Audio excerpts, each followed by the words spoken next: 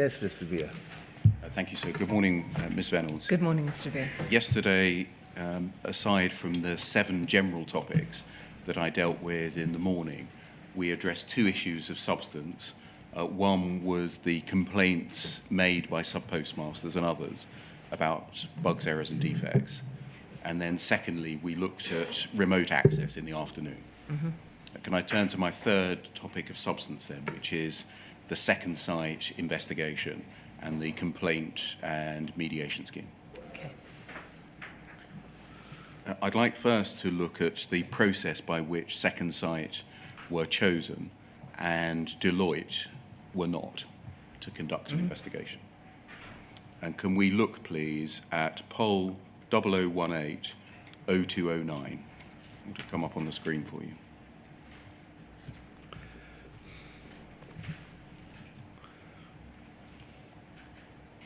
And if we look at the foot of the page, there's an email from Simon Baker, you're not on this chain, to Susan Crichton and Leslie Sewell of the 6th of June 2012. And he says, Susan Leslie, attached is Ron's proposal. My view is that we make it clear to Alice and Paula the distinction between the work Ron is proposing, brackets, an independent review of past cases, and the Horizon forensic audit, the Deloitte proposal, and put it on the agenda to discuss tomorrow, which would be the 7th of June. At this stage, were you aware that there were 2 contenders for the undertaking of some form of investigation, review, or audit? From the documentation, I can see that's the case. I couldn't recall it at the time. And I think I say in my statement that the Deloitte work, which was named Project Spire, was not something that I remembered, but I can see that there were those 2 alternatives being discussed. Can you remember the distinction between them, i.e. what was proposed to be done by a second site and what was to be done by Deloitte? No, I can't recall the distinction, but I can see it from what was being said here. And I don't know, to be honest, how much I remember that, how much I understood that distinction at the time. Looking at the documents, they're clearly very different. The Project Spire document is a forensic investigation of the Horizon system. And by, sorry to interrupt, by a forensic investigation of the Horizon system, is that captured by these words here, a forensic audit? Yes, and I've just read that, so I've used forensic because I've just seen it on there. I would have said a detailed investigation of the Horizon system. My concern at the time, my priority at the time, was to choose an organisation whom I felt would relate best with the sub-postmasters who had been raising their claims. As it's described here, the work that Second Sight were proposing, by contrast, was a review of past cases. Yes. Okay. Can we see what happened then, please? Poll 0023 3736.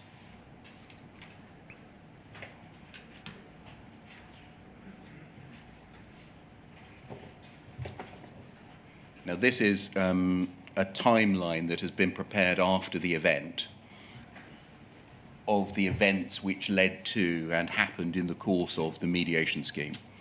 But it's the best and only record I think we've got of what happened on the 7th of June, the day following the email that I've just read to you. Right. And can we look, please, at page 3? And do you see in the box that's at the bottom of the screen there, it's recorded that on the 7th of June 2012, a meeting is held between you, Alice Perkins, Susan Crichton, Olwyn Lyons and Simon Baker, where the Deloitte and Second Sight proposals are discussed. Yes. And Second Sight was chosen as the preferred supplier. Yeah. Why was Second Sight proposal preferred to that of Deloitte? I think because of what I just said earlier, from my own recollection, is I felt very strongly that we needed an organisation who would be able to work well with subpostmasters. I was concerned that any one of the big four, Deloitte being one of them, may have come across too corporate and wouldn't necessarily have had the understanding of running a post office of small retail businesses. I don't recall, which is why, let me finish what I'm saying. I don't recall looking at the proposals in detail at the meeting. That's what I was going to ask. Rather Right. than which might be preferred by subpostmasters, how it might look going to one of the big four, was the substance of what each organisation was going to do a relevant consideration? I don't recall that. I don't, and the reason I feel sure about that recollection is that when, in preparing for today, I looked at what was called the Project Spire document, I was quite surprised about the detail in it. And one of my reflections now is that actually that would have been a very good piece of work to have done, because it may have brought more data to the fore than we knew. That's a question that I'm going to turn to in a moment. And it is the short point that the second site review was much narrower in scope, in that it was proposed that the system should be reviewed by looking at a sample of past cases. Yes, I believe that's the case. Rather than auditing the Horizon system as a whole.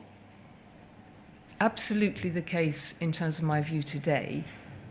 I don't believe we went through that particular angle of discussion in the meeting. Is that right? What would you say to the suggestion that a deliberate choice was made to pick a proposal that was much narrower in scope, that only looked at a sample of past cases, rather than auditing the Horizon system as a whole? Oh, well, from a personal point of view, I would say that was absolutely not the case. I have no recollection of that at all.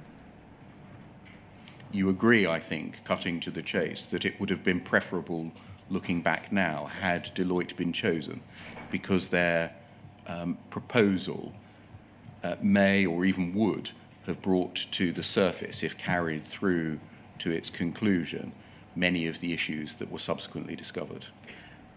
I think the operative word is may. Mm-hmm. I have reflected on that.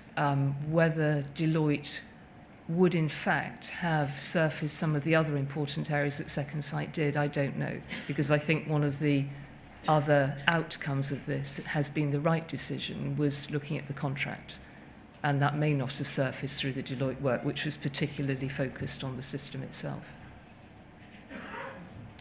Can we look, please, at the terms of reference, or at least an early copy of the terms of reference that were settled for Second Sight, poll 309-6576.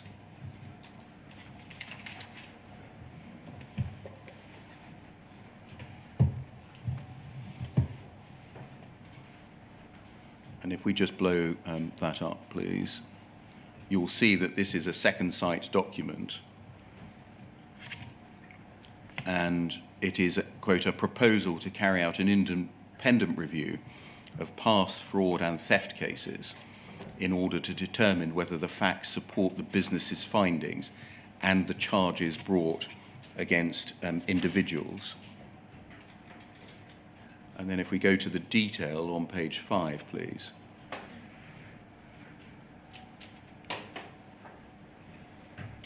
Can you see that the proposal is for a case review, and the case review will include the following tasks, said Second Sight: selecting a representative sample of cases that have led to prosecutions, court-appointed restitution.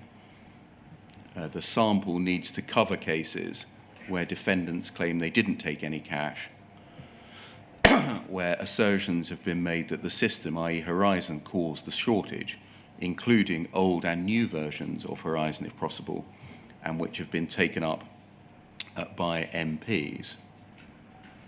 And then if you look at the second to last bullet point, study and selectively test the Horizon system in order to find any black hole, program bug, etc., that might have caused mysterious shortages.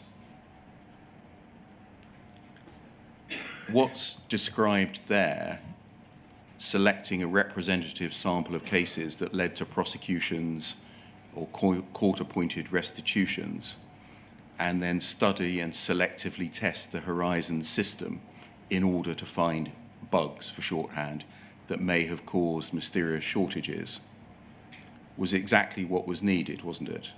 Yes. It didn't happen, though, did it? The work that the Post Office and Second Sight did over this quite long period of time didn't come to a final conclusion. No. Well, it didn't, and we're not talking about the mediation scheme yet, because Right. that was a second piece of work, essentially. We're talking about the events that led to the interim Right. report in July 2013. That's what this proposal is about. A representative sample of cases that led to prosecutions was not selected, was it? I don't recall the cases that were selected. Looking at this today, I don't recall the narrow focus on prosecution and court-appointed restitution. My recollection is that we were looking at a broad sample of cases, of which some were cases with criminal convictions. I thought it was broader than that. I don't recall it as being that narrow. Well, we'll see how things got changed by the Post Office. Right, okay. In the events which happened, i.e. over time. Would you agree that if what is described here in those 2 bullet points that I have identified had in fact been undertaken, again, there is, to use the may word, a possibility that the decade that followed until faults in Horizon and the miscarriages of justice identified by the Court of Appeal may have been discovered earlier? I think that is a possibility. I saw in the inquiry documentation that there is a piece of advice that Susan Crichton sought from Richard Morgan QC, where he said that he thought that the advice was that the Post Office really shouldn't get into this at all, because it would be a no-win situation. It would open the floodgates. It would open the flood. Well, I think he made 2 conclusions from memory. That was one, and I can't remember what the other one was. But my reflection as I read this recently was that, first of all, I didn't know that she had taken that advice, and it came up later, a year later, when she and I had a conversation about her wanting to leave the business, and I suspect we may come on to that. But when I look at that advice now, I think it is a great pity that we didn't know about that, because we may have approached this differently. And can you explain why? I.e., had you, and I think you mean the executive and the board, Yes. known about Richard Morgan's advice, you may have approached things differently. In what way? In that we may well have focused completely separate, understanding the advice he gave, that we may have focused very differently on what we called in shorthand the criminal cases, because they needed to be reviewed differently to others that were not criminal cases. And what we ended up with was a scheme that tried to respond to a variety of different cases and themes. Let's look at what the Post Office did in relation, in particular, to criminal cases. That document can come down, please. I turn to a couple of days after the meeting of the 7th of June to the 9th of June, poll 309-6606.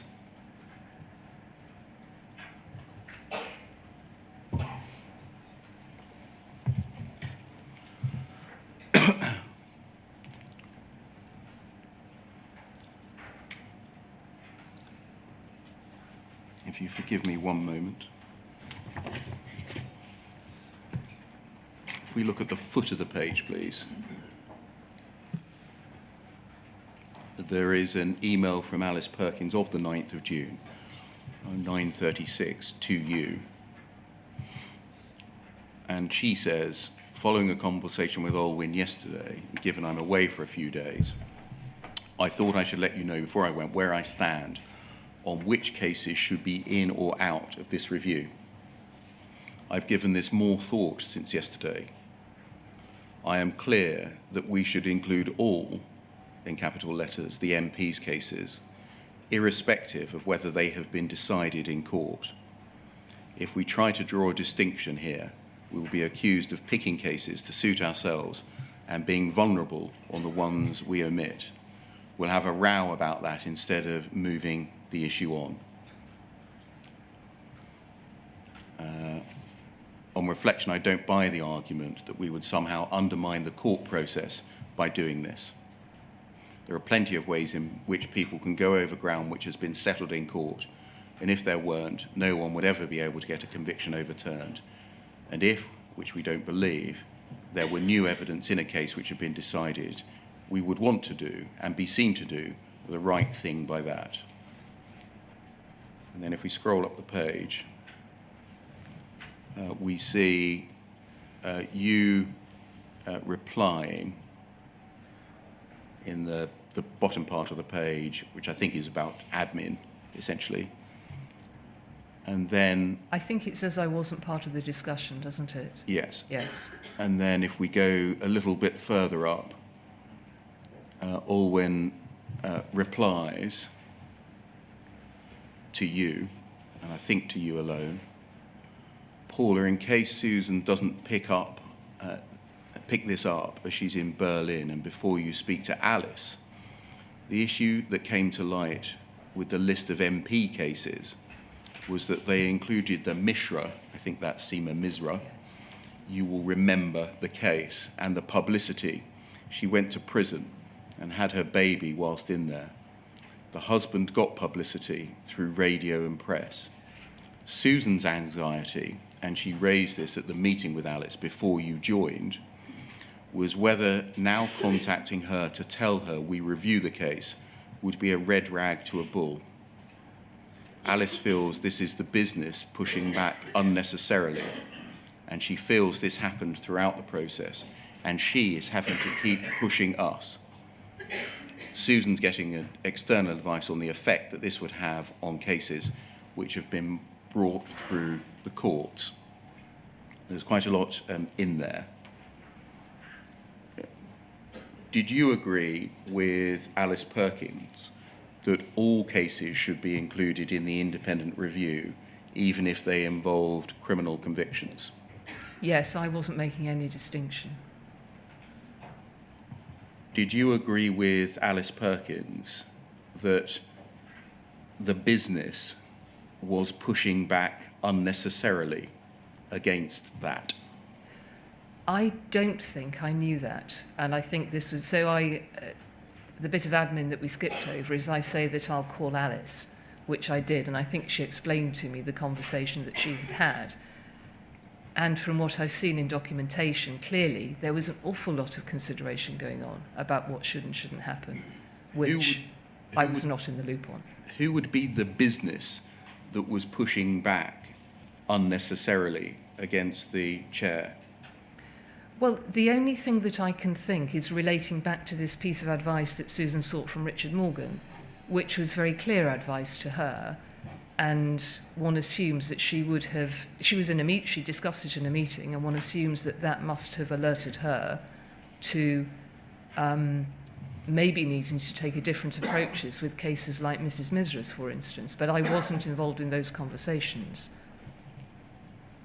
And there is I'm not sure, there is a further pushback, I can't remember if it's before this or after, where the terms of reference which are prepared by, again, I think Susan, refer to defence documents, and Alice comes back and says, no, it should be all of the documentation. So the business here, you take pushing back unnecessarily, you take to mean shorthand for Susan Crichton? For the legal team, yes. I think it was Susan Crichton and Hugh Flemington who were at the meeting. It says that this has happened, or it's Alice's view that this has happened throughout the process. Was that a view that you were aware of, that the business was pushing back unnecessarily against a review throughout the process? Not until I spoke to Alice, which I did, I think, on the Saturday morning. I was concerned, and so if a chairman raises issues like this, I wanted to know what had arisen. Did you think that Mrs. Misra's case should be included in an independent review? I wasn't even involved in the conversation about that. My view was that all the cases that had come forward through Lord Arbuthnot and thereafter from other MPs, we were going to review all of the cases.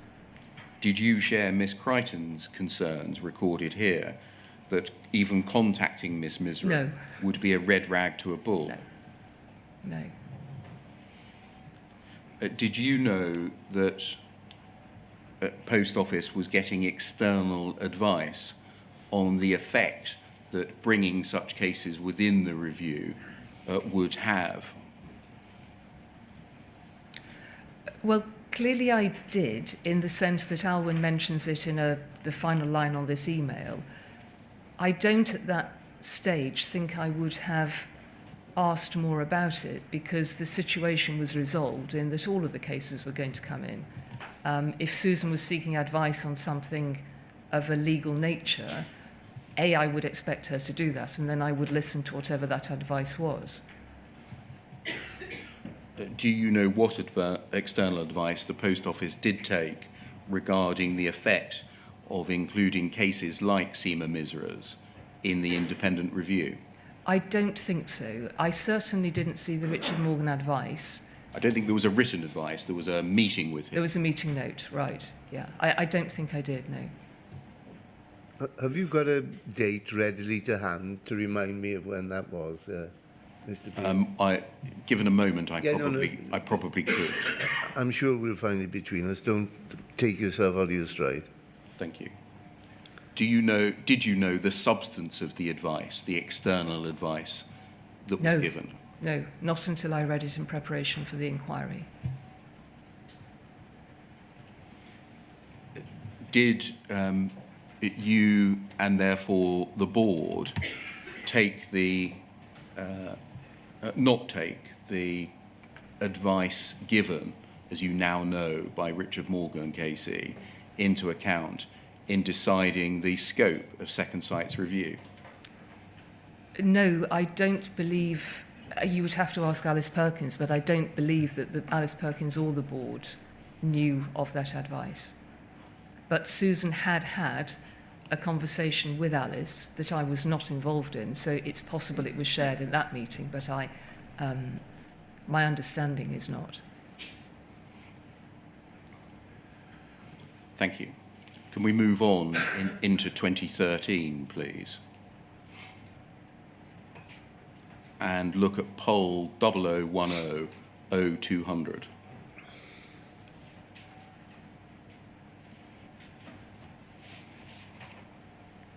This is a minute, I think, from, as we can see, David Oliver to you, copied to others, of the 5th of February 2013. Could you explain who David Oliver was, please? David Oliver, I believe, was on a short-term contract, maybe a year or two. He was either a consultant with PA Consulting or had left them and came to the Post Office and was working on the Project Sparrow work. In fact, looking at the list, what date is this, please? 5th of February 2013. 2013. No, he was working on the Sparrow project. He sends this minute to you and others regarding essentially options that the Post Office could take to deliver the scheme in a timely fashion. You can see that there. Yes. Under summary. we identified 3 broad courses of action that might be taken to improve the ability of Post Office successfully to deliver the mediation scheme in a timely fashion. Can we look at page 2, please? And scroll down to what was the third option, Plan C, a contingency plan to replace Second Sight if they refuse to work on the scheme under terms which the Post Office find acceptable. Engagement of a professional accountancy firm such as Grant Thornton to replace Second Sight entirely.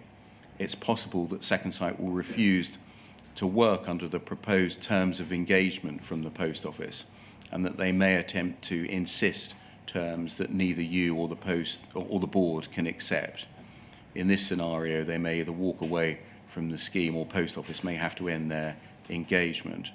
Was it the case that despite their appointment in mid-2012, no terms of reference or terms of engagement had been settled by February 2013 for Second Sight?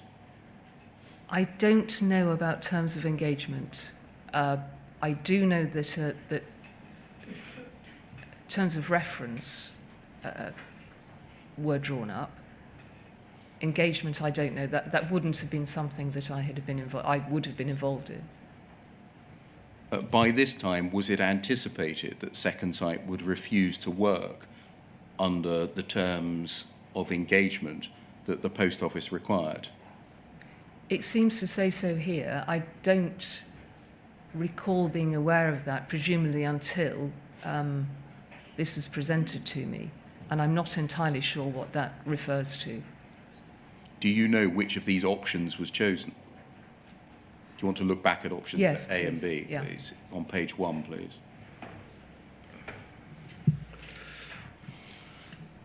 A was clarification of Second Sight's engagement. Yes. I think A and B, actually. So my recollection at this stage is that there were concerns from the team that very few cases had been reviewed. The time was being extended and therefore the cost extended. And I think that was the main concern, is that the work, for whatever reason, wasn't being completed. And I was given a number of options.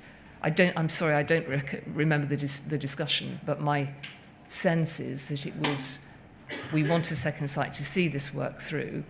It would have been difficult to stand somebody else up, I think. And anyway, they had the commitment of Lord Arbuthnot and the MPs. But I do think we brought in or changed the way they worked in some way to help them. But I may be confusing that with the mediation scheme, because this issue of time and cost overrun was a fairly frequent topic of conversation. Can we move forwards to later in 2013, still before their interim report was produced, by looking at poll 3098437.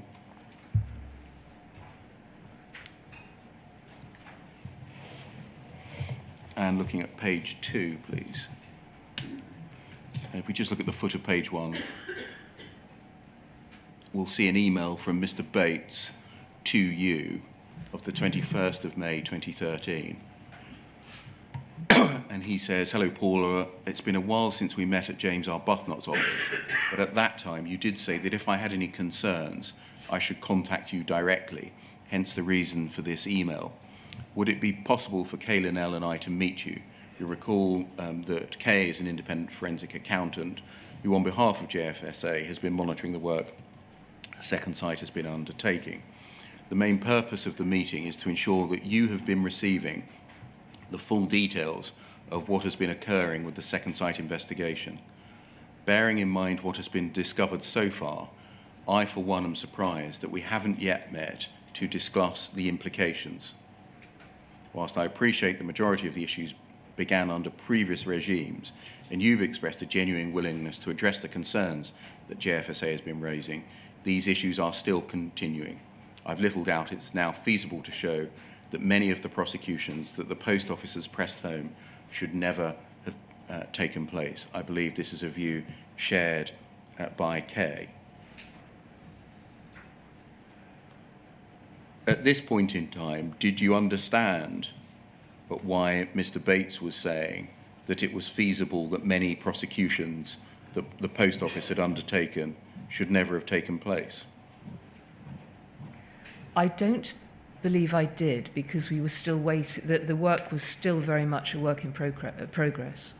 Had any of the in progress work been fed back to you, i.e. provisional views, what it was showing, early themes, emerging issues? Not that I can recall with any clarity, because I remember being surprised about, I think slightly, what is the date of this, please? 21st of May. Of May. Maybe not too long after this, but as we were approaching the production of the interim report, I remember being surprised about some of the conclusions that were being reached, because the criticisms from Post Office were that their work hadn't been taken into account. So I think at this stage, possibly not, other than feedback that the work was going too slowly and Post Office's input either hadn't taken place or Second Sight, there were concerns being raised perhaps that Second Sight were not taking account of it. Would you have been very concerned reading an email like this, that the person representing a key stakeholder, JFSA, was saying that the prosecutions, and many of them that the Post Office had brought, ought never to have taken place?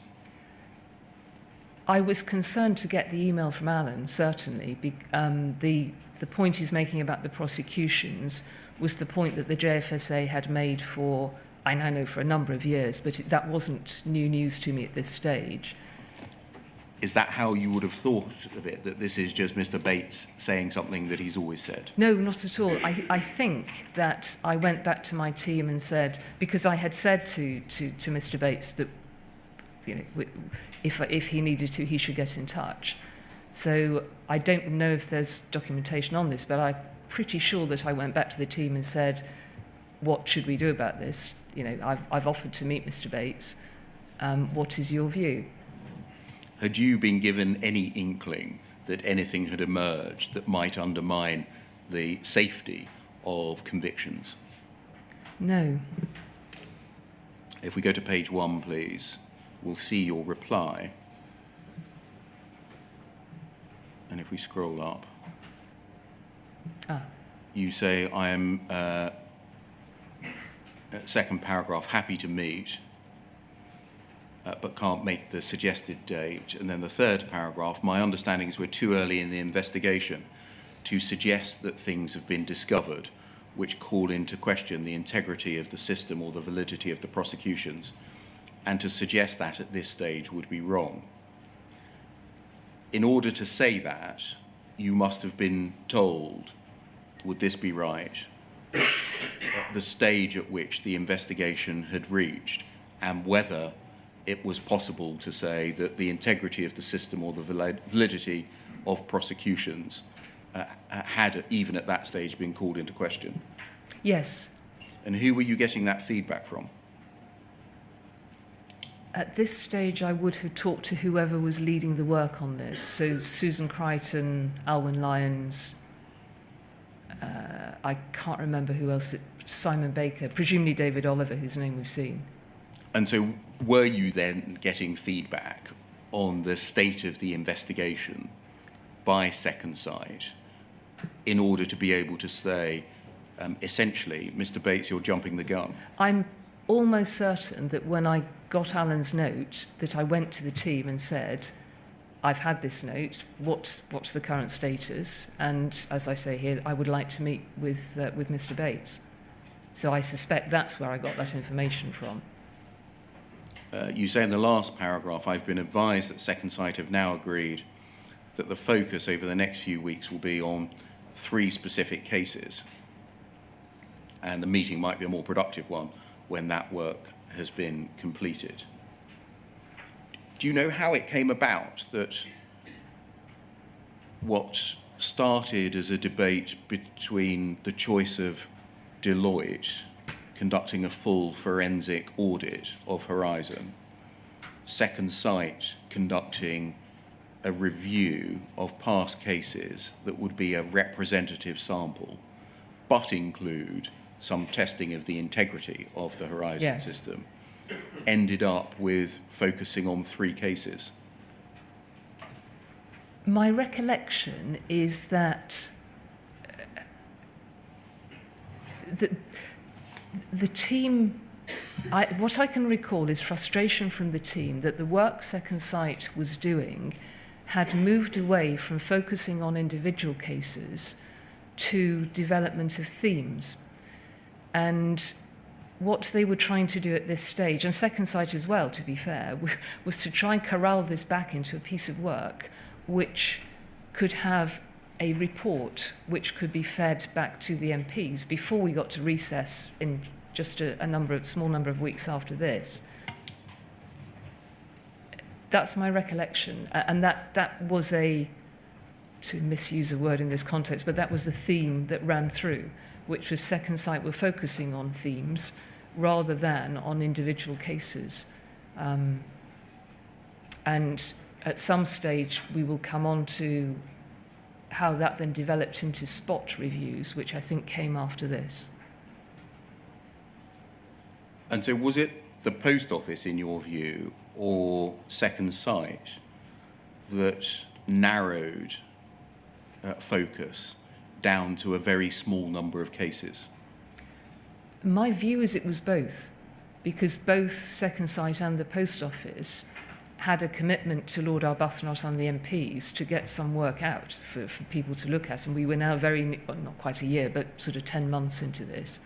That's my recollection. Were you aware of a view amongst the lawyers, and in particular Susan Crichton, that if we review a large number of cases, that might open the floodgates to damages claims by subpostmasters? No. And that a less risky approach would be to just pick the cases in which the MPs happen to be interested in? No, I don't remember that at all. Can we go to the, this is slightly out of order, but it's in order to answer the chairman's question from earlier, the Richard Morgan Casey advice. It's poll 406484. And the date says the 12th of June, 2012.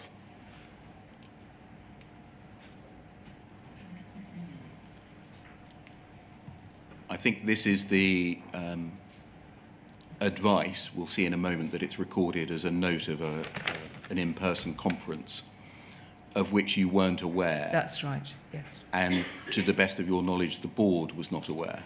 No, I don't believe so. The only person who could possibly be aware might have been Alice Perkins in that conversation Susan had had.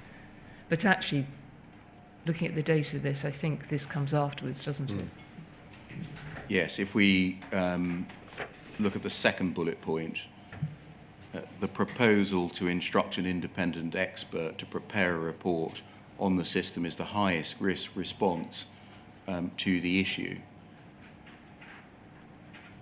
Was that view communicated to you? No. In fact, a decision had been made, it seems already, at the meeting of the 7th of June 2012, not to instruct an expert to prepare a report, a forensic audit of the Horizon system, hadn't it? The decision had been made to go, in my head, to go with Second Sight for the right reasons. The note records what will it achieve, and I'm not going to attribute any of these words to anyone, because when he gave evidence, Mr. Morgan took the point that it's not clear that it's him speaking here, and it doesn't necessarily represent his advice. It could be anyone speaking. What will it achieve? it will not be able to address any of the civil or criminal cases dealt with under old Horizon. Was that advice communicated back to you, that an independent report couldn't look at civil or criminal cases dealt with under old Horizon? No. Will it seek to review particular cases? If so, which ones? And then what might be said to be the important paragraph is the third one. Whatever the findings of the expert report, it will not resolve the problem. The Post Office will be damned if they do and damned if they don't. If the findings are that there are no issues with Horizon, people will see that as a whitewash. And then this, whereas if the findings are negative, that will open the floodgates to damages claims by subpostmasters who were imprisoned for false accounting. And Access Legal, that's part of Shoesmiths, will start to pursue the civil cases they're currently sitting on. Was that view communicated back to you as relevant to decision making if we commission an independent report which comes back with negative conclusions, people who have been imprisoned might bring claims against us? No, absolutely not. And that would be a reason not to commission an independent report, because it might find out things that entitle people to question their convictions or bring damages claims against us. No, I didn't know about this. Did that ever form part of your decision making? We best not ask for the Deloitte report, because if it discovers too much, we may face damages claims. No. To your knowledge, did that ever form part of any discussion or decision making at board level? No. And as I say, in the meeting where we took the decision to go with Second Sight, I don't remember looking at two separate sets of documents and comparing and contrasting. And the foot of the screen that's being displayed, a less risky approach is to agree to take the relevant MPs privately through particular cases in which they are interested. Was that ever communicated back to you? No. Thank you. Can we return to where we were in the chronology, which is the following year, June 2023, by looking at poll 309 8789.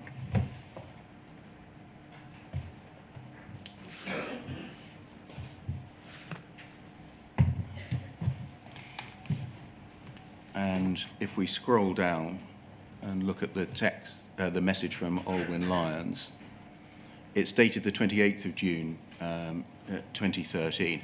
We're getting quite close here to the date of the production of the Second Sight interim report, aren't we? Yes. Which we know was published on the 8th of July 2013. Yeah. It's quite difficult because the way the text has been printed on this email. But if you look at the fourth bullet point, Miss Lyons says to you that she is going to spend time with Janet. Is that Janet Walker? Yes. And remind us who Janet Walker was. Janet Walker was the executive assistant for Lord Arbuthnot. She says she can give me as long as it takes. My approach will be to try to get to understand the status of the review and the risk to Lord Arbuthnot and us of an incomplete interim report. I'll share the fact that Second Sight are not using all the evidence they've been given, and our concern is that their approach to try and keep everyone happy is not how we would expect a forensic accountant to behave. I do think this is the right place to share the bugs we found and how we have dealt with them, which is why the report from Rod/Leslie, checked by Legal and Mark, is important. My objective is to get Janet to a place where she also wants the meeting to be cancelled. And then if we scroll up, please, we'll see your reply. Sending on to Alice Perkins. The second paragraph, you'll see below Alice's, Olwyn's proposed next steps, covers all the ground. Olwyn and I, third paragraph, are staying close, and I'm expecting an update later this afternoon. No need to bother you today. On what basis did you understand the Post Office had determined that Second Sight were not using all of the evidence that the Post Office had given them? From conversations with the team involved in the work. Second Sight were getting it wrong. They were No, I don't not think... looking at the evidence. No, I'm sorry, I didn't mean to cut across you. No, I don't think that is what I was told. What I was told is that they hadn't, because this had run on too long, they hadn't yet had time to take account of the Post Office's view in the investigations they were doing. That's my recollection of what I was told, not because they were getting it wrong. But was there any... Sorry, I beg your pardon. They may have been getting it wrong because they hadn't yet taken account of the input from the Post Office. Was there a suggestion in what you were told that Second Sight were biased in their approach? No, certainly not at this stage. My very clear recollection is this was simply, to describe it more colloquially, the team felt it was unfair because Post Office hadn't had the opportunity to contribute yet. Whether that was true or not, I didn't check that with Second Sight, but what I was told is that the work was so far behind that Second Sight had yet to take account of the Post Office's input. Was the sense of unfairness conveyed to you? Frustration, I think. By who?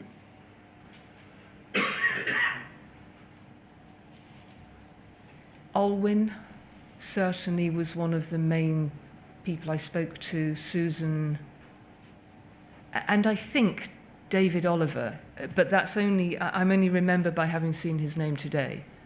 What evidence were you told that the Post Office had provided to Second Sight that they were not using or taking account of?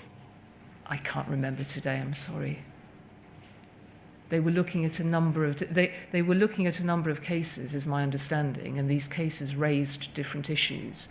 So it would have been whatever data the Post Office needed to present about the issue that was being investigated. Were you told that Second Sight were trying to, in the words of the email, keep everyone happy? I was told that, and I knew, I think, because we had agreed to fund Kaylin L to support the JFSA, I was told that they, I think, if I remember the timing correctly, that they had been asked by Lord Arbuthnot to keep the JFSA happy. And I don't think we had any problem with that until the team began to raise these questions that perhaps because of that Second Sight we're not looking at the Post Office work. But I'm probably now speculating too much, to be fair. Did you tell Second Sight that they were being unfair on the Post Office by not taking account of the evidence that the Post Office was giving to them? I didn't have regular conversations with Second Sight. I was running the organisation. I wasn't closely involved in the detail of this work. I'm not sure if I spoke to him at this time, but I would have had no problem sharing that piece of information. Did you tell Second Sight about the Post Office's concerns about its approach, or alleged approach, of keeping the JFSA happy?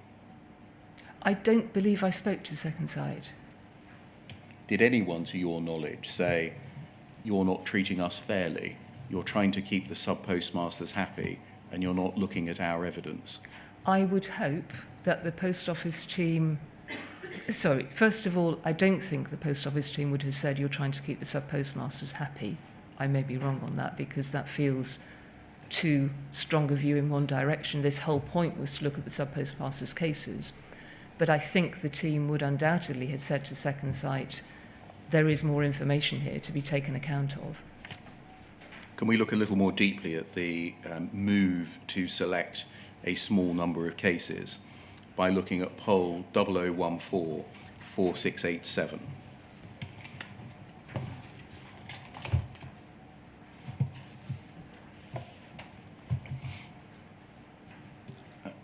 This is the previous month.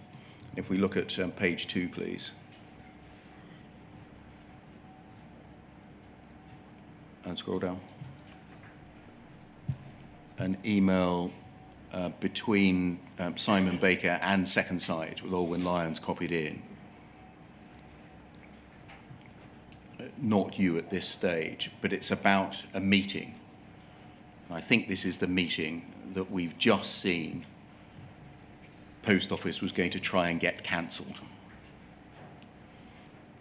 Right. Ron, just to ensure that we're on the same page, Paula would like to say we've agreed the following with Second Sight. Can you confirm you agree? The investigation reports on 2 to 3 EMPs cases by summer assess or more. By using the 2 to 3 cases, you'll answer the question, have systemic defects in the Horizon system resulted in the wrongful conviction or suspension of subpostmasters?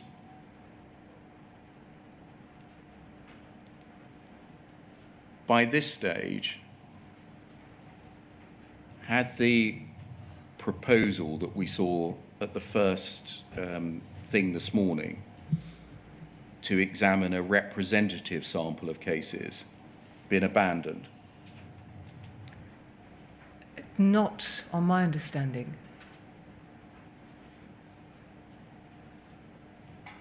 How did it come about that by late May, the Post Office was proposing that by looking at 2 to 3 cases, Second Sight could answer the very big question, have systemic defects in the Horizon resulted in the wrongful conviction or suspension of subpostmasters? I'm not sure, but when the report was produced, as the inquiry knows, one of the conclusions was that so far no systemic defects had been found. So whether as a result of the broader work, so Second Sight had been working... Sorry, can you repeat that answer, please? Yes. When the Second Sight Interim report was published, one of its initial conclusions was that so far no systemic issues had been found with the Horizon system. And just stopping there, Yeah. that's 2 months after this. Yes, but I'm getting to I'm- answer your question, Yes. if I may, because to have reached that conclusion, which in a sense is what point 4 here refers to, referring back to point 2, you couldn't reach that conclusion on 2 to 3 cases. So how could you do it on 2 to 3 cases? Because of the other work they had done. They were working through different themes, as I understood it, so potentially through that work. Second Sight had been working on this for 10 months now. They hadn't just done they hadn't even done 2 to 3 cases in that period of time. Why was the proposal to limit the report to determining whether systemic defects in Horizon had resulted in wrongful convictions on the basis of 2 or 3 cases? I don't know. I wasn't involved in the conversation. I believe from other documentation I've seen that the recommendation was to choose 2 of the 3, I don't think this is the word, but hardest cases. So not cases that would have presented the Post Office in the best light, but cases which could have been used to challenge the Horizon system and then do that work through. There is some documentation on this somewhere else. How could 2 or 3 cases possibly answer the question, have systemic defects in Horizon generally resulted in the wrongful conviction? They couldn't. They could not possibly do that. And I wasn't involved in this conversation, but by this stage, there was an urgency to have a report produced that showed that some work was at least in progress. And You say you weren't involved in this conversation. This email says you want to say this.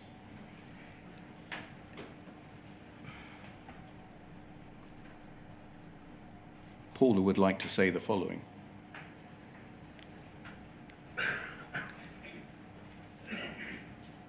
Yes.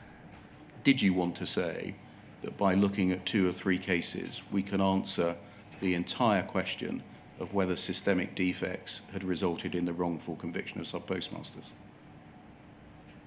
I was absolutely not, to be completely clear, trying to drive a conclusion from Second Sight that they would not have given. It's an answer to a different question. No, I realise that, but I don't recall the background. So I didn't write this email. I wasn't copied in this email. I don't recall a conversation where I consciously said it would be possible, because it wouldn't be possible, to come to a conclusion on systemic defects as a result of 2 to 3 cases. Isn't that exactly what happened, Ms. Vennells? That the Second Sight report addressed a very small number of cases. It contained the sentence about no systemic defects, and then forever after, the Post Office paraded that conclusion.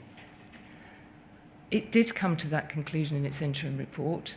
There is no way the Post Office... First of all, there is no way that I would have wanted to persuade Second Sight on something that they were not prepared to say, and I don't believe Second Sight would ever have agreed to that.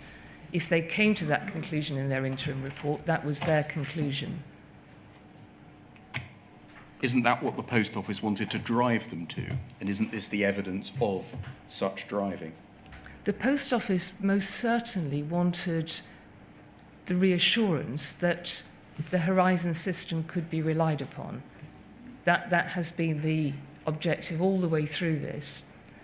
At no stage did I get the sense that anybody in the Post Office was going to be able to influence Second Sight over what conclusions they came to. I would be very surprised if that was the case here.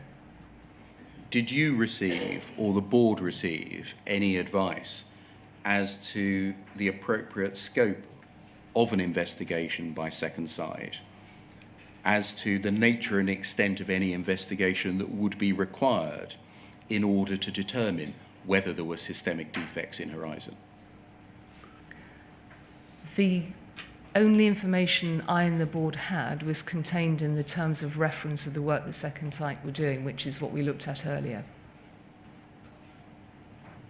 I.e., we, the Post Office, need to engage somebody to produce a report whose conclusions are respectable and truly provide us with the answer as to whether or not there are systemic defects in Horizon. Yes. You think that's the report they produced? Second Sight didn't produce the report that Project Spire under Deloitte could have produced.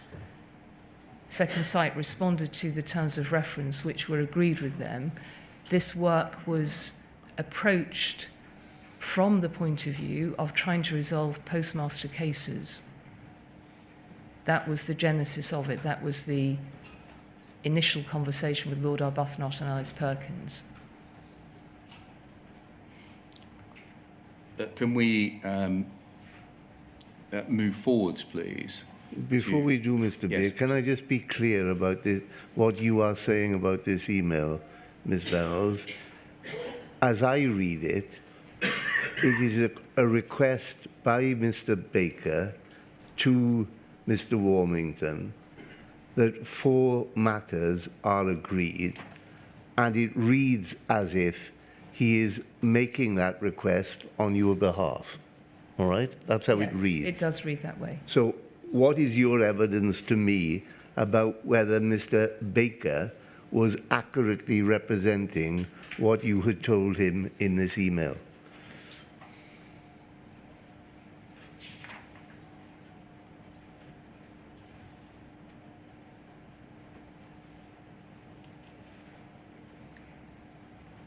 Firstly, Sue, and I don't recall the conversation with Simon Baker Right? at all. I rarely met with Simon, and if I did, it was usually with Susan or Alwyn. But it sounds as though at some stage a conversation was had, and I may have accepted that you could...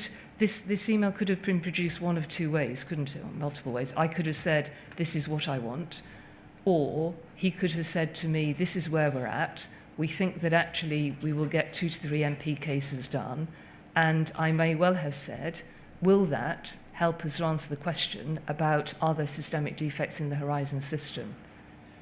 I wouldn't have known personally from any of the, because I wasn't involved in the work or conversations at Second Sight, point 4 about whether they could have said no or not at this stage. So I can only assume that has come from a conversation with Simon Baker and or somebody else.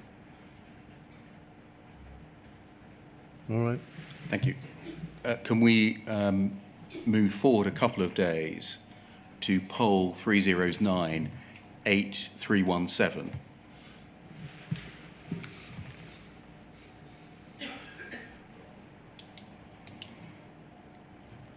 This is a briefing for you for the meeting that was proposed to be held between you and James Arbuthnot on the 23rd of May. Can you see that? Yes, yes. And it says, under key messages, we're concerned that the investigation's overrunning, the findings will not be definitive, and there'll be no satisfactory outcome to the Horizon question for MPs or the Post Office. We would like to discuss ways to more clearly define the scope so we get a definitive outcome within reasonable timescales. And then under the heading background, 2.1, when the Post Office commissioned Second Sight, the expectation was that the investigation would review a small number of MP cases, 6 to 12 cases. Firstly, does that represent your recollection of the Post Office's expectation when Second Sight were being instructed? I don't remember today, but we were talking to Lord Arbuthnot and I think 2 or 3 other MPs, so that's entirely possible. Do you know why it was the Post Office's expectation that a smallish number of cases, 6 to 12, would be the limit of Second Sight's review? Presumably because that was the number that was being discussed at the time.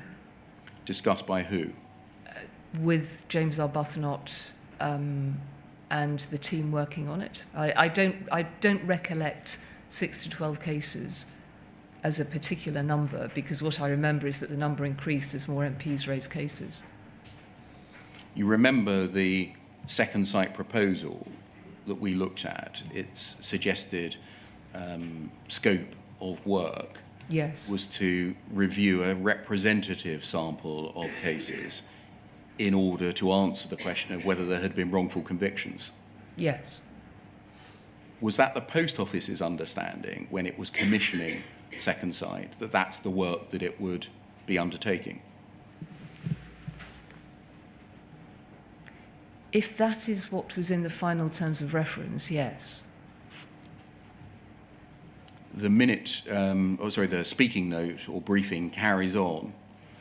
MPs have now submitted 29 cases and JFSA have submitted about 20 cases. It's unlikely that the investigation, no matter how long it runs, will conclude anything definitive. As the remit has become blurred, different stakeholders have different expectations, and the evidence is open to interpretation. Was that a view that you held at the time? I didn't have a view on the work because I wasn't closely associated with it, so I would take the view that I was given by the experts who were doing the work at the time. So you would subscribe to or be willing to repeat that view expressed in 2.3? Not necessarily. I mean, if I was given information, I would usually ask questions about it. I don't know what I did with this brief at the time. The suggestion that any investigation would conclude anything definitive, was that your understanding? No, I don't think that was my understanding at any time throughout this, and the inquiry will see there is further documentation where I'm exhorting the Post Office and Second Sight to move through the cases because I wanted the cases looked at. There was at this time, actually, as a potential helpful issue, a number of cases had come through, I think, from MPs, and there was some debate about whether there was sufficient information and quality of information to be able to do any work on them at all. And that was Second Sight's view. They went back to some of those cases, and in some cases they couldn't produce information. So whether that was part of this point, I don't know. Did the Post Office subsequently present Second Sight's interim report as a definitive view that there were no systemic errors or failures in Horizon? The Post Office presented it sometimes definitively and sometimes less so, yes.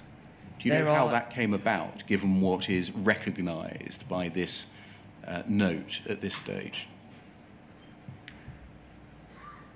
No, I think what happened is that when the interim report was published and it said it was an interim report and so far it had found no systemic issues with Horizon, that was reported sometimes in communications saying so far they had found none. Mm-hmm. And there is documentation where I'm asked about, or maybe I offered the view that actually the qualification was so far. And there are other communications which may simply be inconsistency of communication, I don't know, which simply says they had found nothing systemic. Under the heading, just above the heading, Proposal 2.6, the investigation's been running for a year, and to date, no evidence of systemic failures has been found. Proposal, James Arbuthnot to request Second Sight to complete the investigations on 2 to 3 MPs' cases, selecting the ones they feel best indicate systemic problems. That was the point I was trying to make earlier, thank you. How would an individual case indicate systemic problems?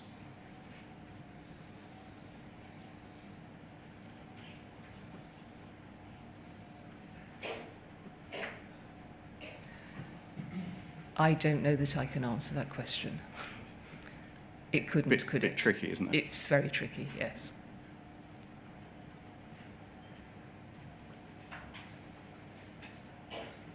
This was a briefing to you of what you should say and seek to achieve in a meeting with James Arbuthnot.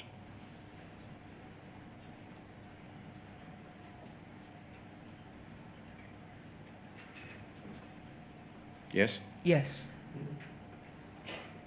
Had you signed up to this idea by this time, at least then, that James Arbuthnot should be asked to persuade Second Sight to wind their investigation up on 2 to 3 cases, and those 2 to 3 cases would answer the question, have systemic defects resulted in the wrongful conviction of subpostmasters?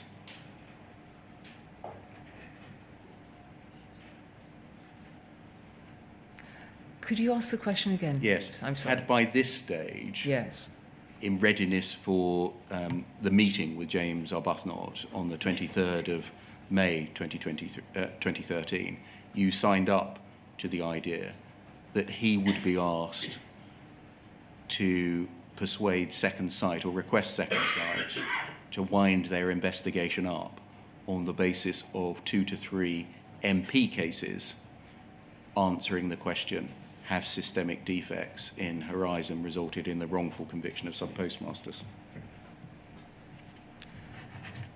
I don't believe so, because we had committed to a larger number of cases.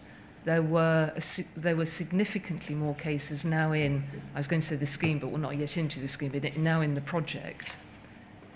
This was an interim report, and I don't think there is any evidence that I thought that was the case. My understanding was that we had made a commitment to the MPs, and all the way through this, I wanted all of the cases looked at. We've seen now an email that attributes to you a suggestion that you wanted to agree this with James Arbuthnot, and a speaking note or a briefing note saying the same thing? It doesn't say that I'm trying to wind the scheme up, which I think was your question. Okay, they should focus on answering the question, have systemic defects in Horizon resulted in the wrongful conviction of subpostmasters by reference to 2 to 3 cases? Yeah, so Was that your view as to what should happen? no, at no stage did I make the link that you have just led me to make between these 2 to 3 cases and being able to reach a view on the system and being able to complete the whole piece of work. What I was very aware of is that this was an interim review coming up, and that there were more cases to go through the scheme. The link is made right here in this document, isn't it? In paragraphs 3.1 and 3.2.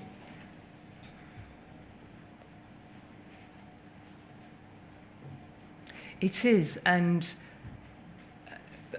as I mentioned earlier, before the document came up, my understanding was that from the work Second Sight had done, presumably around the thematic work where they had been looking at a number of cases, and they're now being asked to take 2 or 3 cases, which may or may not show whether subpostmasters had been wrongfully convicted. Can we move forward? I was not trying to close anything down. It's really important that I say that. Can we move forwards, please, to closer to the production of the interim report? Poll 30099003.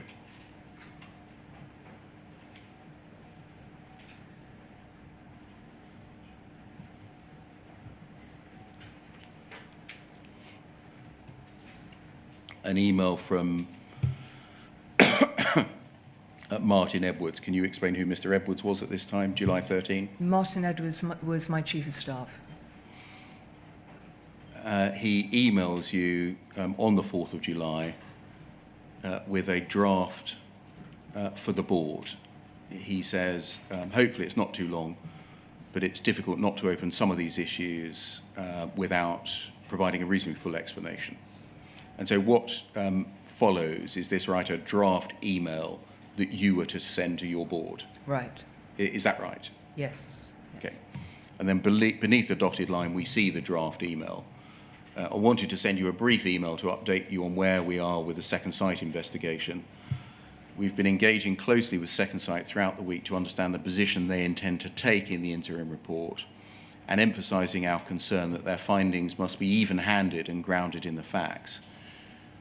In line with our discussion on Monday's board call, we understand they've not found any evidence yet of systemic issues with the Horizon system, and it should be noted that this is based on a detailed review of their 4 best cases in terms of compelling evidence. So by this time, I think you had drawn a link between a review of a small number of cases, it's got up to 4, and whether there were systemic issues with Horizon. Yes, but I hadn't drawn that link. That I think the way I read this is that is what the team had understood from Second Sight. What Second Sight were prepared to say that there were no systemic issues with Horizon generally on the basis of looking at 4 cases. That appears to be the case, but as I've said, they also were doing wider work by this stage. What was your understanding at this point at what systemic issues meant?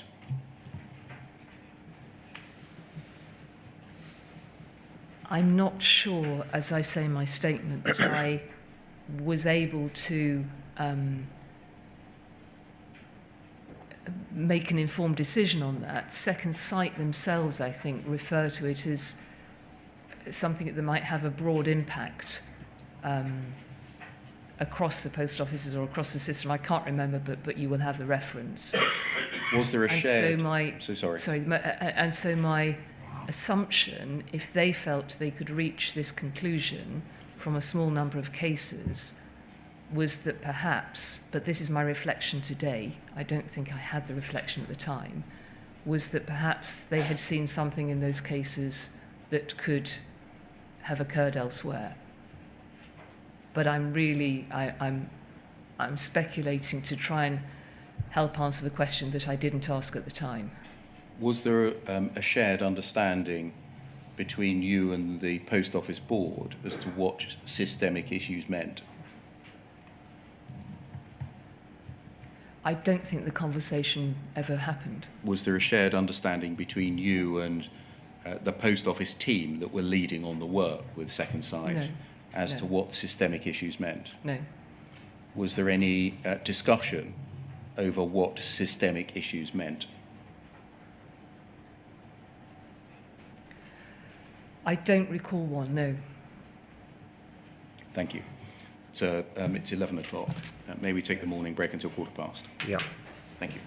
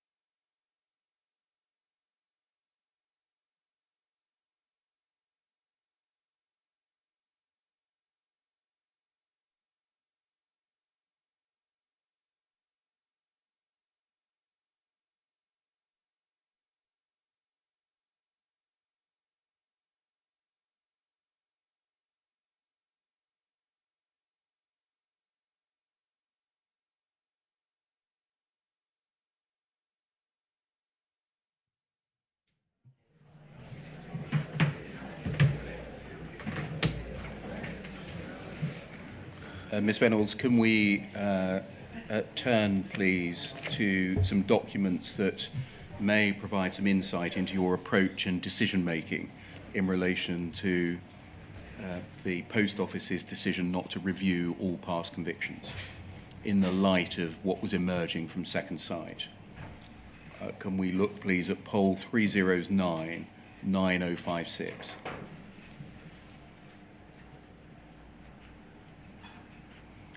And if we look at the bottom of page 1, please. And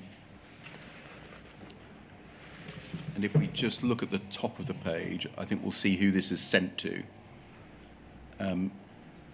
Leslie Sewell, Martin Edwards, Mark Davis, Alwyn Lyon, Susan Crichton. Mm-hmm. Go back to the bottom of page 1, please. Thanks for your inputs today. Susan, I need your thoughts on the note below, especially 1 and 2, please, and the questions at the end of the mail.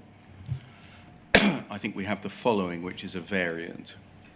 1, a working party over the next 3 to 4 months.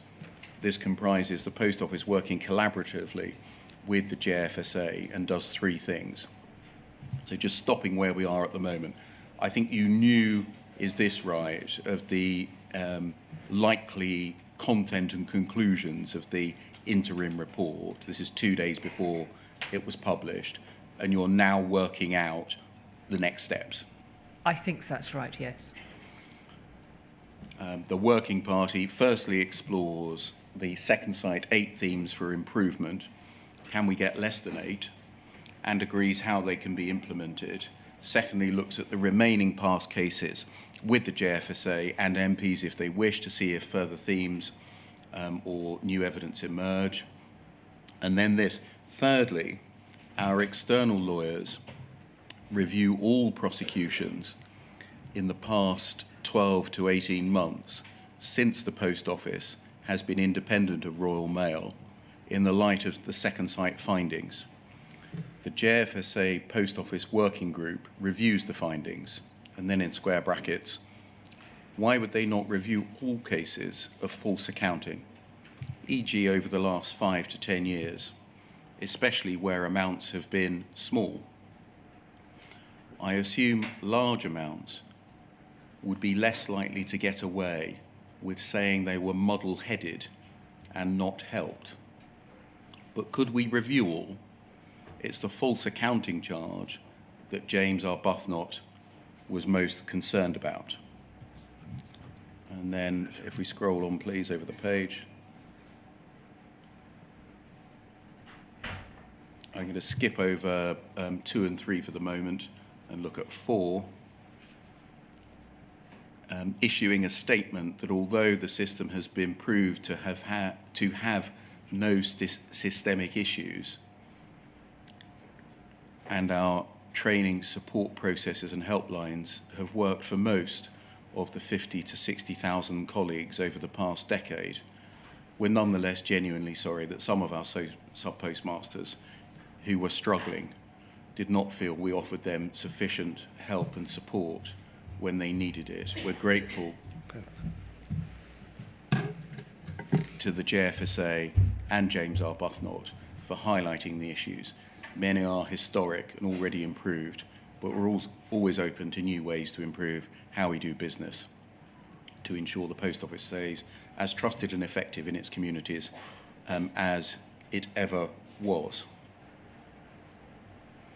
So going back, and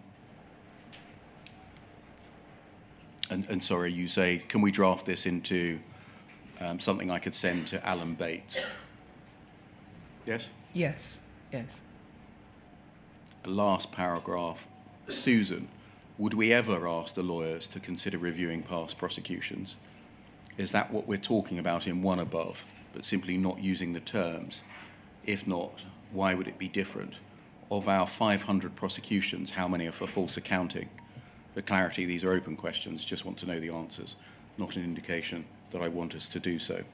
So just going back to at the first page, please, at the foot. The point 3, our lawyers, external lawyers, reviewing all prosecutions in the past 12 to 18 months. And then you ask the question, why would the external lawyers not review all cases of false accounting over the last 5 to 10 years?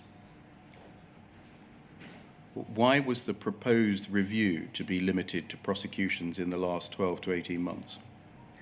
I don't remember, and if I might just add, in case there's any confusion, the description muddle-headed was one that Mr. Bates had used. That wasn't a word, and I had picked that up. But in terms of answering your question specifically, I can't recall why 12 to 18 months. There was a question raised by the board at some stage as to... These are your proposals, though. No, I think this is... I believe this is me pulling together a number of suggestions that had come in over a period of time from different colleagues. And you have drawn them together. I've tried and to... said, we've got the following, which is a variant. And you said, can this be drawn up into a document that can be sent to Alan Bates? Yes, and what I'm doing here, I think, is showing with colleagues, the way that I worked and they worked in an iterative process, is have I understood what, does this seem a sensible way forwards? And so you were going to propose that the lawyers review all prosecutions in the past 12 to 18 months? No, I wasn't proposing that. I had been given that information, I think, by somebody else. Okay, who had given you the information?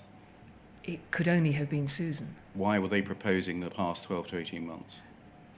That I'm not sure. And what I was just trying to say is that the board had asked at some stage, but I'm not sure if it was at this point, whether the company, and this is also a nice Perkins statement, had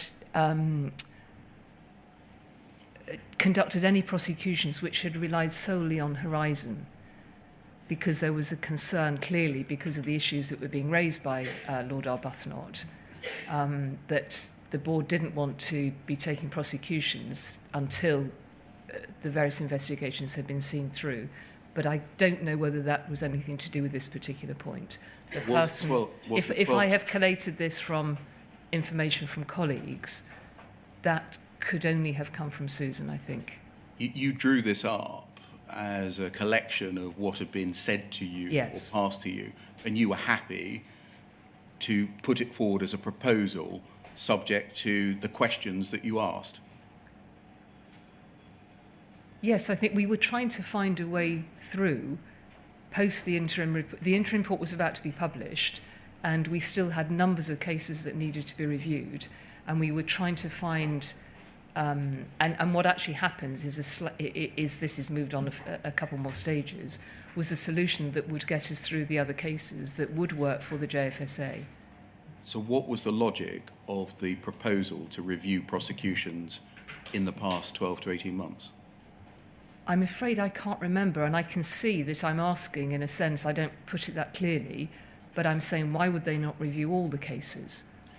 It says review all prosecutions in the past 12 to 18 months since the Post Office has been independent of Royal Mail. Was that seen in your discussions with the people involved as the important point of distinction?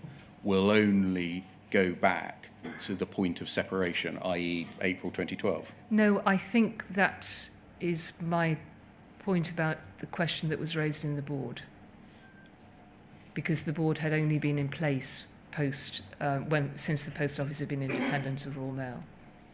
You ask in brackets, why would they, the external lawyers, not review all cases, e.g. over the last 5 to 10 years? Why were you asking that?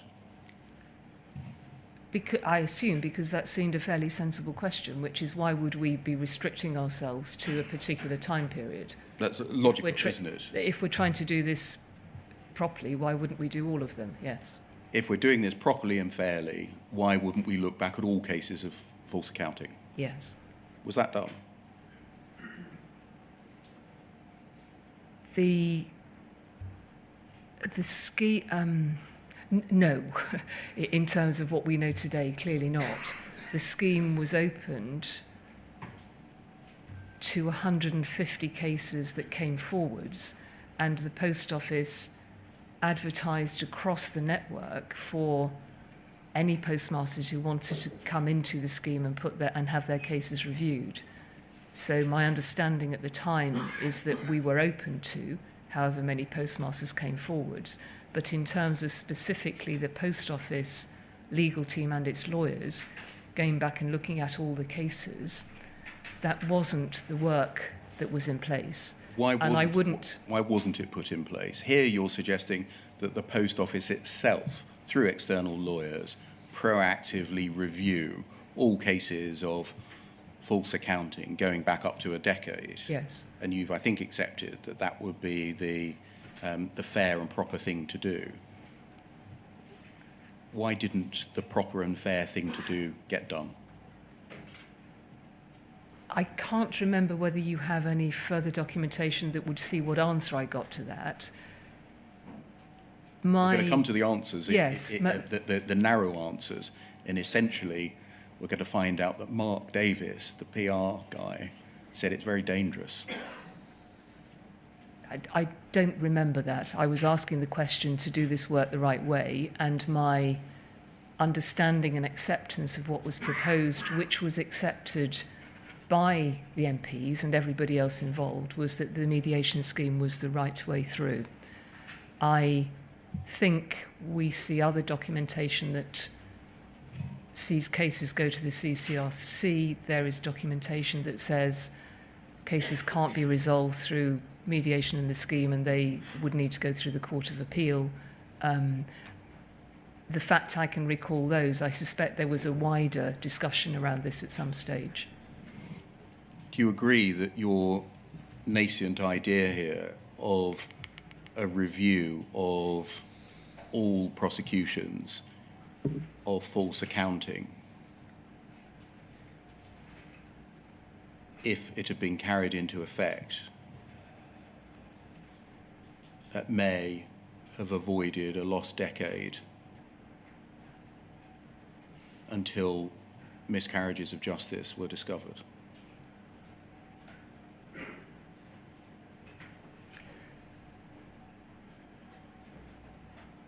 It may well have done. It may well have done. Do you think the failure to carry into effect the idea that you posit here was a missed opportunity?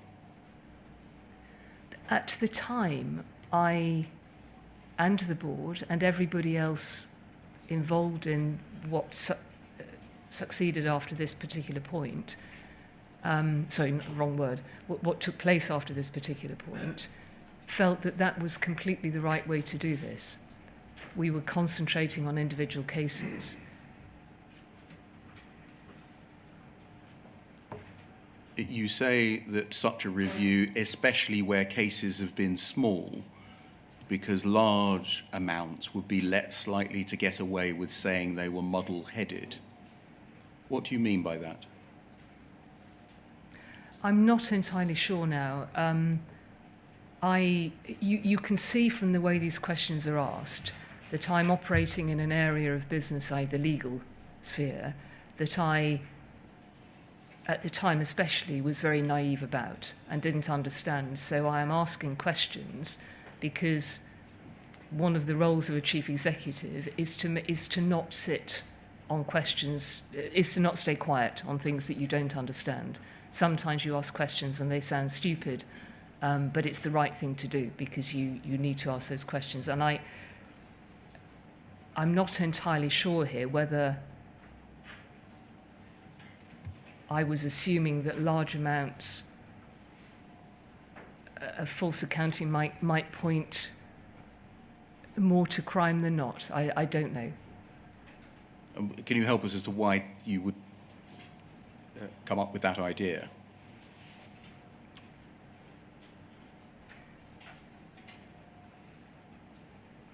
A person accused of false accounting in relation to a small amount of money may be more likely to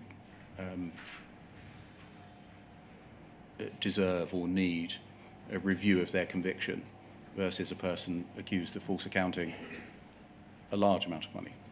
I don't think that's what I'm saying. I think what I'm saying is that so first of all, I'm asking questions and I don't understand this. I think what I was asking is that if somebody had committed false accounting over a long period of time and had therefore reached a large sum, and I realise today, and I regret what I've said, that I understand very much today why subpostmasters were driven to do this, but at the time, my naive assumption was that if somebody was false accounting on a regular basis over a long period of time and accumulated a large amount false accounted, that might give an intention of something that was perhaps more planned than where an amount might have been an occasional example. Okay, can we look at Mr. Davis's reply? Poll 3099055.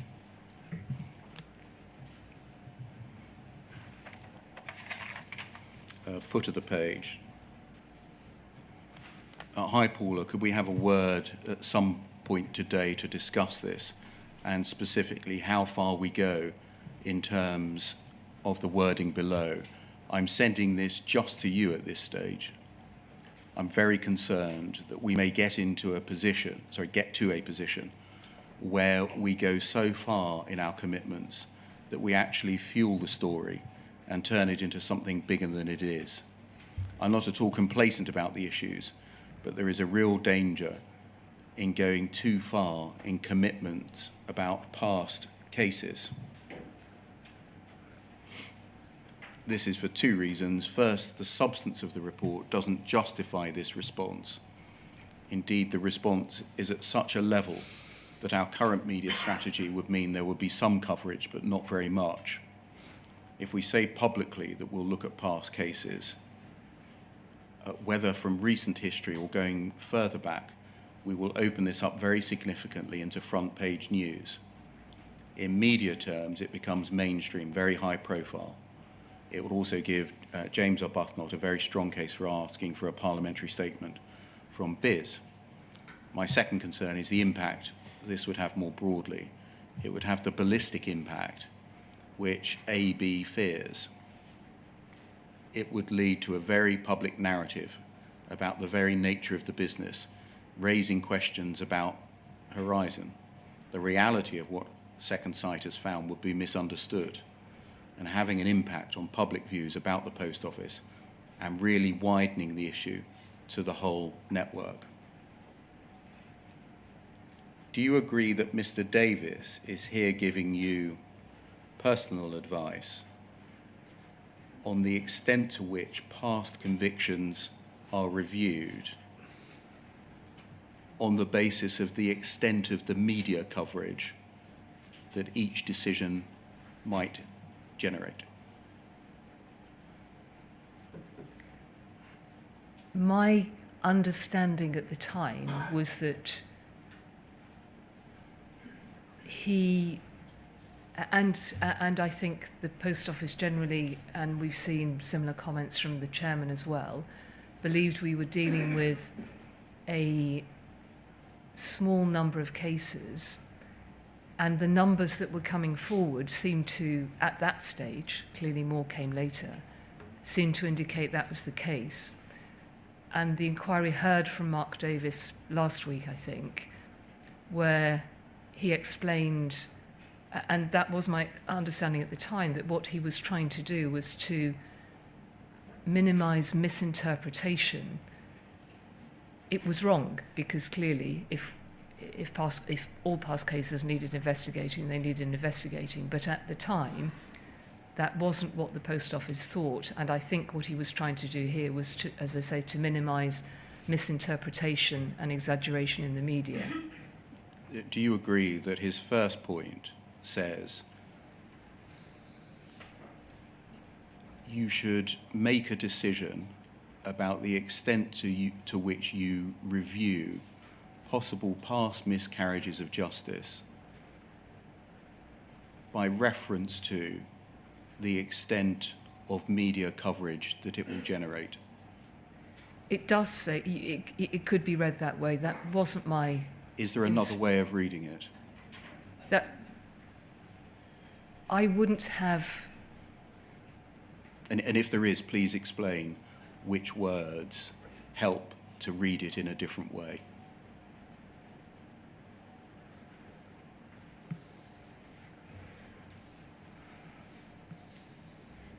He's saying don't go back 10 years or say that you'll go back 10 years. Our current approach would mean there's going to be some coverage, but not very much, the usual suspects. If we say we'll look back at past cases, we'll be on the front page. Isn't he directly saying? Yes, I can see that that's what he's saying, but my mindset at the time when I received this is that we were working on specific cases that were coming forwards, and we opened up... No, hold on, Ms. Vennells. The email that you had sent, to which this is a response, posits, should we look back 12 to 18 months since separation? Yes. Or should we go back further? Why aren't we going back Yeah. further, 5 to 10 years? And this says, you can't do that. You'll be on the front page. That's a grossly improper perspective, isn't it? Yes, it is. Yes, it is. Do you know why he cut everyone else out of the chain and replied directly to you? No, I don't. Was he a very trusted advisor? He was trusted by all of the team. As I said yesterday, I trusted all of the team, none of them more than the others. Did you remain in contact with Mr. Davis after you left post office? I did. Did you exchange messages with him about media statements that you might make and the media lines that you might take in the announcement of this inquiry, for example? I believe the inquiry has texts that show that. Even though you'd moved on, he was still advising you into 2020 as the lines to take in your media statements? I had kept in touch with Mr. Davis for reasons that were very personal to him, and I think he offered that advice at the time.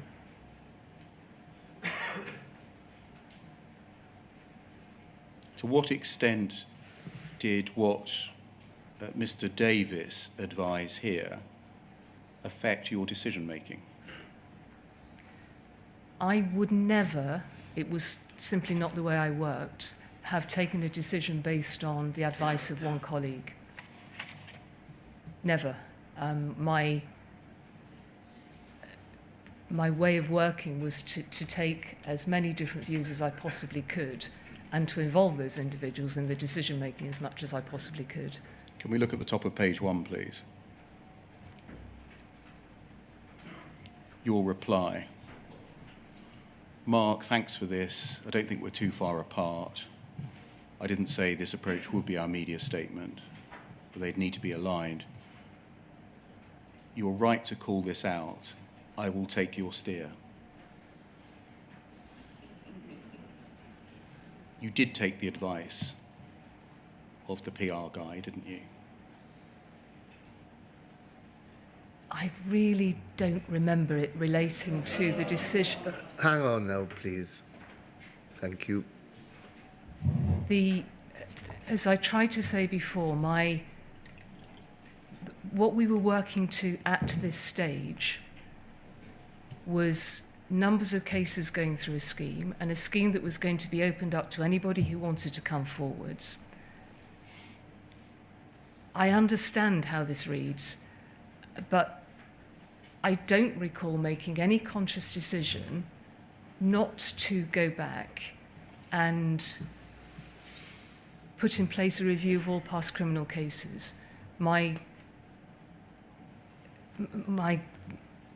conviction as we were going forwards in this was that this scheme would enable any case any postmaster that wanted their case to be reviewed, that the scheme would allow for that.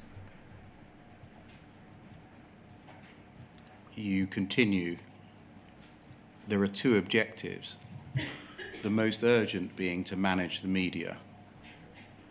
The second is to make sure we do address the concerns of James Arbuthnot and Alan Bates, mainly looking forwards. But we should be aware of Alan Bates' driver is really justice for the past. Otherwise, they will call for reopening cases. Yes.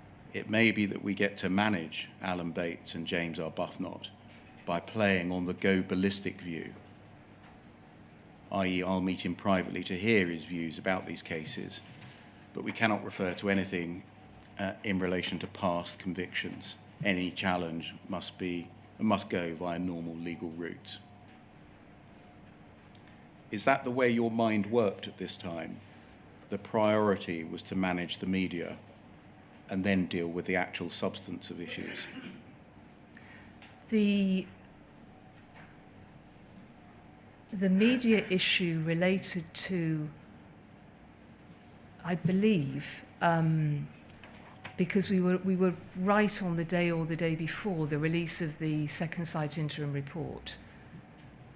And that's my recollection, that is the media conversation that we were having.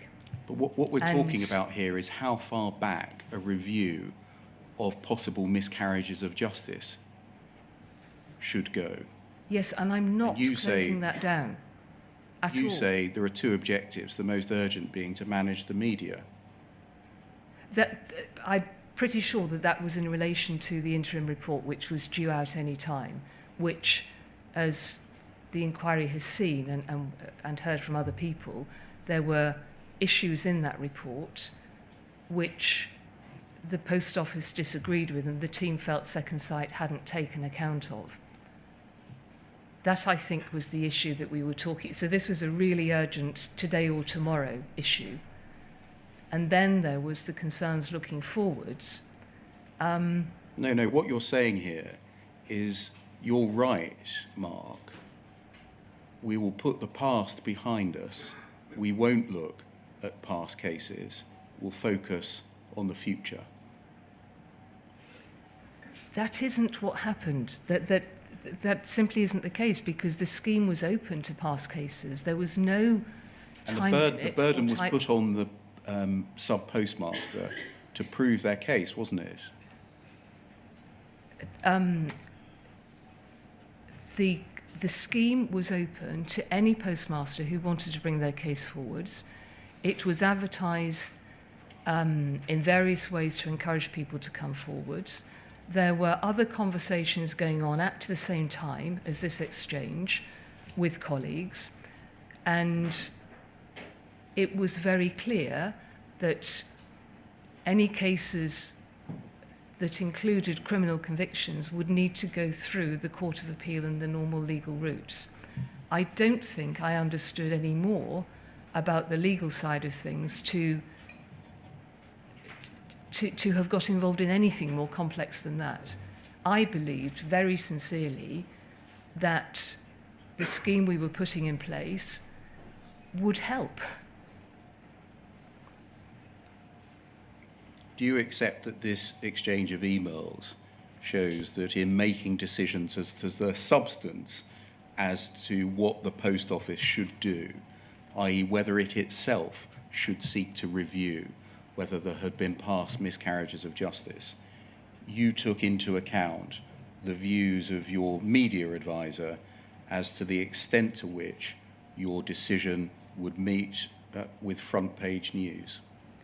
I do not recall that being. I see what is written here. There were other conversations going on at the same time. The highlighted paragraph isn't as clear as what you're saying. I do not think, and I would not have taken personally any decision on review of historic cases. That was not my role. I wasn't qualified or competent to do that. I did not take that decision.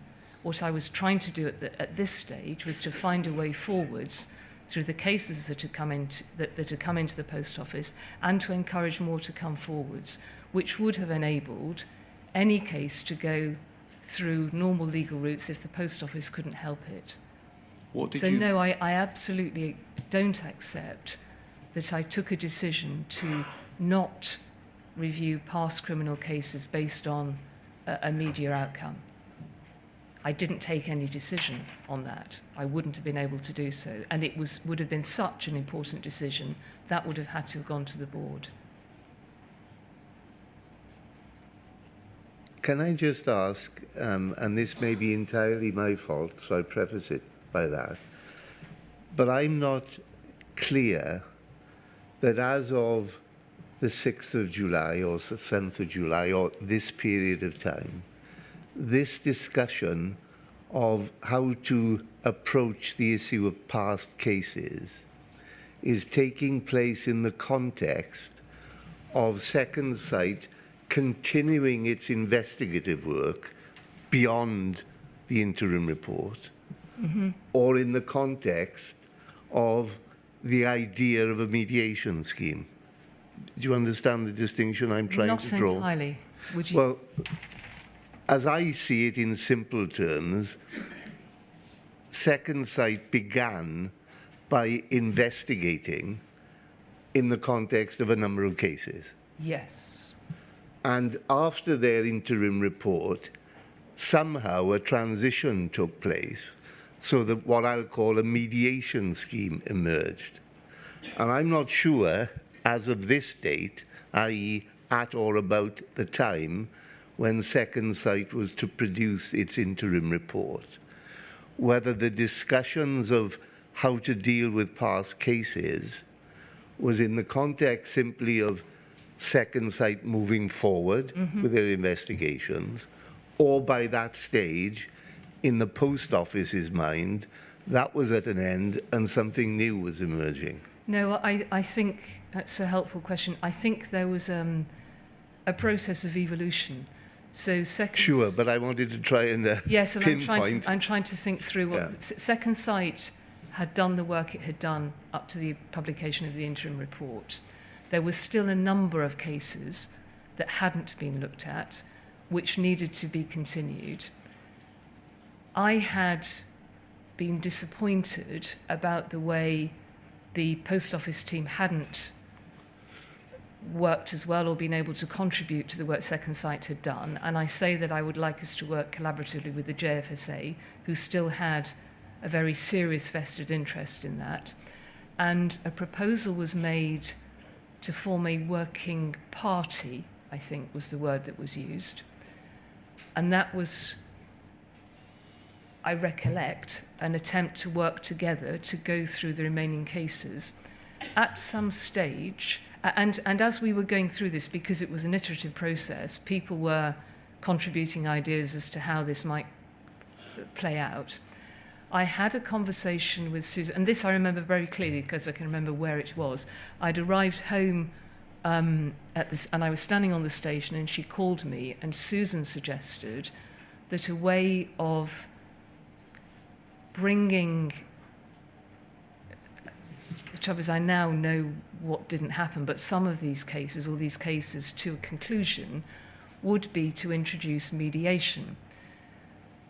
What she said was that, and again this is in documentation somewhere, is that mediation, that sometimes what was needed in cases is for people to hear the post office apologise and say that it was sorry that it got things wrong, or for the post office to explain to a sub-postmaster that perhaps they had done something wrong, and that once the cases had been reviewed through this working party process, that might then be a way to reach some finality on those cases.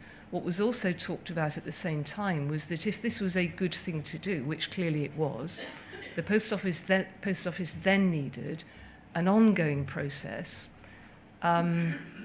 possibly an adjudication process, an external ombudsman, on a permanent basis, so that if this type of challenge arose again, there was an external appeal process, if you like, for sub-postmasters to go to. And the thing that I'm missing, Sir Wynne, in telling you all of that is if Susan knew, which of course she did and I wouldn't have known so well, that criminal cases couldn't be resolved through mediation. And this is simply a question, did she know that there would need to have been a further review, or was her understanding at that time, which is a fact that was later described, that any criminal cases going through the mediation scheme would be open to all of the investigation work that was done by Post Office and Second Sight and Fujitsu, which may then give them information to take forward through the normal legal routes, through the Court of Appeal or the CCRC. Ms. Vennells, can we look at page 2 of this document and scroll down? This is your thoughts on the proposal as at the 6th of July. Yeah. In direct answer to the chairman's question, isn't it the case that Second Sight were to play no part going forwards?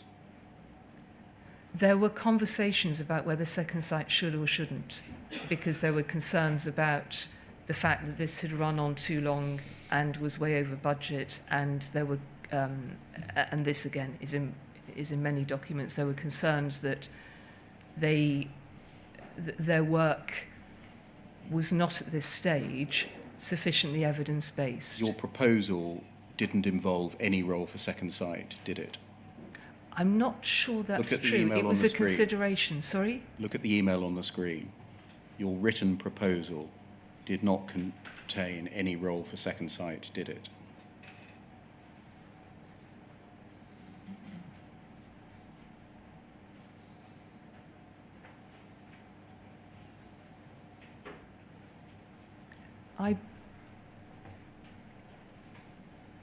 It doesn't at this stage, because we're in this process of evolution, say that Second Sight... This process of evolution, it doesn't involve any role for Second Sight. I'm not sure, because I'm not. It doesn't say that they would or they wouldn't. What it says is that it would explore their themes for improvement. And I'm being frank with you that there were conversations about whether that there was criticism of the work that Second Sight had done, but there was equal understanding that they had the support of MPs, notably James Arbuthnot, and that we had committed to do that work. But back, as a... Back to page 1, please. You say you're right to call this out. I'll take your steer, no issue. Do you agree that this email chain reads as if the PR man has influenced you conclusively as to a decision as to whether or not the Post Office would itself review whether and to what extent there had been past miscarriages of justice?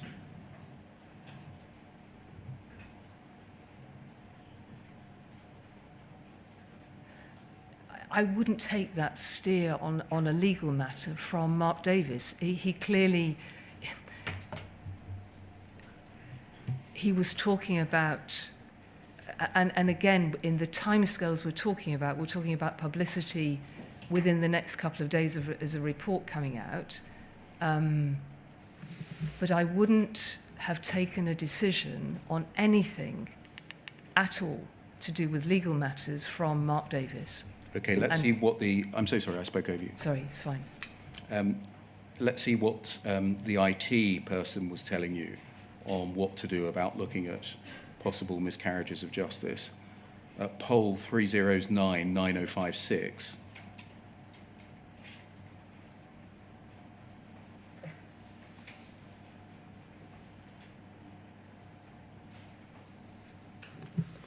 This is a separate chain, remembering that Mark Davis had just replied to you. This is Leslie Sewell's reply to your email setting out your proposals. She does include everyone on the chain and doesn't cut people out. Mm-hmm. Paula, just a couple of thoughts. If we state we will review the cases in separation, that implies that there are material findings in the Second Sight review and leaves us open to challenge against all cases. It may be better to offer in the spirit of the review and how we have listened to those affected and how we want to change our business. This is the delicate line we are balancing. And from memory, Susan quoted more than 500 cases in the last 10 years. It may be an option to allow subpostmasters to come forward and request a review. I agree on the points about the working group and user group, etc.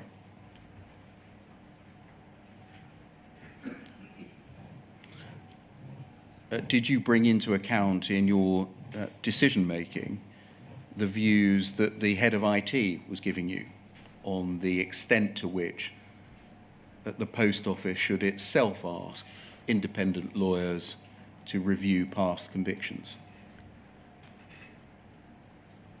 I would have read Leslie Sewell's email sent to me. I wouldn't take any decision on legal matters personally without the advice of the General Counsel and on something this significant as the board. We can see that you've had what the PR expert has been telling you to do about past convictions, and here the head of IT telling you. I think your position is that you did not see Simon Clarke's advices which address looking at past convictions until after the Court of Appeal Criminal Division disclosures in late 2020, early 2021. Yes. Is that right? Yes. So you didn't know that there were lawyers advising on the very issues that you were considering at this time, bringing into account the PR man and the IT lady's views? I had no sight of the Simon Clarke advices, no. You tell us in your witness statement, that can come down, thank you, it's paragraph 562, no need to turn it up, that you recall that you were told by Susan Crichton that due to advice from external lawyers, there was a need for a review to ensure that proper disclosure had been given in previous criminal cases. Yes. You say that you had a conversation with Leslie Sewell in which she told you that the Post Office had been advised that the expert witness that the Post Office had used in criminal cases to give evidence about Horizon had failed to mention there were bugs in Horizon, including in the Seema Misra case. You tell us that in your witness statement. Yes. Yes, that's right. Can we please try to pin down the date on which you had knowledge of a problem with the Post Office's expert evidence?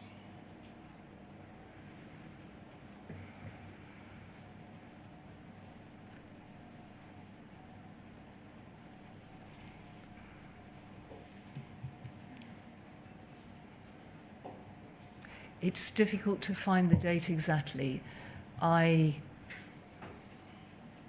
remember that I learned of it first from Leslie Sewell, not from Susan Crichton.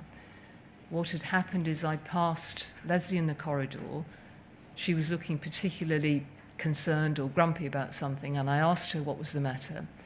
And she said that she had just heard that, so I don't know that she said this, but I'm assuming from Susan, that the Post Office expert from Fujitsu, whom we had used in past cases, now had to be stood down because he had not revealed, and as I said yesterday, I think 1 or 2 bugs that he knew about in a case. And that's right, I think it was Mrs. Misra's. And the reason that Leslie explained he hadn't revealed those bugs in that case is that they hadn't been, Mrs. Misra's was a Horizon Online case, and these, the other way around, Mrs. Misra's case was on Legacy Horizon, and these bugs hadn't come into effect until Horizon Online. Ms. Vennells, the way you've described it there is that Ms. Sewell was telling you that the expert had failed to mention bugs in one case, and that was Seema Misra.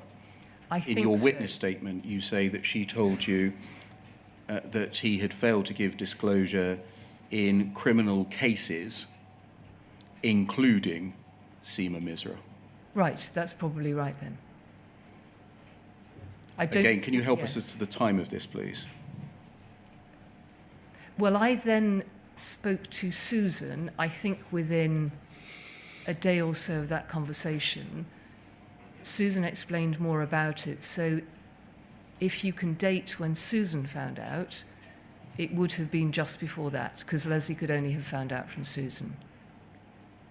By this time, and I'll call it mid-2013, you had been engaged on the issues of Horizon integrity for some time, hadn't you? From when, yes. You knew that there had been prosecutions and that those prosecutions had been founded on evidence from Horizon. Yes. When told by Leslie Sewell and then Susan Crichton that there was an issue with the Post Office's expert evidence that had been relied on to convict sub-postmasters, including Mrs. Misra, were you concerned? Yes, and I think Susan had, and I think the documentation says this, Susan had told, at the time I spoke to Susan about it, she said, I think, that she had already put in chain a review by the external lawyers. And I think the documentation shows that she had done that before the written advice from Simon Clarke came in on the 15th. Did you at the time join the dots between the debates that we've seen you have in emails here with Mr. Davis and Miss Sewell about the extent to which the Post Office should announce that it was going to review past convictions, and the information that you were being given, quite separately, that the Post Office's expert witness had failed to mention bugs of which he had knowledge in criminal cases? No, I didn't make that link. Why not? I think because the emails from Mark Davis and Leslie Sewell are part of an iterative process as to how we took this important ongoing piece of work forwards. The conversation with Susan Crichton about the work that became known as the Cartwright-King SIFT review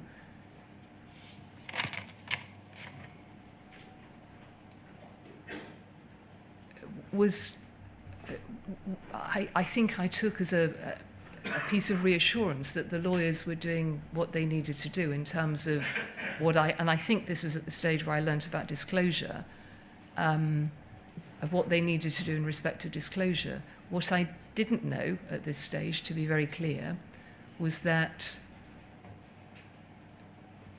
by dint of what had happened with Gareth Jenkins, the Post Office had breached its duties as a prosecutor. I don't think that was mentioned to me at the time.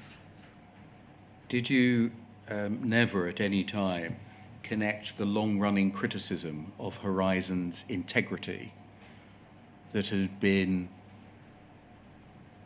forced upon the Post Office by sub-postmasters for years and years with being informed that there was a problem with the expert evidence on which the Post Office had relied about bugs? I don't think I made that connection because it was very specific. The information I was told was very specific, which was that these two bugs were related to Horizon Online. There were two of them which affected, and by this stage I knew about them, which affected 14 and 62 post offices, I think, all of whom had been informed, or in the case of the 14 were in the process of being informed, and the bugs had been fixed and the postmasters had not lost any money as a result of that. So this was Leslie's frustration, which was that these were two isolated incidents. I accept now that is incorrect. But that was what I was told. They had been fixed. There is even documentation which refers to them as a red herring. And the fact that Susan was going through this SIFT review, to me, seemed to be reassuring rather than concerning. Did you ask who this witness was? I don't believe I knew Mr. Jenkins' name because there is... I'm asking, did you ask who was this witness? I think I was told that it was a Fujitsu, someone who worked for Fujitsu, who was very competent on the system. Did you ask how many cases he had given evidence in? No. Did you ask what was being done in relation to the evidence that the Post Office was concerned about? I'm sorry, ask the question again? Did you ask what the Post Office was doing as a result of its concern that he had failed to mention in cases knowledge of bugs? I was told that we were going back looking at, or that Cartwright King were going back looking at cases. So Why were they doing that if it was a red herring? I understood, because that was the obligation that one had to do, was that any case that he had given evidence in needed to be given this evidence around these two bugs, even if it didn't affect those cases. Were you told that he was an unsafe witness? No. Can we jump forwards, please, to October of this year, October 2013, and look at poll 0038-2001.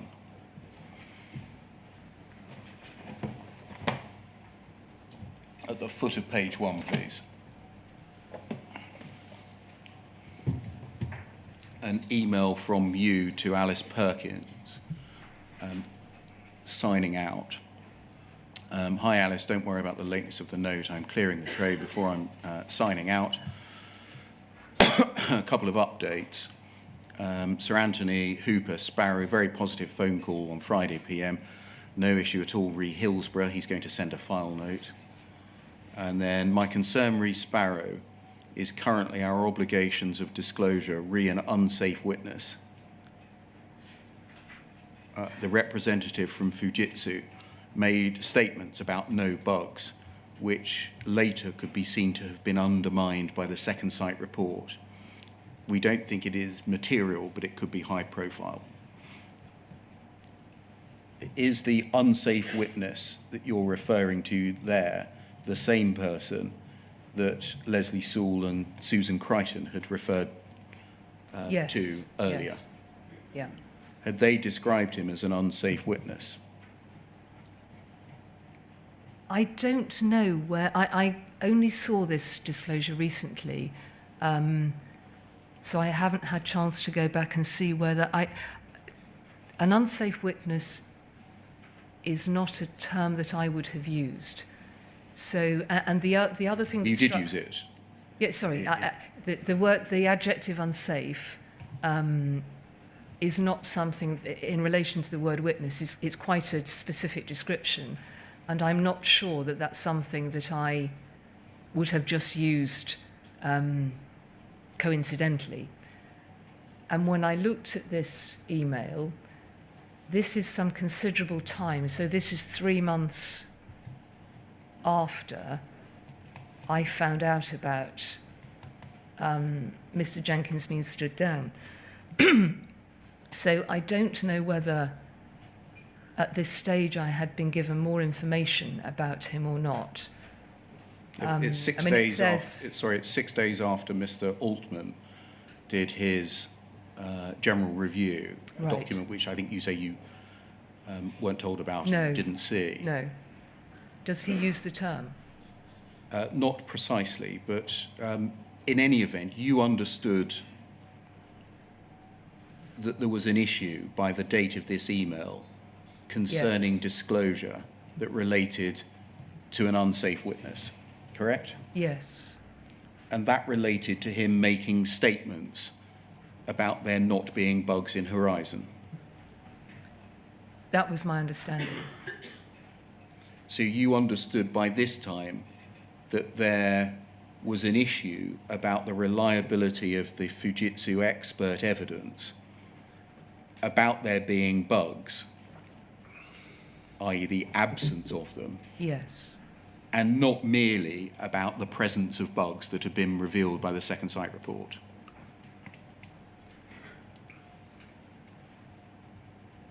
That's what it says here. Yes. Yes. And you say, we do not think it is material, or it material, but could be high profile.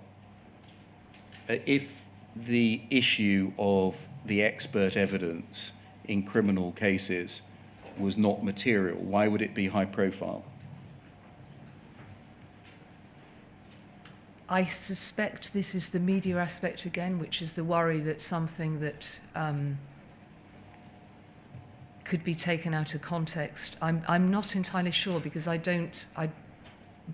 whether I would have given this information very quickly, because I'm clearly going somewhere, and Martin Edwards is briefed to give Alice more detail. I just have no recall of this at all. Who's the we in that sentence? I can only imagine that this has come from, well, it wouldn't, yes, possibly Susan Crichton, the legal team. Where is it recorded that what it was alleged that Mr. Jenkins had failed to do or had done was not material? I don't know. I would not have personally been able to make that statement without getting it from someone who knew. I didn't understand about, as I now do, about the nature of an expert witness. There existed at this time the Simon Clarke advice of the Yes. 15th of July 2013, which addressed page upon page this very issue, the materiality. I'm sorry, I think I've just remembered. I'm sorry, I didn't mean to cut across you. You go ahead. I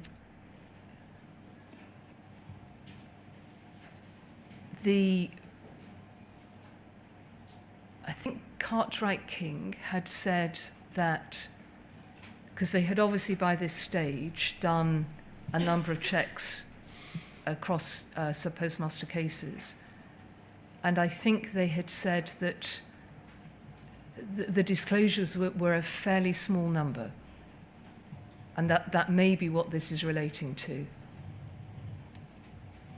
So material means not many. It could be that, yes.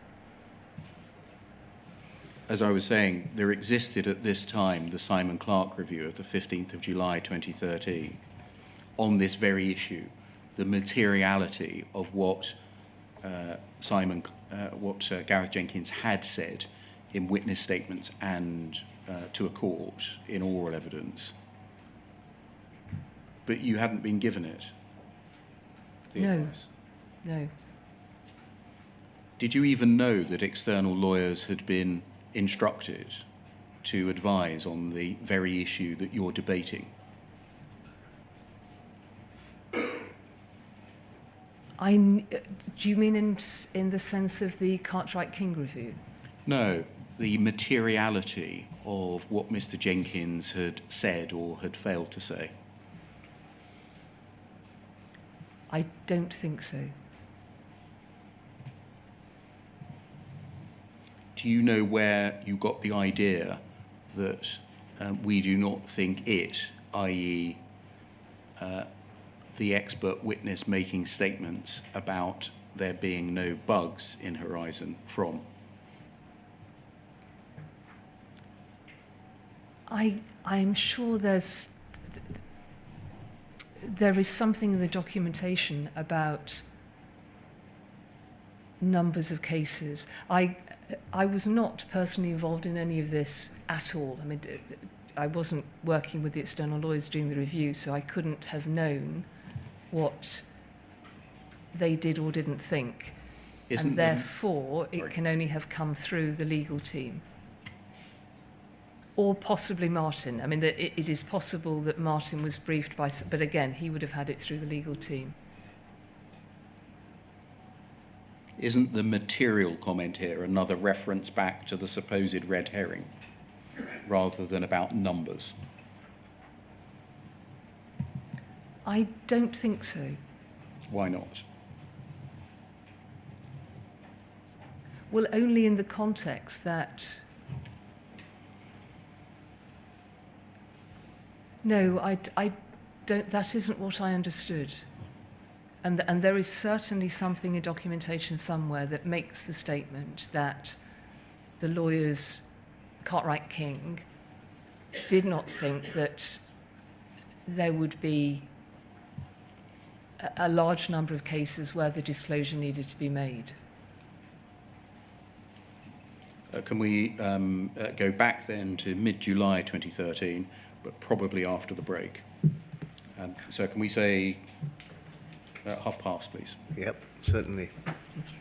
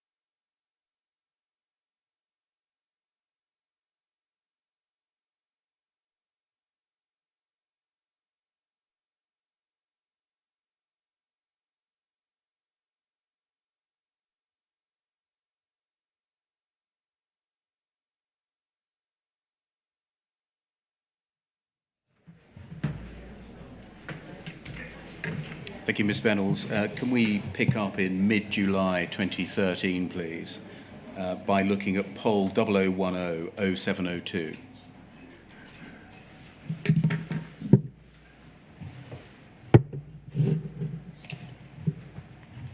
This is a letter from the CCRC directly to you of the 12th of July 2013. If we just look at it, Horizon Computer System, the CCRC is an independent body. Our purpose is to review possible miscarriages of justice in the criminal courts of England, Wales and Northern Ireland and refer appropriate cases to the appeal court. For obvious reasons, we've read the recent media coverage concerning the Post Office Horizon Computer System with interest. Clearly, it would be very useful for us to have more information directly from the Post Office, especially accurate information as to the number of criminal convictions that might be impacted by the issue and what action is proposed or being taken in that respect. We see that the AG was called upon on Tuesday to set up an inquiry. We're in contact with his office about that. In essence, the Commission's role in this is likely to relate to anyone who is convicted of a criminal offence in England, Wales or Northern Ireland, where evidence from the Horizon Computer System is relevant, where one, they've already tried to appeal against that conviction, or two, they were convicted at a magistrate's court following a guilty plea. I look forward to receiving your reply. This must have been a very unwelcome development. I remember receiving the letter from the CCRC. I don't remember personally regarding it as unwelcome. It arrived at a time at which you would have been told, is this right, by Susan Crichton about the need to review past convictions.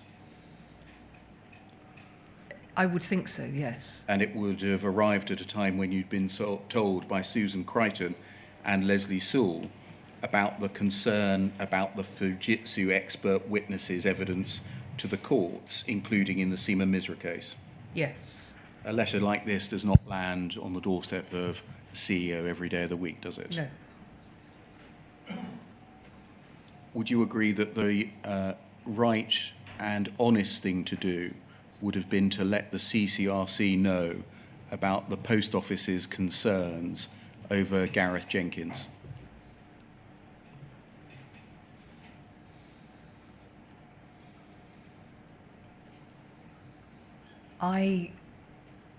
What I did with this letter was to ask Susan to reply as the legal expert in the organisation. I don't believe that I would have given her direction as to how we should reply to it. The right and honest and thing... for clarity, I wouldn't have either instructed her to leave things out. The right and honest thing for the Post Office to have done would be to have let the CCRC know, and know promptly, over its concerns about the truthfulness and reliability of the evidence that Gareth Jenkins had given to court, wouldn't it? Yes, it would. That didn't happen for years and years, did it? I understand that to be the case now, yeah.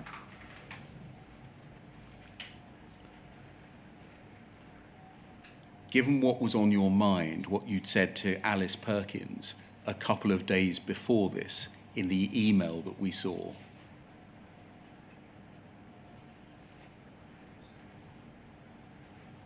did you think we need to say to the CCRC what we know about Gareth Jenkins? I don't think we're looking at the same timescale. The email that I sent to Alice Perkins was in October. This is July. I'm talking about the, the exchange with Leslie Sewell and Mark Davis. My mistake. I'm sorry, so what was the question?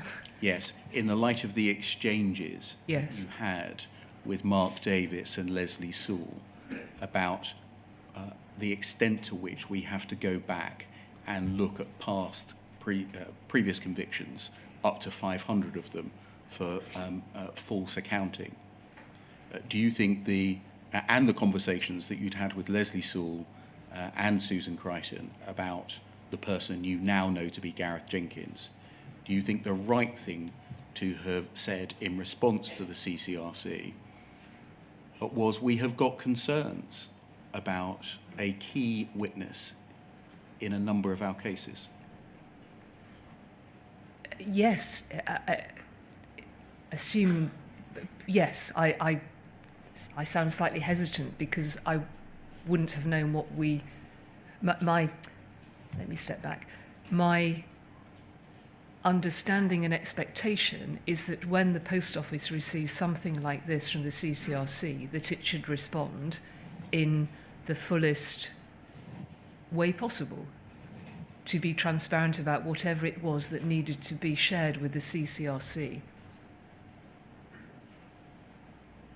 Can we turn forwards, please, to poll 00, in fact, it's a couple of days before this, poll 0040 7582.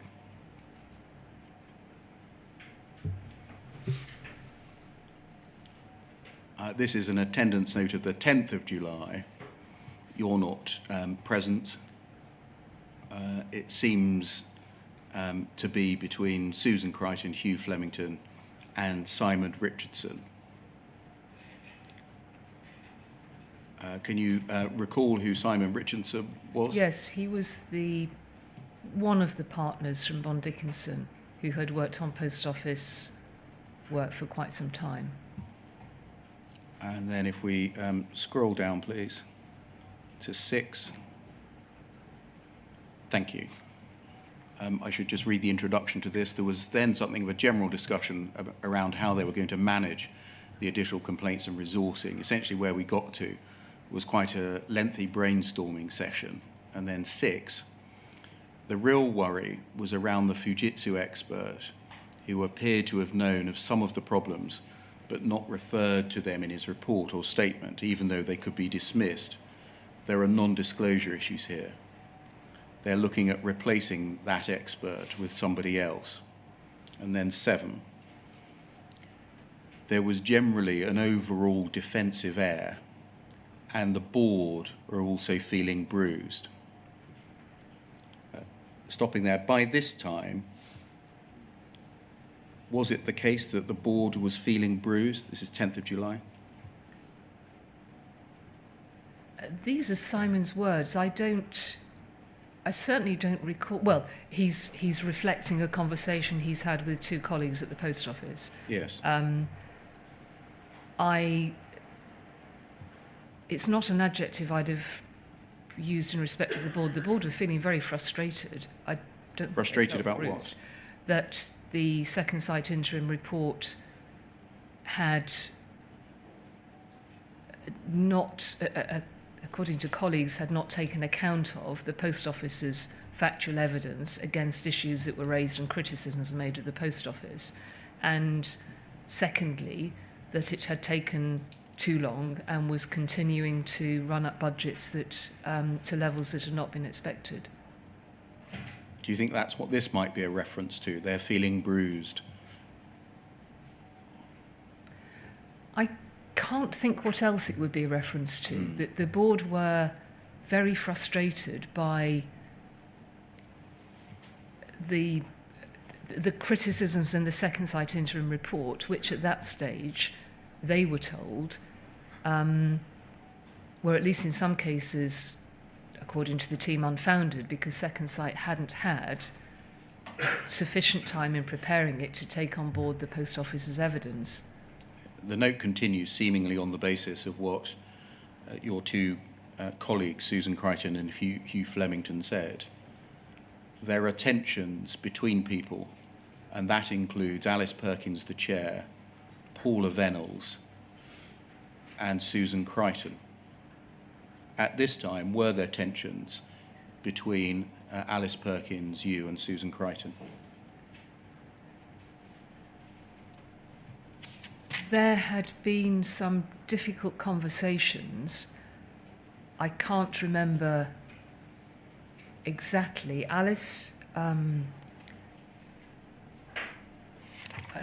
well, we were all frustrated by the report. Alice felt frustrated by it. She could not understand, and again, there's documentation on this, as to why we had ended up in why the business, as she put it, had ended up in the position that it had, with a report that hadn't taken account of Post Office's input and conclusions seemingly reached or suggested. To be fair to Second Sight, they'd said it was an interim report. I had been challenged over that, and there was going to be more challenge to come a couple of days after this in a board meeting. And I don't know what, at this stage, I don't know what conversations had taken place between Alice and Susan. Certainly Susan and I had discussed about how we were going to, we'd had conversations about the first draft of a Second Sight report, which I think she went back to talk to them about, and some changes were made, but nothing substantive. And it was a difficult time. Were there tensions between you and Alice Perkins?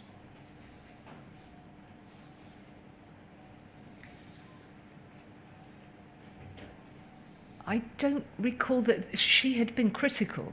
I mean, Alice was a very straightforward chair, and I generally took feedback pretty well. And again, forgive me for repeating the phrase, but there is documentation on that as well. I'm sure she gave me some fairly straightforward feedback about why this had taken so long, why it was over budget, why the report contained things that the Post Office felt were inaccurate. The minute continues, I said, that Simon Richardson, that I thought the Minister had dealt with the questions extremely well and looked in control of the brief. Evidently, she had the Post Office in to tear them off a strip for not putting someone up earlier in the day for interviews on radio and TV. I said, my view, it was a good thing that no one was there. It was a no-win given the nature of the complaints, and some are subpostmasters who were generally reporting rather wild stories of what had gone on. However, I understood the political imperative of somebody being put up. Susan Crichton said she would pass my comments on to the comms director. However, I told them that my view was they need to be much more on the offensive about this. This was a new management team who put in place a new independent report and were dealing with the problems. The chair, that's Alice Perkins, seems to have been taken by surprise by the reaction and the noise generated. Paula Vennells may be sensitive around some of these issues happening on her watch as the network director.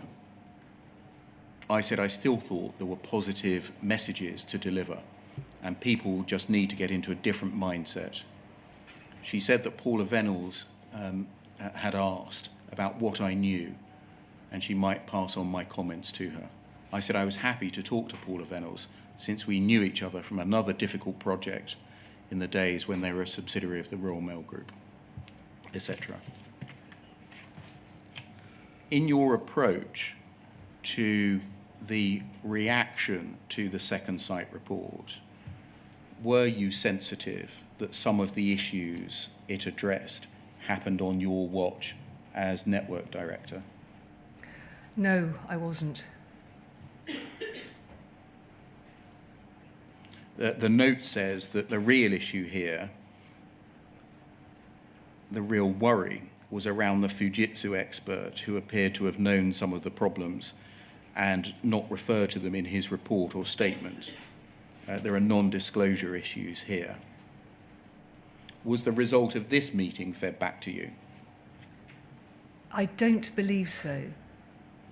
Would you be surprised that members of your team were having this in-depth and frank conversation about Gareth Jenkins being the real worry that was facing the Post Office after the interim report, and yet this information not being fed back to you, nor indeed to the board? Yes, I would be surprised at that. How's it come about that they're having this very frank conversation with somebody with whom you have a history, as is referred to here, Simon Richardson, and you never get to know about it?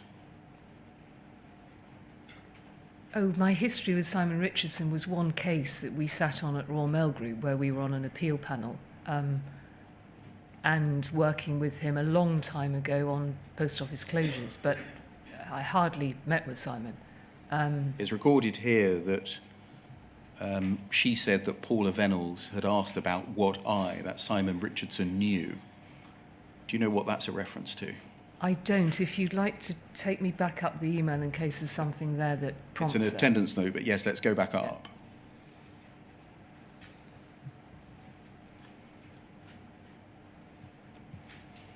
It may simply be that I was asking for what Simon's view was on the work that was underway, because he was the partner for the post office, or had been a partner for the post office. Again, asking the general question, how is it that two relatively senior members of your team, Susan Crichton, the General Counsel no less, were having this frank conversation with a solicitor, and the outcome of it never reached you or the board, if your evidence is correct?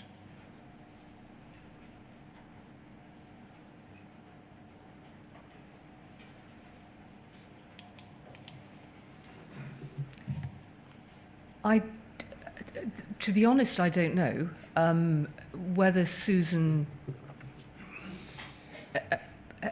as you've heard previously, it was not a process in the post office which was wrong for advisors, if this is considered advice, which in a sense it is, to be fed back. And the reason I was looking down the list of numbered points is in case any of it was fed back and some wasn't. Is it every day of the week, though, in the post office that it is told that the safety of its convictions, its criminal convictions, may be called into question by unreliable evidence given by an expert No, witness? Mr. Beer, I agree. It should have been shared. You were explaining perhaps why it wasn't shared because of a convention of not giving counsel's advice or solicitor's advice documents to the board. Yes. That But it doesn't should have prevent been, any of the No. substance Yes, I being agree. conveyed, does Yes. it? No. So what's at work here in your view? Why is this information not coming back up to you? You've got Cartwright King through Simon King advising on the one hand. You've got Bond Dickinson advising here that the real worry is Gareth Jenkins on the other.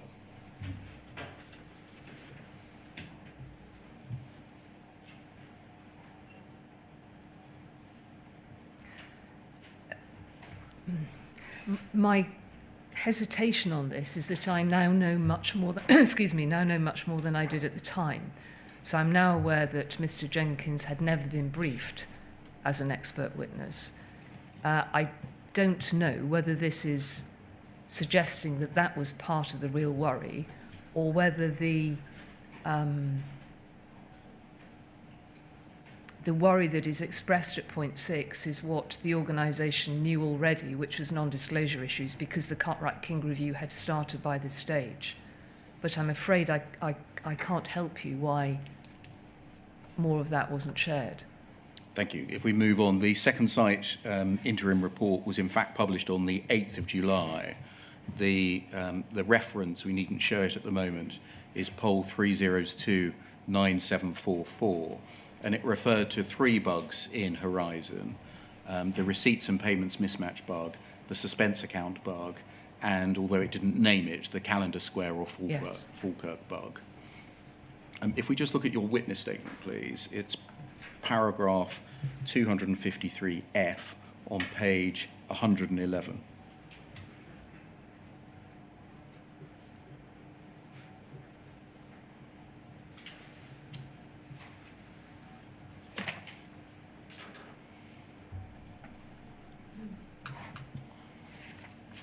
Page 111, please.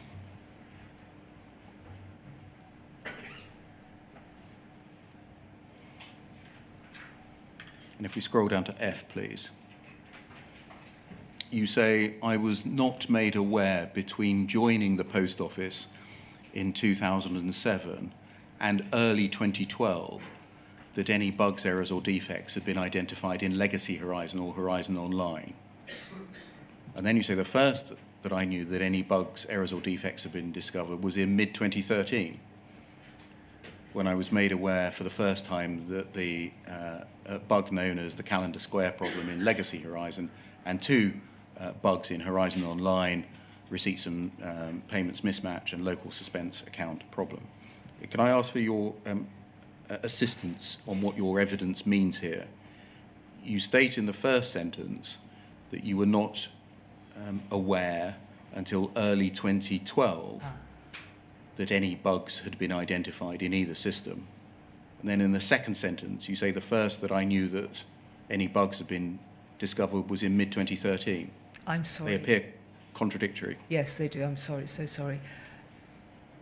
So what's the correct answer to the question? correct When did you answer- first yes, know of any bugs, errors, or defects? 2013. So why did you say here that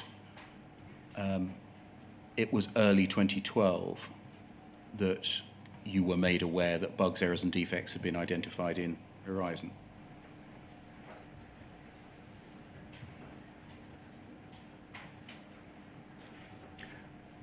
I don't know, because the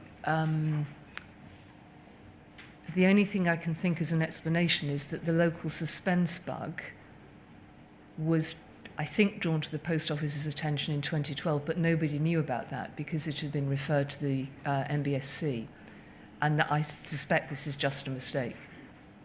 So the correct evidence is that represented in the second sentence? Yes. Yes. Is that right? And the It first is just a mistake? Yes. Yeah.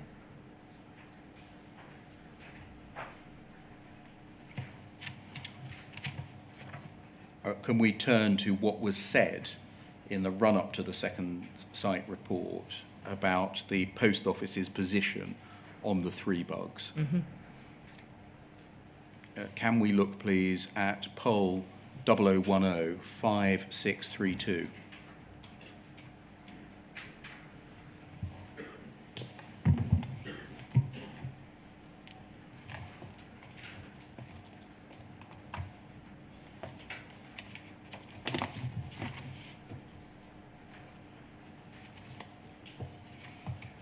Can you see this is an email to you and others from Olwyn Lyons? Read the James brief. And she says, Paula, the only thing that's not in the brief for James is our move away from, quote, there are no bugs in Horizon, to there are known bugs in every computer system this size, but they're found and put right, and no subpostmaster is disadvantaged by them. It would be good to be able to go on and say, or has been wrongfully suspended or prosecuted.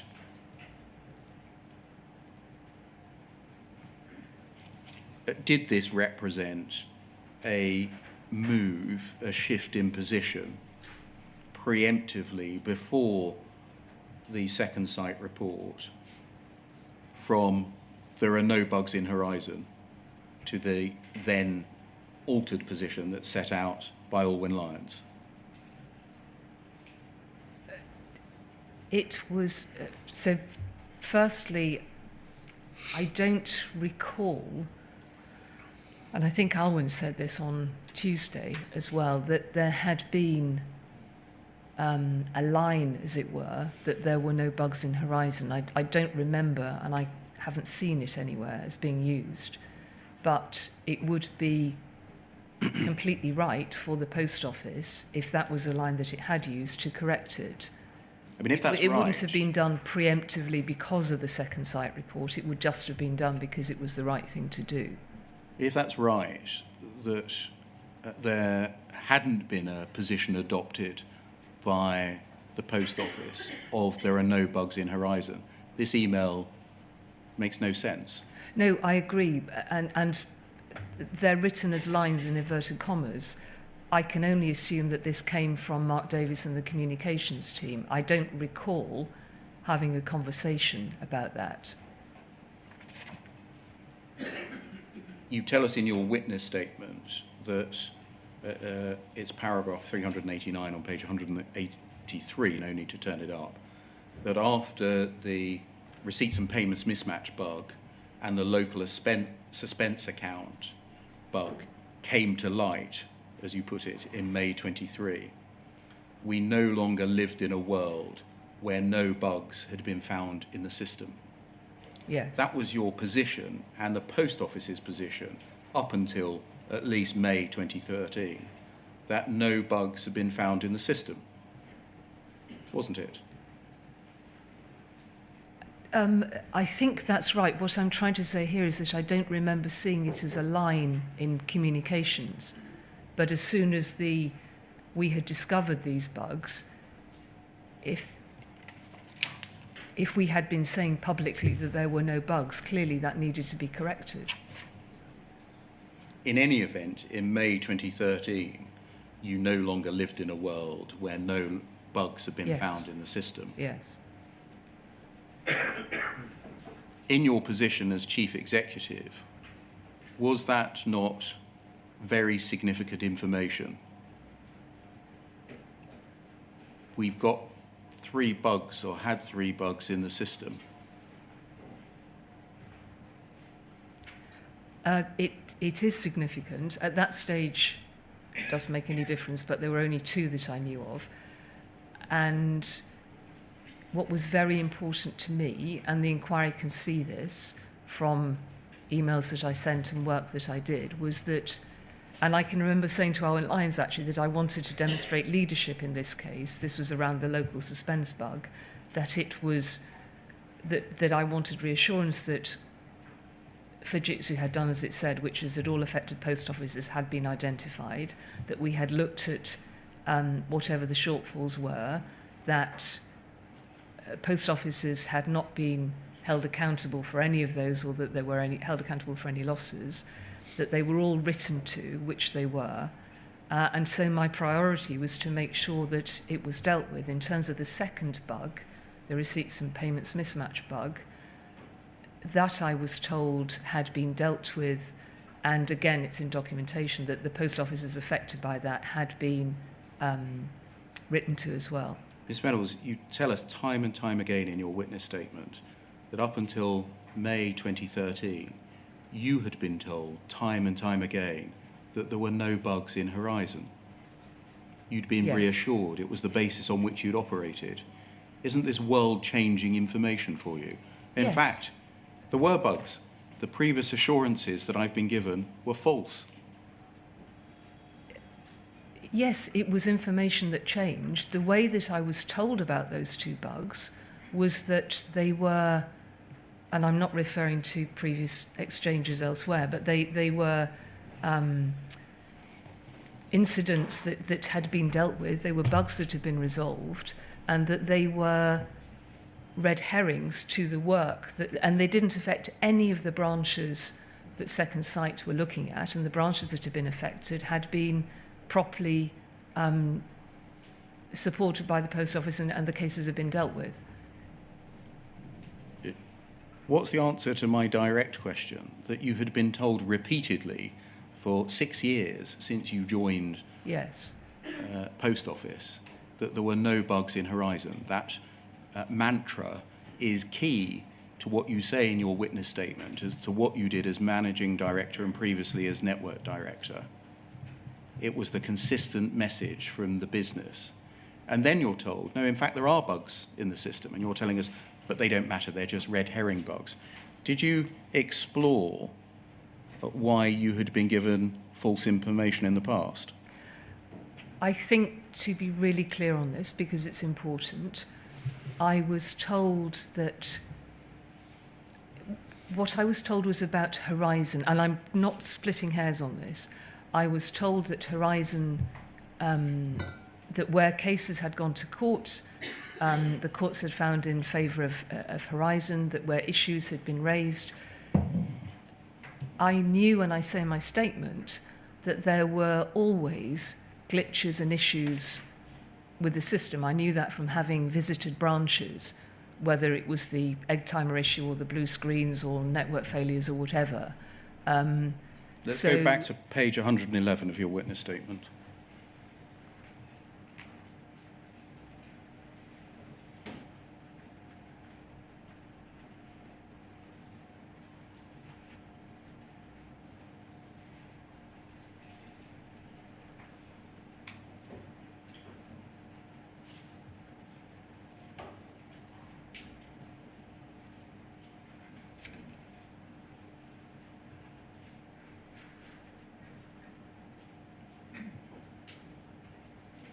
F,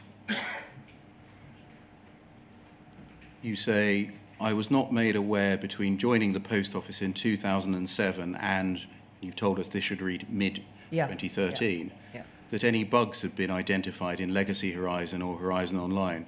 The first I knew that any bugs had been discovered was mid-2013. Yes, yes.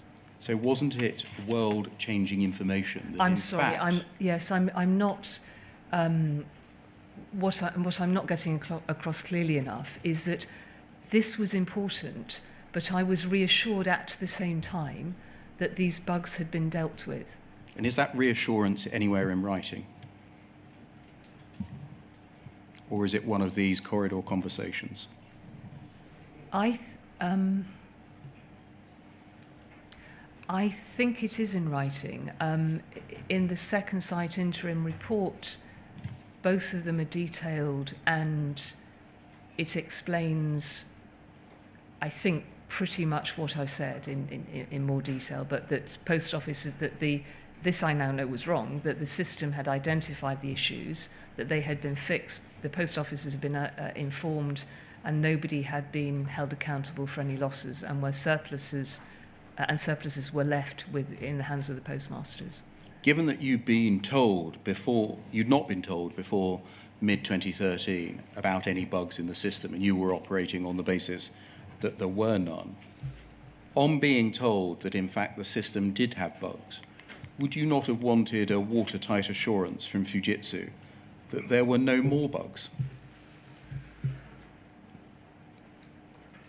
I should have asked for that. Do I take the answer that you've just given to mean, yes, I would have wanted assurance, but I didn't ask? I had at this roughly about the same time, or maybe a month before, I'd had a conversation with the chief executive of Fujitsu. Is this the Fort Knox conversation? Yes, which had been based around the allegations around what Mr. Rudkin had raised. That's a separate issue. It is a separate issue, but I'm not a technical expert, and I'm dealing with challenges to the Horizon system, and I'm working within a context where I'm taking numbers of inputs.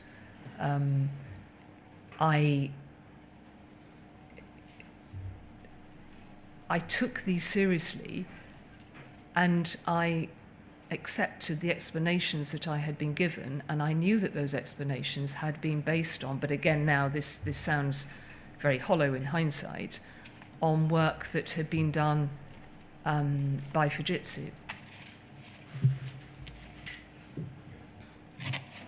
Can we look, please, at poll 3090219?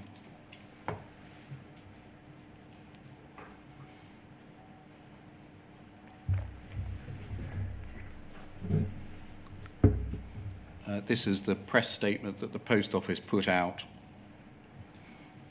on the publication of the interim report. If we scroll out a little bit, please. You'll see in the third paragraph and following, it says, Chief Executive, you said as follows. Yes? Yes, yeah. Did you approve this statement? I would generally. There are occasions when I may not have been able to, but generally I wouldn't usually put my name to something that I hadn't read. In particular, where direct quotes are attributed to you in quotation marks? Yes.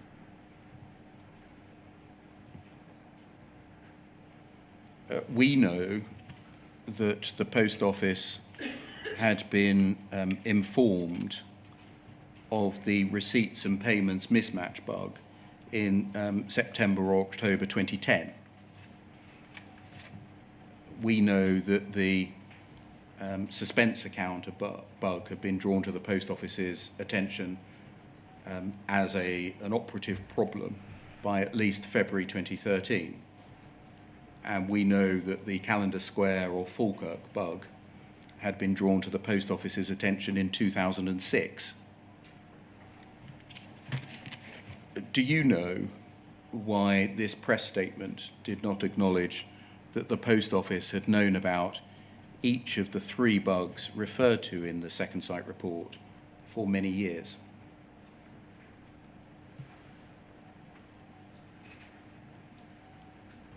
I don't remember having any conversation about that, no.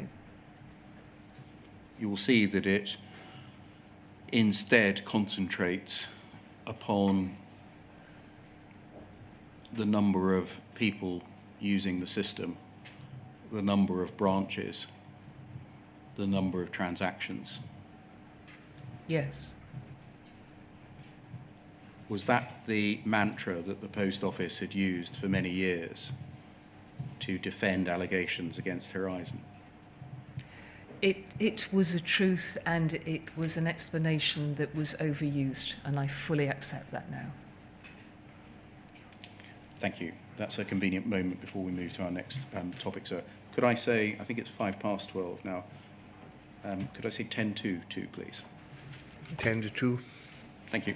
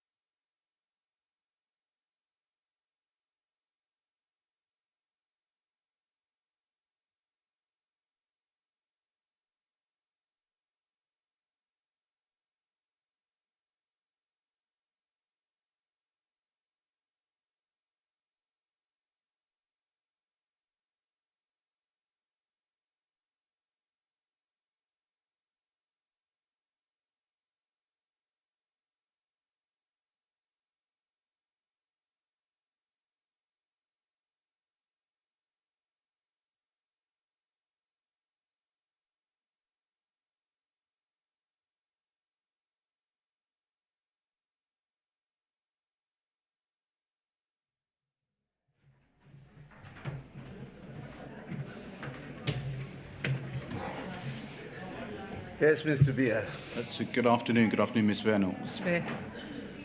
Can we turn, please, to, we're about to turn to the 16th of July board meeting, 16th of July 2013.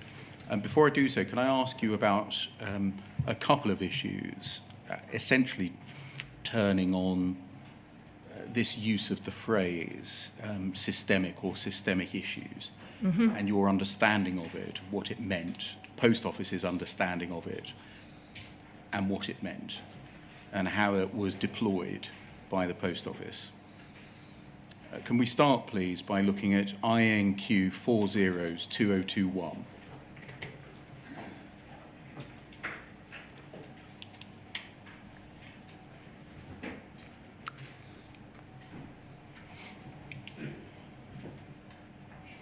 Thank you.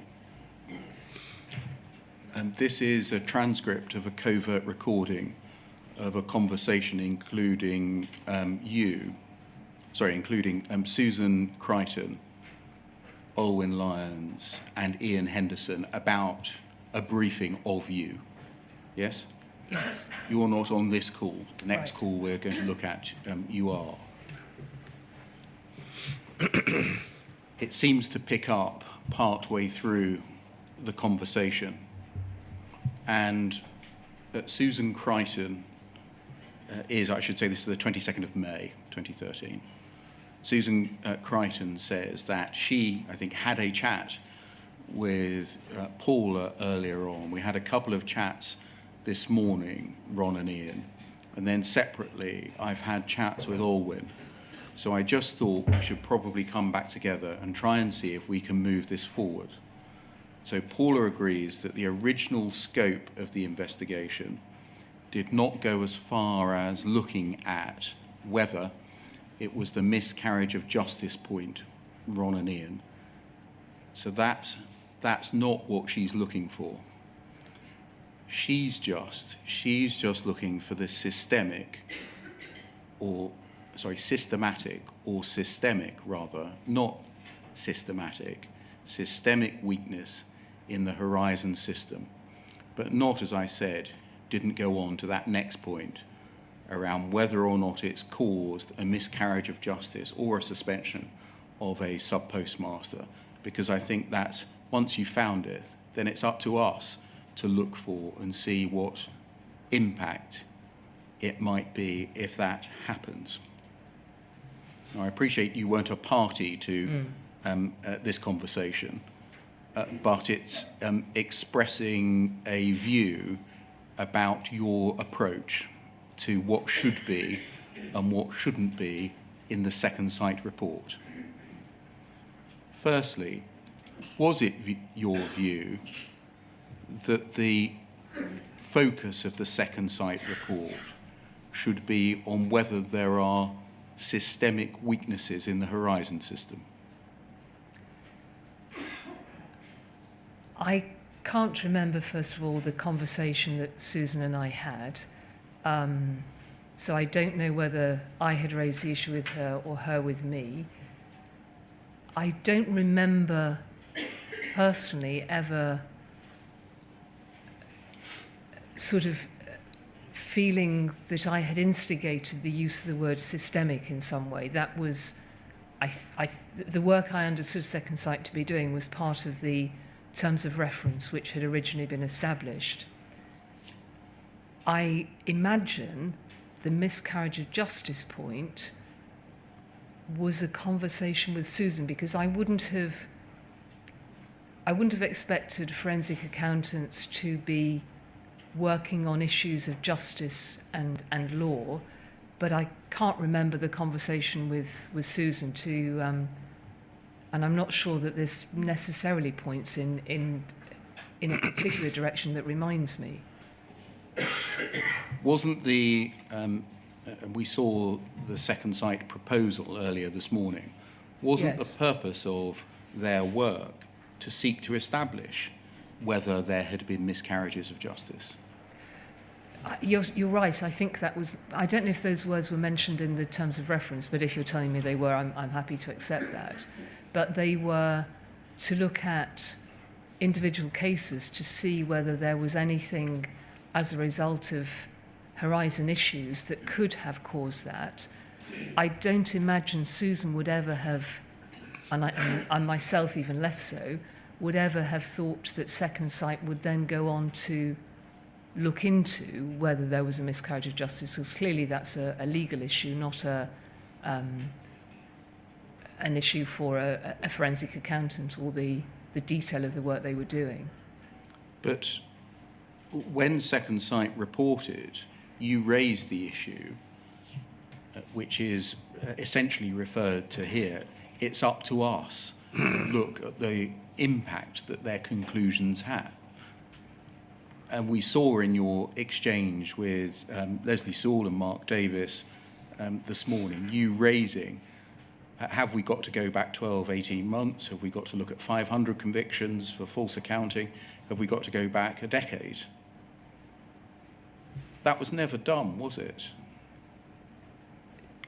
No, what you saw me raising was questions about, whereas I said earlier today, naive questions in a sense, but important questions about what this work could do and why the Post Office wasn't considering going back further. It wasn't that I was saying we shouldn't. I was simply asking the questions to understand better. The way this is explained to Second Sight here is you, Second Sight, on Paula's instructions, should look at whether there are systemic weaknesses in the Horizon system. It's for us to work out whether there have been miscarriages of justice. We will see what the impact of your report is on our convictions. And I think that's what I understood, because Susan was the General Counsel, and that would be a decision for a lawyer to take forwards. And so why wasn't that done? Why was a mediation scheme set up instead? I don't know. It was Susan who called me to talk about the mediation scheme. We've seen the background of information that I wasn't party to, in terms of the original advice from Richard Morgan or the discussion that took place. As I sit here today, we would have been better doing two different things. We could have had a mediation scheme that worked for non-criminal cases, and we could have, but in a sense, it sort of migrated to this. We could then have done a separate investigation, which Second Sight were involved in, which may have thrown up information for disclosure, which subpostmasters could have taken through to appeal through the courts. As far as I understood it, Post Office itself couldn't instigate that process. What Post Office could do was to instigate a review that potentially could lead to that. Here it records that you are not looking for them to look at miscarriages of justice. And in the event, you didn't look for the Post Office to look for miscarriages of justice either, did you? You set up a mediation scheme instead. We set up I don't think I understood at this stage, and I don't think others, I don't think I understood when we set up the mediation scheme that it was going to finish in the way it did for the criminal cases. The Post Office, the very original legal advice that Susan took from Richard Morgan was then almost repeated 2 years later by Brian Altman, I think it was Brian Altman, to say that you can't resolve criminal cases through a mediation scheme. And the advice was very strong that the Post Office shouldn't put criminal cases through the mediation scheme, and what it should do is to continue to do the detailed investigation, which itself might then provide subpostmasters with information to take through the Court of Appeal, and some had already gone into CCRC. You knew that James Arbuthnot's main concern was miscarriages of justice, didn't you? I did, yes. Can we turn, please, to SSL 40128?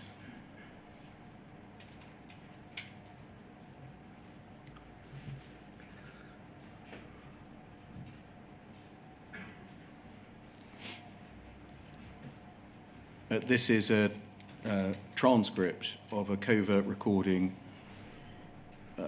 with the Post Office team and you of the 2nd of July 2013. Can we look, please? This is with Second Sight and the Post Office team, yes? Yes. Yes. Yeah, sorry, Ian Henderson and Ron Warmington are both on the call. And we'll see in due course that on the Post Office side, there is included Leslie Sewell, Simon Baker. I think that's it. If we look at the foot of the page, please.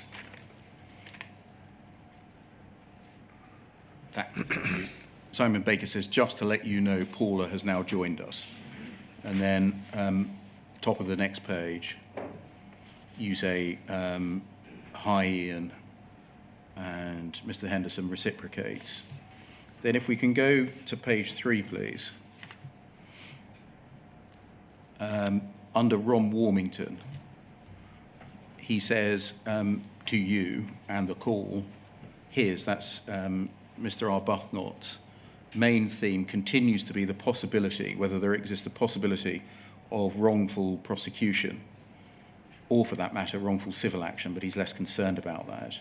Mr. Henderson, he's certainly referring to miscarriages of justice. We've obviously briefed him on the defect issue. I don't know to what extent he's been previously sort of briefed on that, but he seemed very concerned about that. He didn't know, suggest that it was a cover-up, but he said, I find it quite astonishing that it's only now that that information is coming to light, bearing in mind that these were, events and so on that occurred, up to 3 years ago. Simon Baker, just for the record, before the room can be clear, written to the subpostmasters about that and how many court cases we had mentioned if we for information only. Leslie Sewell, in terms of responding to that, can we make it clear that that is all in the public domain? At this point,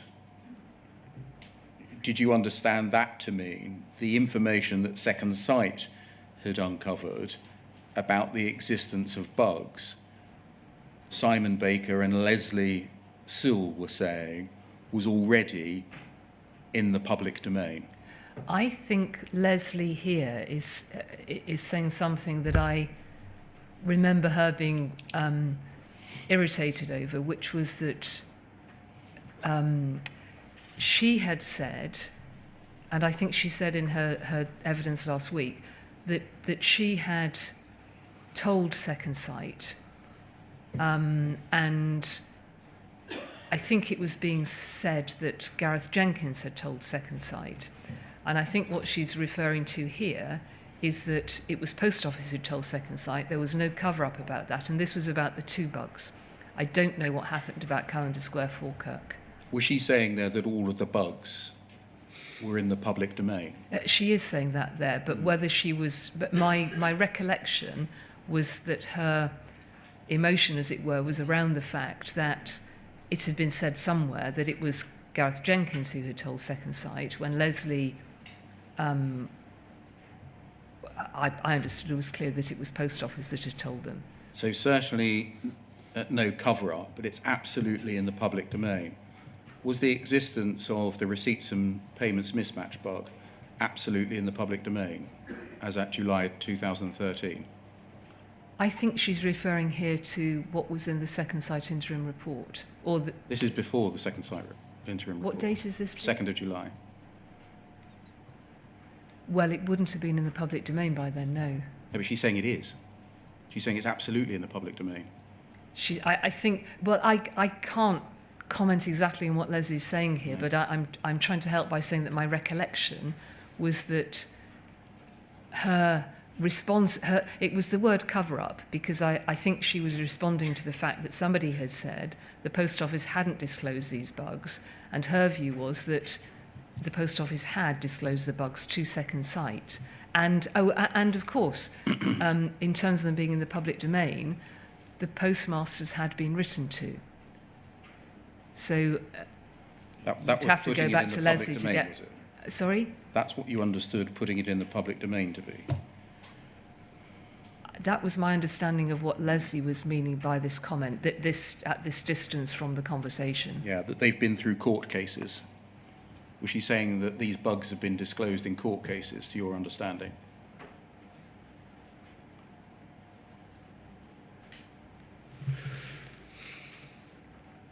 I mean, that would be... Was it something she said to you? Look, we've disclosed these bugs before.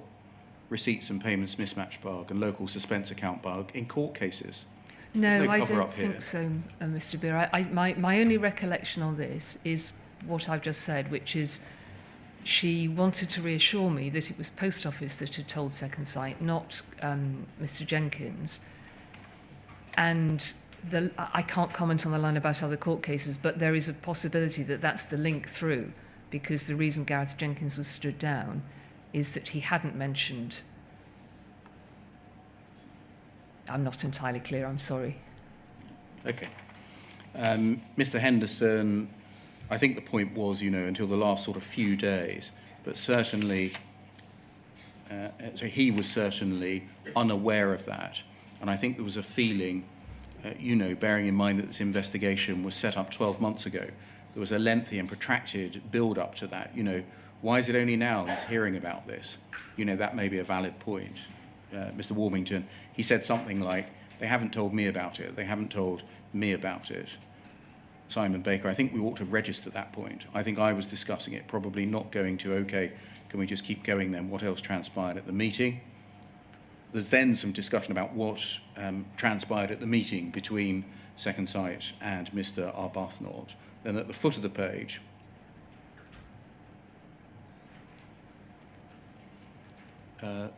Leslie Sewell, 4 lines from the end. The other point around the system itself in terms of the cases, there's nothing material been found in terms of Horizon. Was that made clear to James? Mr. Henderson, well, no, because like us, he is using this broader definition of Horizon. And I think like us, I know Simon, you said yesterday, we've just got to agree to differ. I think if you look at that wider definition of Horizon, if you look at the totality of the user experience, what you, I think, collectively sort of identified as sort of, process changes, opportunities, and so on. He's putting more into the category of using that definition sort of defects in Horizon. Leslie, sorry to jump in, but that's not what we talked about yesterday. We were absolutely clear yesterday in terms of how we carve up each element of the process, so the system, so that we are absolutely clear where we've got the issues we do need to address. Leslie, we were crystal clear on that. However, I don't think you'll find he cares. From his viewpoint, it doesn't matter whether it's software, code, or the procedures. And then there's an example of a spot review involving scratch cards. If we go over the page, please. 4 paragraphs in Ian Henderson. Simon, the message is, don't rely on this narrow definition of Horizon. I think, frankly, any references to software and so on are not going to help your case. James is operating well beyond that. He, like us, is looking at the totality of the user experience when he's talking about Horizon. And over the page, please, to page 7.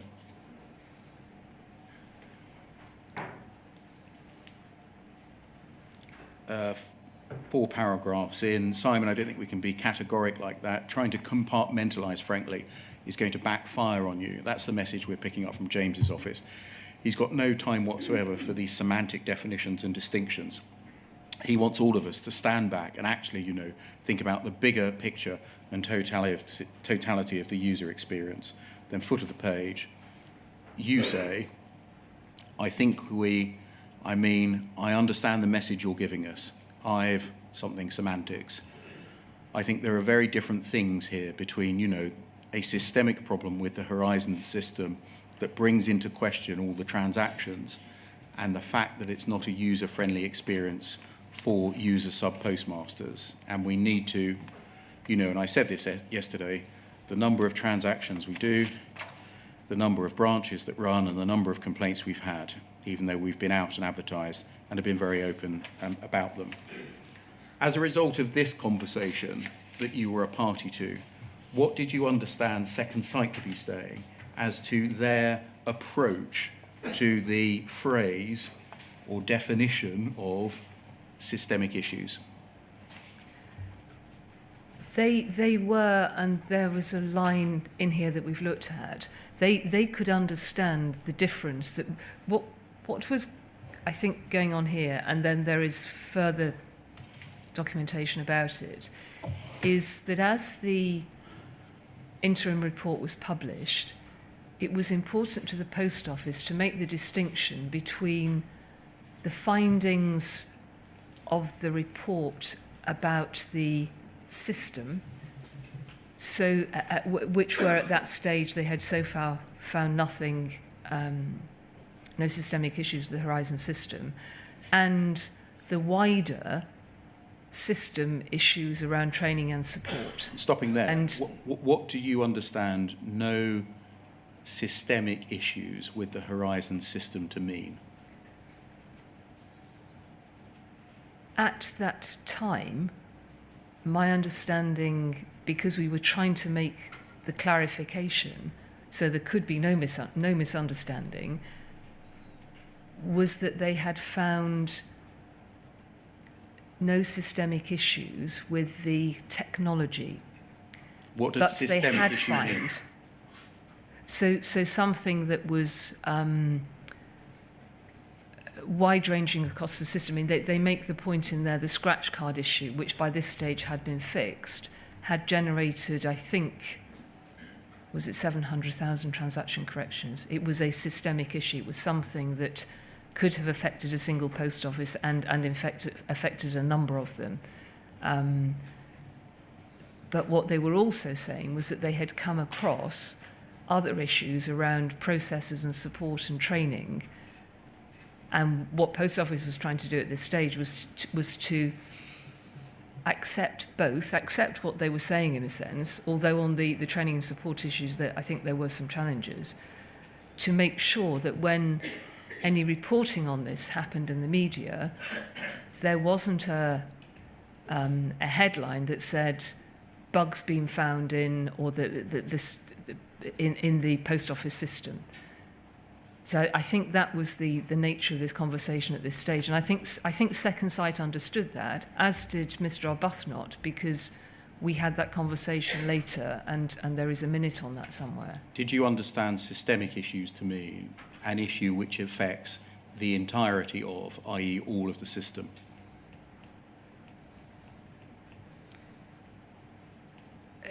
Do you mean including the training and support and process issues? No, just on the technology front. I think at this stage we had understood it to mean the technology front. Yes, Yes. i.e. a systemic issue relating to the technology, Yes. in order to be a systemic issue, had to affect the entirety of the estate on that issue. Yes, or a scale of branches, yes. Or a scale of branches. Yes, so what was the scale of branches that it had to affect to be a systemic issue? I'm simply thinking about I think it was the scratch card issue that was given as an example. That affected numbers of branches, but I don't think all of the branches. So it was a system issue in terms of interfaces, and some branches, actually that was probably... What about an issue that affected the balancing of 500 branches? Was that a systemic issue?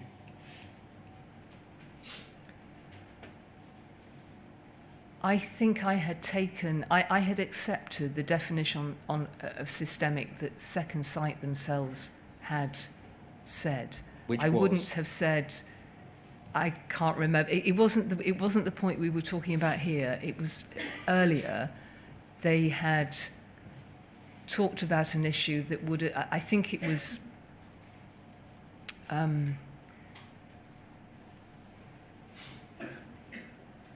they talked about system-wide or something like that. So, can I understand your evidence correctly? You at the time understood Second Sight's reference to systemic issues as meaning an issue that affected, on the technology front, all of the estate in relation to that issue, or a very large part of the estate on that issue. Yes, I think so. would it cover an issue which affected the balancing of 500 branches?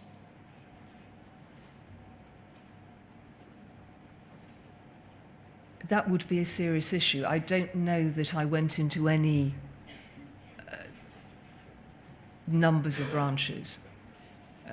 I didn't think about numbers of branches. I simply accepted the definition that they, as experts, had given. And I think their wording was, it wasn't every branch, but it was it gave you an indication that it covered a large number, or it may have been system-wide. I can't remember. You know that the Post Office went on to use this phrase Yes. year in, year out afterwards in order to defend its system. Yes. Did it not occur to you that there was a category of case involving a large number of branches which may have experienced a problem with Horizon's systems, but which didn't affect every branch?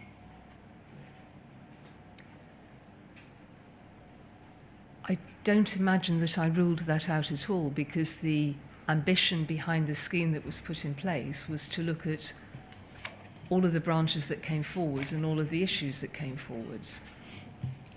Can we turn, please, to the board meeting of the 16th of July by looking at poll 3099218.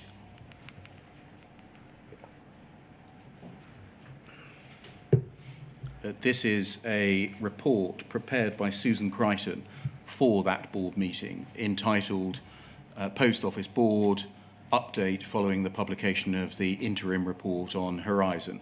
It's dated the 12th of July 2013. So I'm going to call it the 12th of July board report. And you tell us in your witness statement, it's paragraph 519, that this was made available to you at the time before the 16th of July board meeting, Yes. correct? Yes. The purpose of the paper is recorded to be to update the board on the latest events and seek input as to how the business moves forward, with the 3 new initiatives outlined in the press release of the 8th of July and explored further in this paper. If we scroll down, there's some background, and then if we look at current activity underway, and then go over the page, and 3.7 records one of the pieces of activity underway is, on the advice of our external criminal lawyers, we've immediately begun a review of our criminal cases conducted since separation on the 1st of April 2012. More detail on this is set out in Annex 1. That date there, the separation date of the 1st of April 2012, as being the date of the review, I think must be an error. That was the date of separation, but it wasn't the date that the review went back to, No. as we'll see when we look at Annex 1 itself. They went back to January 2010. Yeah. And if we scroll down, proposed way forward, 1, the working party overview will establish a working party to include the JFSA to complete the review process and look at the thematic issues which have emerged. 2, continued involvement of Second Sight. Following the meeting with James Arbuthnot and MPs and the comments made in the House, it's clear that Second Sight will have to continue to be involved in this matter. We're currently considering how best to manage this and to use the work already completed by them, mindful of the need of their report to remain independent and a need for a cap on their costs. In addition, following the statement in the House, we'll need an independent chair for this group. Can you help us? Was it the original plan, as per your email to Leslie Sewell and Mark Davis, to part company from Second Sight? My email didn't say that No. as an action. My email didn't refer to Second Sight. And as I said this morning, we were considering whether or not we could bring in additional resource to support Second Sight, whether their involvement should end. There was, I remember, there were, I remember, questions from the board about whether Second Sight should continue. And it became very clear that they should, because they had the ear and the confidence of the MPs and the minister, and that was important. And so they did. And so what the and again, this isn't my paper, this is Susan's paper, but I think from memory what the board then asked us to do was to think about how we could support Second Sight so that the work could be progressed at more pace and closer to the budgets which they had originally agreed, or they were about to sign off. You make the point this is Susan's paper and not your own. You went on to present this paper and not I can explain why, if that's helpful. We'll get to that, but I mean the short point is she was made to sit outside on a chair. Yes, yes. If we go to page 3, please. Under the heading Next Steps, if we go down 4.6, a proactive approach. There are a number of areas where the Post Office wishes to take a proactive approach, for instance, looking at processes for managing our relationship with our sub-postmasters. Further details will be shared. A reactive approach. In respect of the criminal cases, the Post Office should wait for those to be overturned via the Court of Appeal and for claims for compensation to be made. We'll then decide whether to settle or fight. Why was a proactive approach being taken to the management of relations with sub-postmasters, but a sitting back, a reactive approach being taken to miscarriages of justice?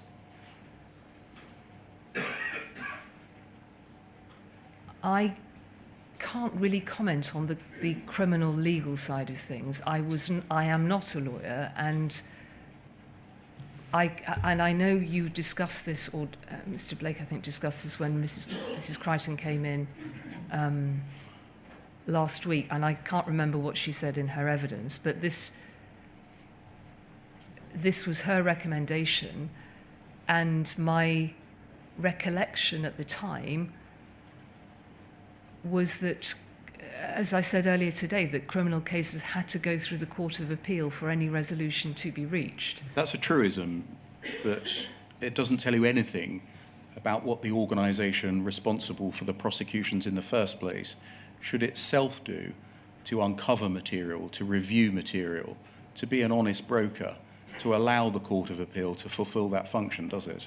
Yes, I agree, and I said this morning it would have been better had we done a completely separate investigation into this. At the time, I and the board took the advice from the legal team and the lawyers that they were working with that this was the way to do it. It was clearly completely wrong to put criminal cases into a mediation scheme that couldn't have resolved it. But in the mediation scheme documentation, it allows for that. And there Was were that questions. a deliberate strategy to do that? No. To lump these things Well, I'm sorry, into a process that you well knew had no facility to deal with them? No, not a deliberate strategy on my part at all. Can we go over to page 4, please? This is the annex that was referred to and is Miss Crichton's note on the details of the criminal cases review.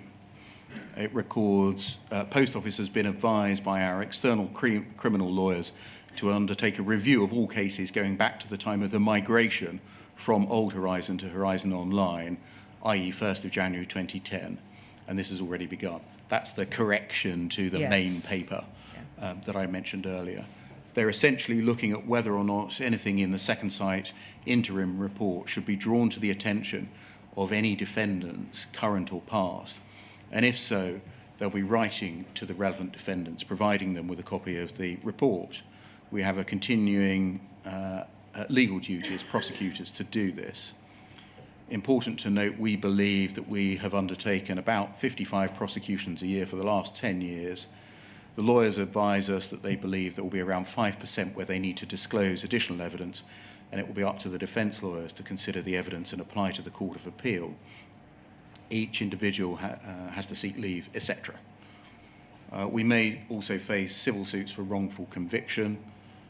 The consequences of this, I think the causes of action are malicious falsehood, defamation, wrongful termination of contracts, and harassment. 1.4, if we abandon our prosecutions, we may also face claims e.g. for malicious prosecution, and over the page. Oh, that's the end. Thank you very much. Excuse me, if you remember this morning, I mentioned that I had a recollection about the external lawyers thinking there were a small number of cases. I think 1.1 may be a reference to that. I.e. the 5%. The 5%, yes. Now, can we look, please, at the agenda for the meeting? Poll 00371898.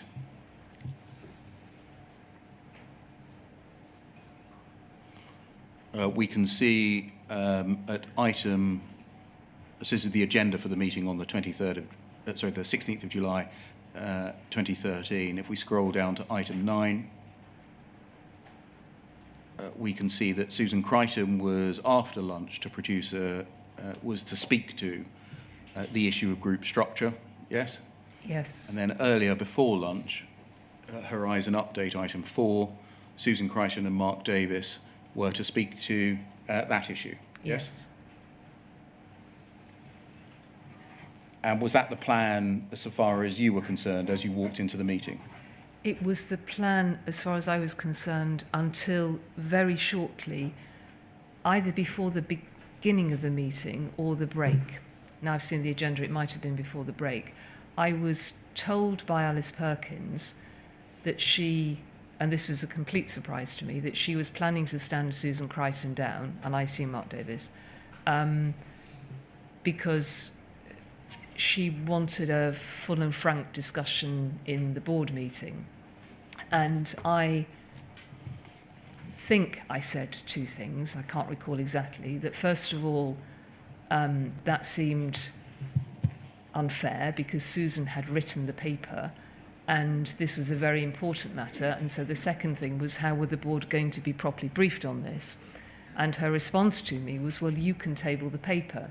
Sorry, stopping there. Presumably you said, as you said to us a number of times, but I'm not a lawyer. I don't know anything about exactly that. I said I can't possibly table that paper. And her reply to that was then, well, you can talk to, I was familiar with some of it, clearly. I could talk to what I could talk to, and the questions that I couldn't answer could be picked up later. And so that happened. And I felt uncomfortable about it. Can we look at what you said in the board meeting? Poll 3021516.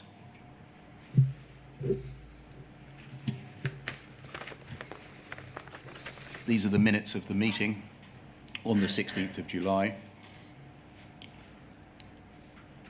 We see that you are recorded as being present. If we go forward to page 6, please.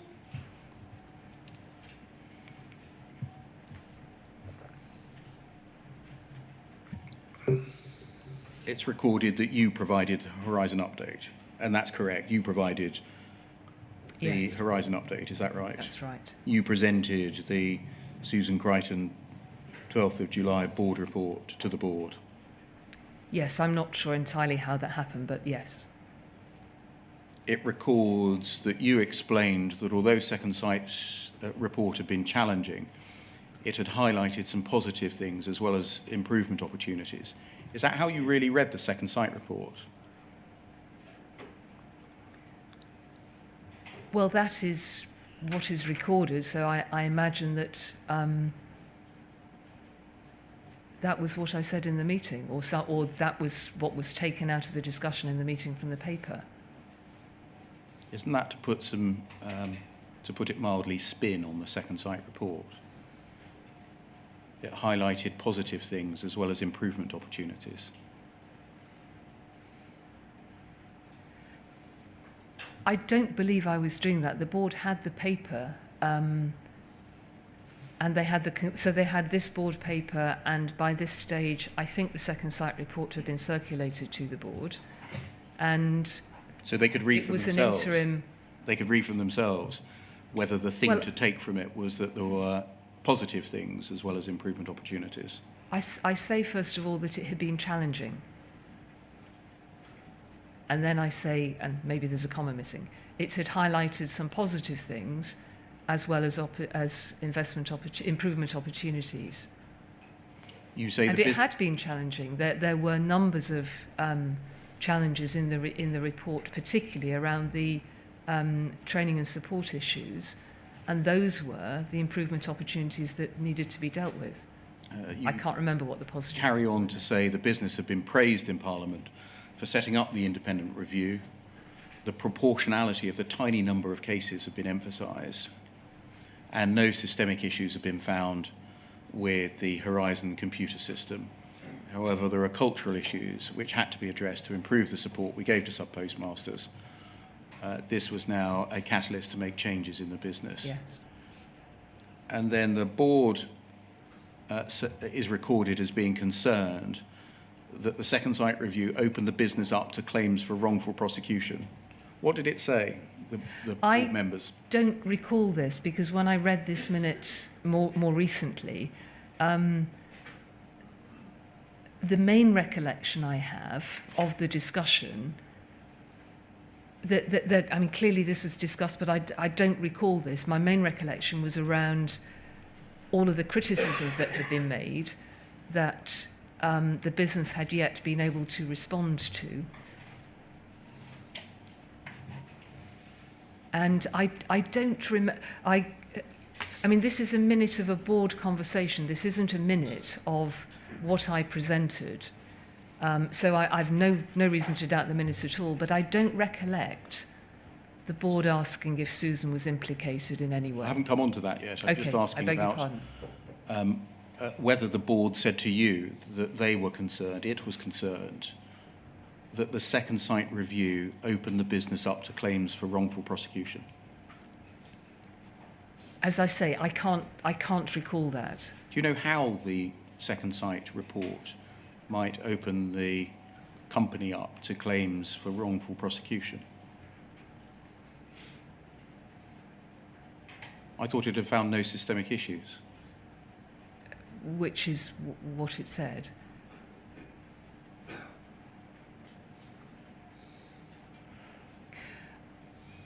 I don't know whether at the time I understood how the board, whoever in the board, had arrived at that particular conclusion.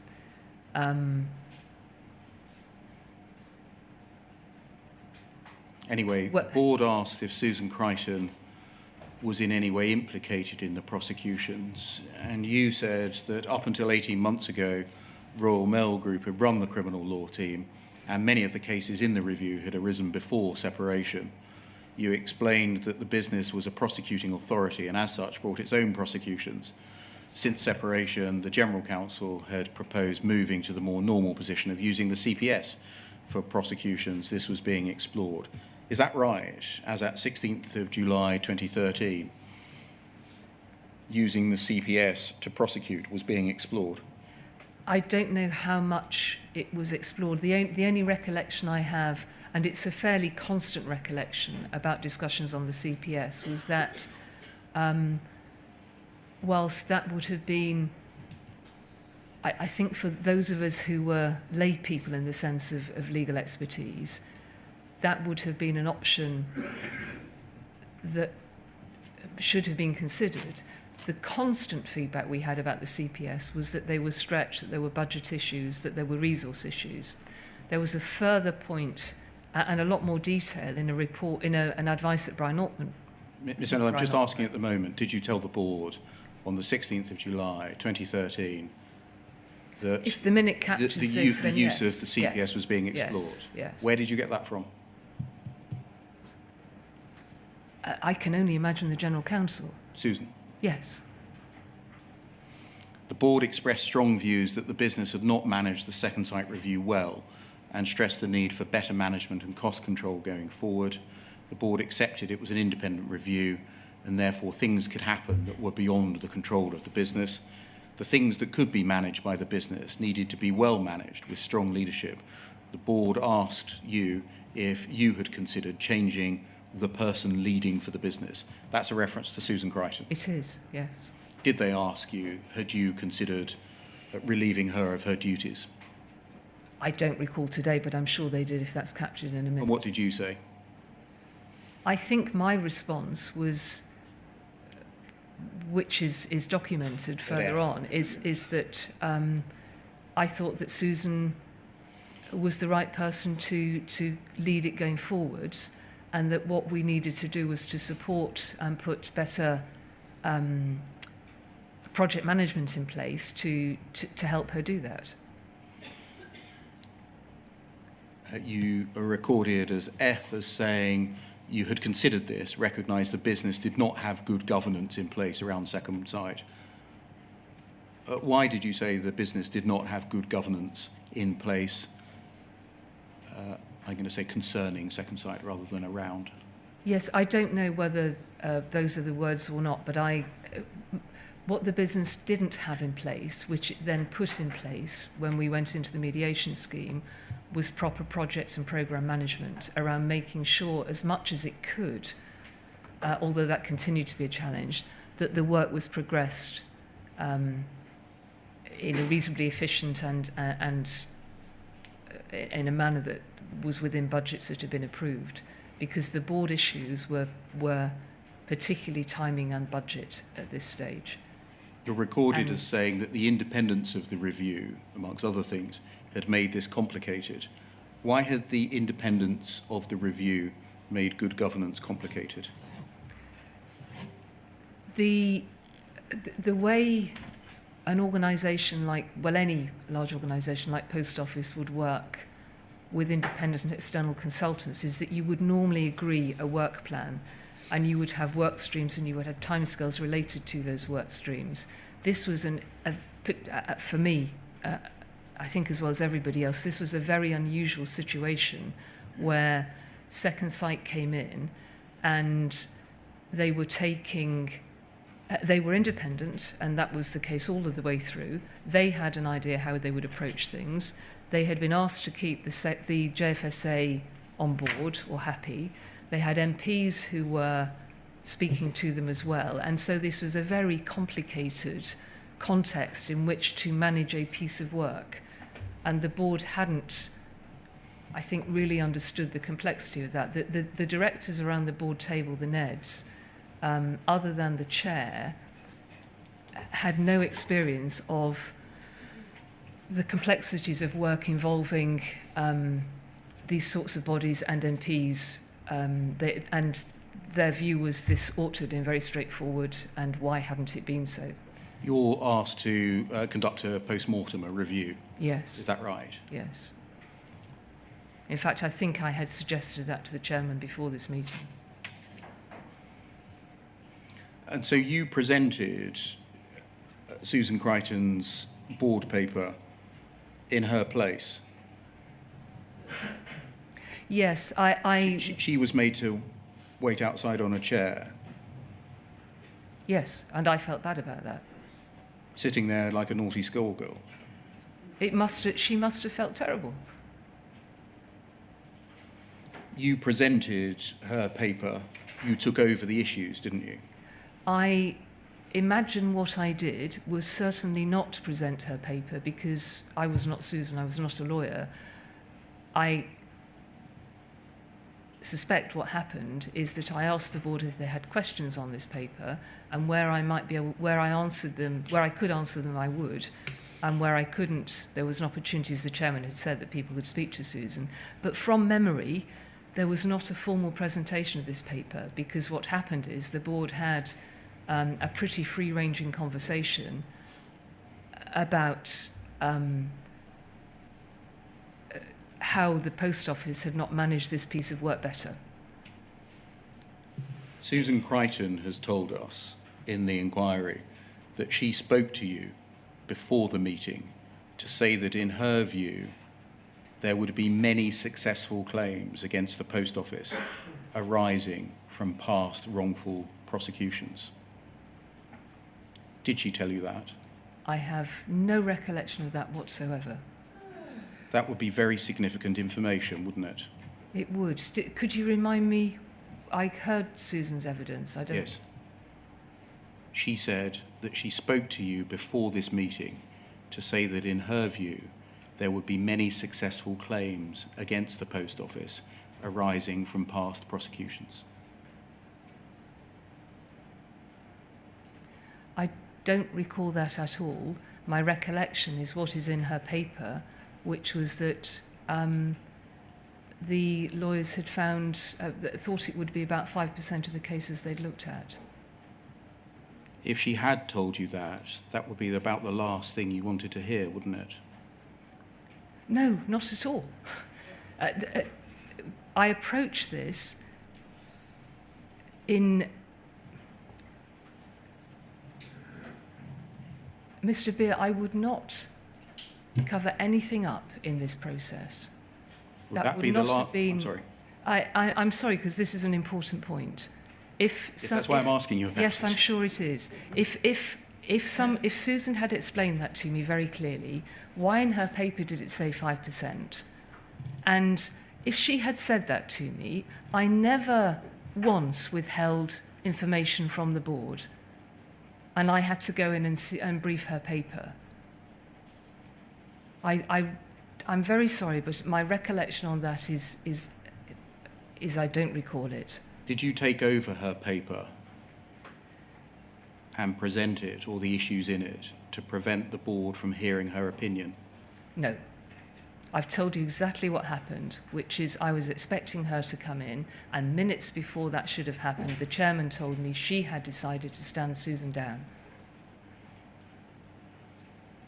Did you tell the board about what you had been told concerning evidence that the Fujitsu expert had given to courts, which had led to prosecutions in which he had not disclosed his knowledge of bugs in Horizon?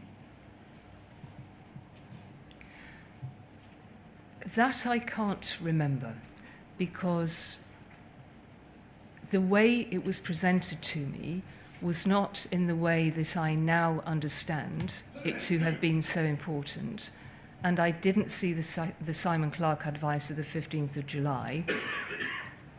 It was presented to me, as I've explained, as a frustration and something that seemed, that was a logic that I couldn't follow, that Leslie Sewell had explained and I couldn't follow either. I can't imagine that I would have withheld that level of information.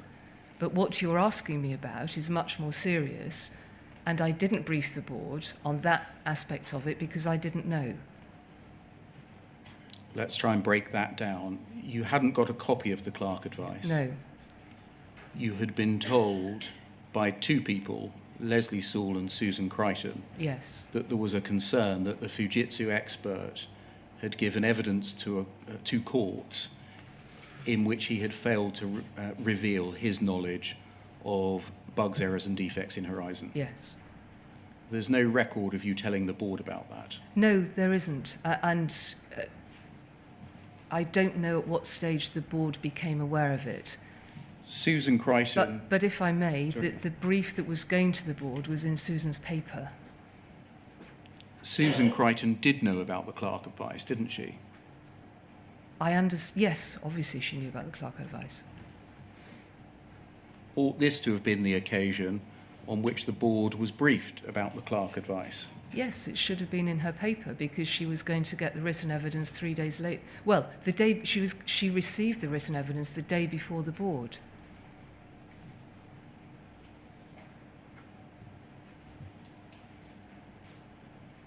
The Post Office was in possession of expert legal advice to say the expert we've relied on in criminal proceedings to secure the conviction of subpostmasters is an unreliable witness and breached his duties to the court. The person in possession of that information is sitting outside on a chair. You're not telling the board about it. You have a summary of it on your account. How has this state of affairs come about? I have been put in a position in the board meeting with no notice to present the paper by Susan. As I say, I don't think there was a formal presentation of it because what took place was a wide-ranging conversation that the board was dissatisfied. And this wasn't in Susan's paper, so I had no prompt. First of all, I had no understanding about the degree of the seriousness of it. And we had by that stage stopped most of the prosecutions. So in terms of it being an immediate need of no longer having an expert, that wasn't which might have been my reflection, that wasn't front of mind. So this is a series of unfortunate events. No, I was asked to take this paper in that Susan had prepared. That was not in the paper. And I don't suppose it would have crossed my mind to have raised that, because I was not aware at the time just how serious an issue it was. What would you say to the suggestion that this is the executive team shielding the board from the executive team's dirty laundry? I'd say it was completely wrong. That we can manage the problem away. If the board know, they will ask the proper questions. They may ensure that we disclose all of this stuff to subpostmasters, to the CCRC, to the public, and to Parliament. I feel very strongly about that, because one of the elements that was so important to me was to have the board challenge, because I was very aware that I was not a legal expert, or an IT expert for that matter, but in this case a legal expert. I relied on my board, and I think there is evidence in the board effectiveness review that I took feedback and challenge and valued it.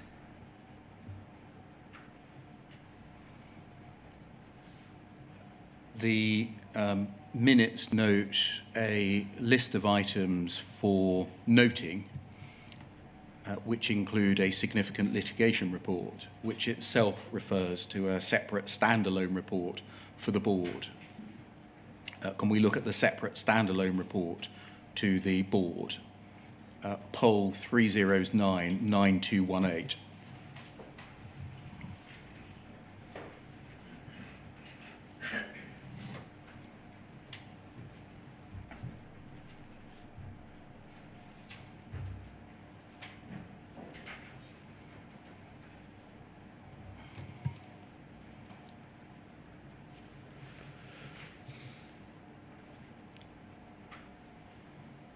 And can we look at page 4, please?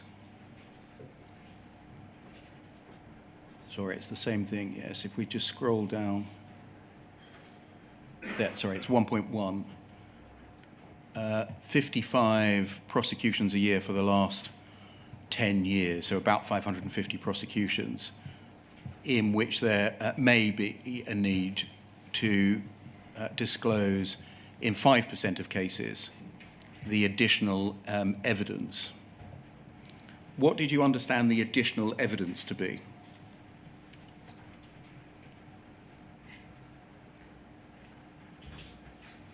I think this was relating to the interim report.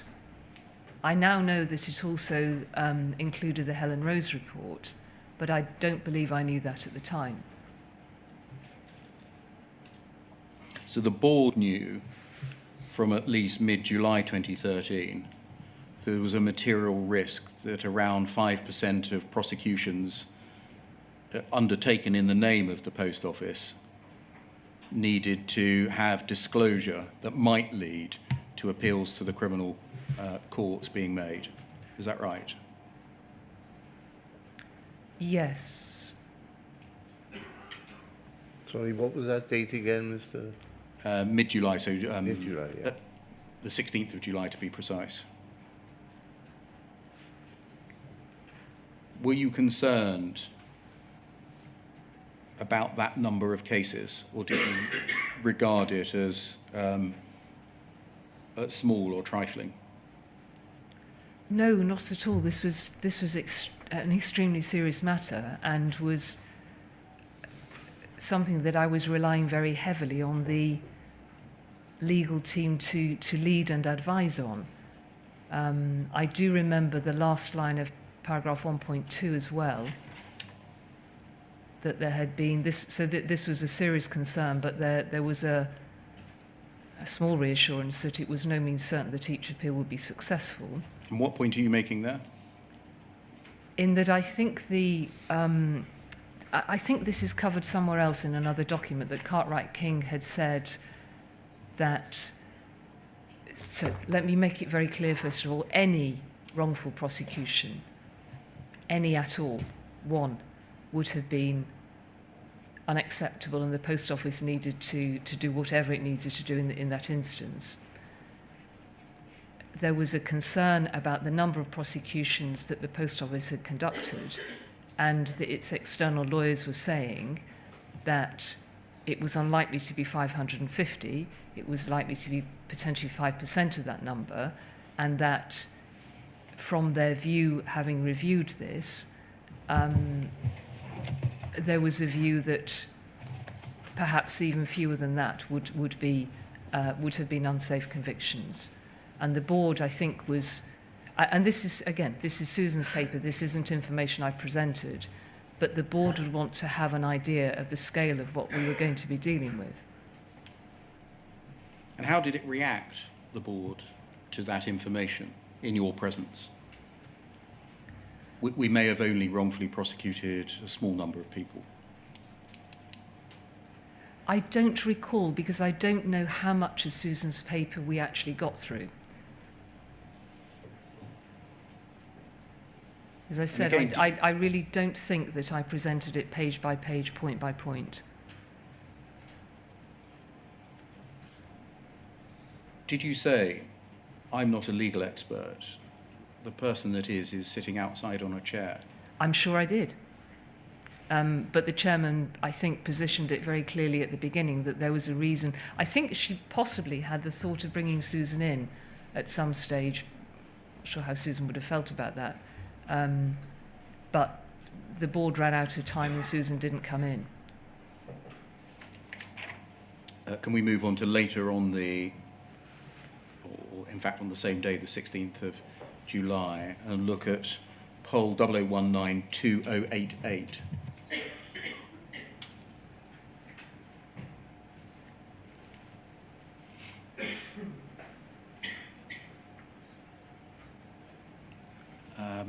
We'll see at the top there's a reply from you on the morning of the board meeting at 7:05 in response to a Mark Davis email the previous day. Let's look at the Mark Davis email first. 15th of July at 5:51. Paula, I've been reflecting on our conversation on Friday around Horizon. The danger in reputational terms is that the issue rumbles on without conclusion both before and after the final second sight report. This could really damage the business and hamper NT. That's network transformation. That's right. How would the issue rumbling on damage or hamper network transformation? I believe this was Mark referring to if there was, I'm not entirely sure, if there was either no resolution to the cases that were coming into the scheme, or I had a feeling this was around people being worried about the impact of Horizon, and the issue with network transformation is that we were closing and relocating about 3,000 to 4,000 post offices and recruiting new subpostmasters, many with existing retail outlets that the post offices were going to be put into. And I think there was a concern that it might impact people's willingness to consider that. It wasn't to do with government funding, that if this second site issue dragged on, it may impact on the extent to which the post office was funded for network No, I have transformation. seen that, and I think the chairman made a point in relation to that, but that was never my understanding. Okay, No. I'm going to let others ask questions about the relationship between the post office's conduct and government funding.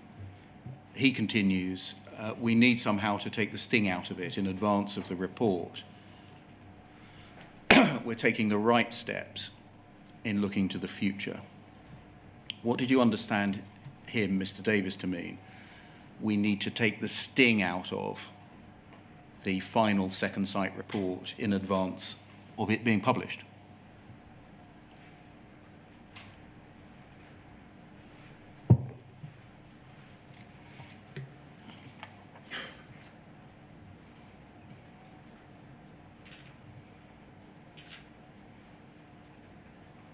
I'm not entirely sure, actually.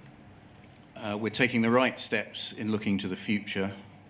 None of these will go far enough to address the damage which some believe they have suffered. These cases will continue and the noise will be louder as the second site process concludes. There's an opportunity here to make a big statement about the kind of business we are and intend to be in the future. We can't, though, issue a blank apology because we just don't know the details of each case. At present, we also face the risk of an open-ended situation where the pipeline of cases is potentially very long. So I wonder whether something like the following would work. 1, we create an independent panel to oversee cases where a sub-postmaster feels lack of training or support contributed to an issue, therefore in addition to the legal review. 2, we proactively invite people to submit their cases to the panel, including writing to the likes of those in the Telegraph piece. 3, the panel's chaired by a QC or perhaps a former MP or peer, scrolling down. 4, it hears evidence from the sub-postmaster and post office on the training and support elements and reaches a judgment. 5, evidence is made in public.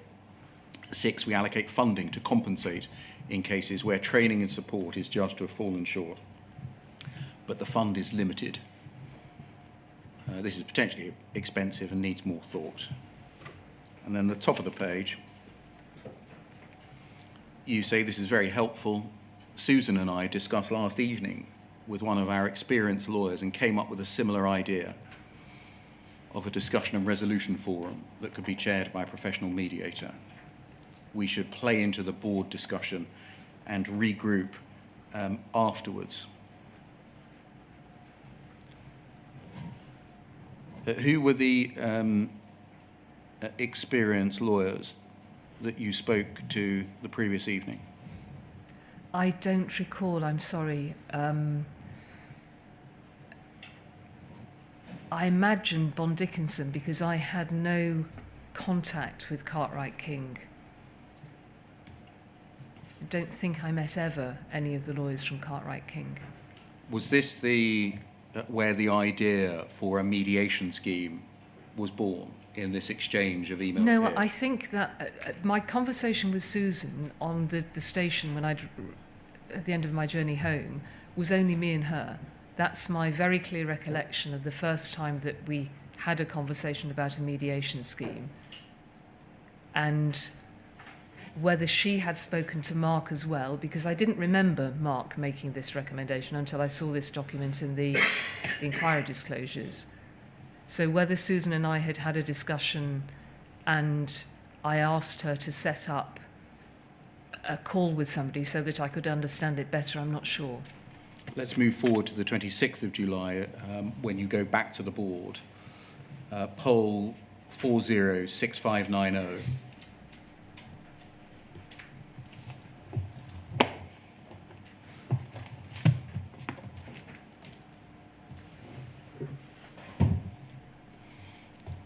This is a document dated the 26th of July. It's further in paragraph 1, as it says, to the board discussion on the 16th of July and provides an update on how we're taking forward the programme of work in response to the publication of the second site I'm sorry, report. could you just give me the date again? 26th, Thank you. I think. I'll just check that.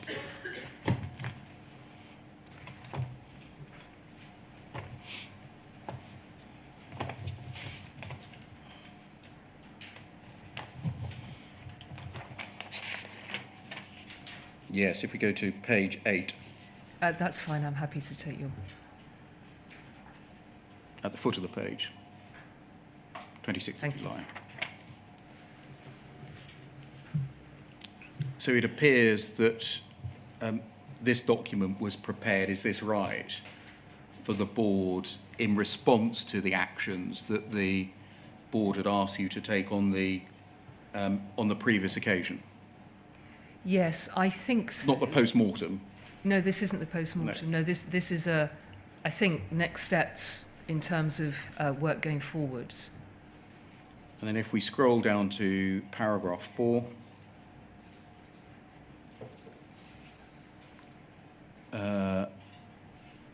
I should have said to start with, did you write this? No, I didn't write it. Who wrote it? Who wrote I it? think, I heard Susan question who wrote it. I think Martin Edwards wrote this. And Your chief of staff? my chief of staff, but there is. I mentioned that I have offered to, somewhere. I mentioned that I have offered to Susan to be able to use Martin to help her as an additional resource. Martin could only have written this with input from others.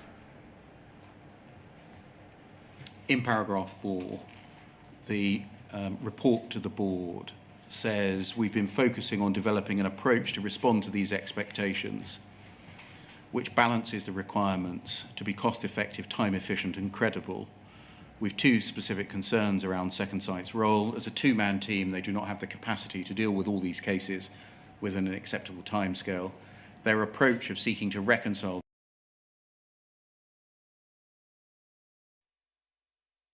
Arbuthnot that they needed to, quote, keep the JFA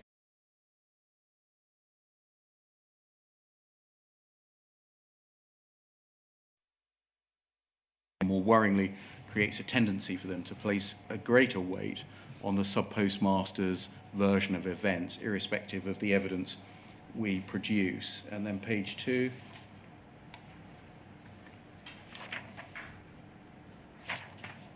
Sorry, I should have looked at the bottom of page 1. We propose to address these concerns, 1, restricting Second Sight's remit to the specific task of preparing an impartial evidential base with no requirement to iron out any inconsistencies. Between the 2 sides' positions, we propose this process of resolution will instead be pursued by employing an independent professional mediator who will seek to facilitate a dialogue between the Post Office and sub-postmaster to arrive at a sensible conclusion. And 2, changing the way we work with Second Sight by allocating an additional senior level resource with a deep understanding of the network to closely work alongside the team in order to answer their queries and help them prepare an accurate evidence base as quickly and as efficiently as possible. Who did that person turn out to be? I think that was Angela van den Bogart. She was the chosen one for that. She was the senior individual who had the expertise and the experience across the business to do the work we believe needed to be done, supported by a team who also had experience. Paragraph 6, the mediator is likely to be a senior independent lawyer with specific experience and expertise in mediation. Their role will be to help the sub-postmaster and post office find common ground and hopefully some form of resolution to the sub-postmaster's complaint. Wouldn't have authority to impose a financial settlement or any other form of resolution on the parties. And then page 3, paragraph 11, we also consider the option of supporting Second Sight with additional capacity from another firm. However, this would not address the underlying issues. We therefore concluded that the mediation process, alongside more collaborative joint working and no arbitrary time limit, would be the best way to balance our various objectives.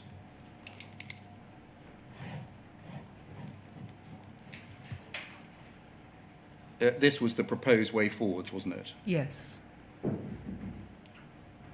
A way forwards that meant it was impossible to deal with anyone who'd been convicted of a criminal offence. I hadn't read that into this. You thought that this was going to be able to resolve those complaints of those people who had been convicted by criminal offences, We didn't have any conversation about excluding criminal cases from this, and the documentation that was produced to support the complaint review mediation scheme clearly envisaged criminal cases going into it because there were questions and answers related to if I have a previous conviction, may I submit my case? And what was going to happen to those that were convicted of criminal offences? How was the mediator going to deal with their conviction? Mr. Beer, I don't know. I wasn't involved in that. If that conversation took place at all, I wasn't involved in it. And what's happened to we need to review convictions going back 12 to 18 months. We need to review convictions going back up to a decade. Has that been lost now, that idea? I'm not entirely sure, but we did have some advice, not seen, from Brian Altman, I think, who reviewed the process that Cartwright King were going through. I believe found that it was fundamentally sound, and there was he looked at the start point, which he decided, I think, was proportionate at the time, but that the post office would need to be open to that going back further if that was necessary. And were you told all of that at the time, or are you repeating what you've now read? That's a good question. I'm very clear on that now. I think at the time that is documented somewhere. I'm fairly sure that, not in any great detail, but that I knew at least some of that at the time. Thank you. So that might be an appropriate moment. I wonder whether we can break until 20 past, please. Yep.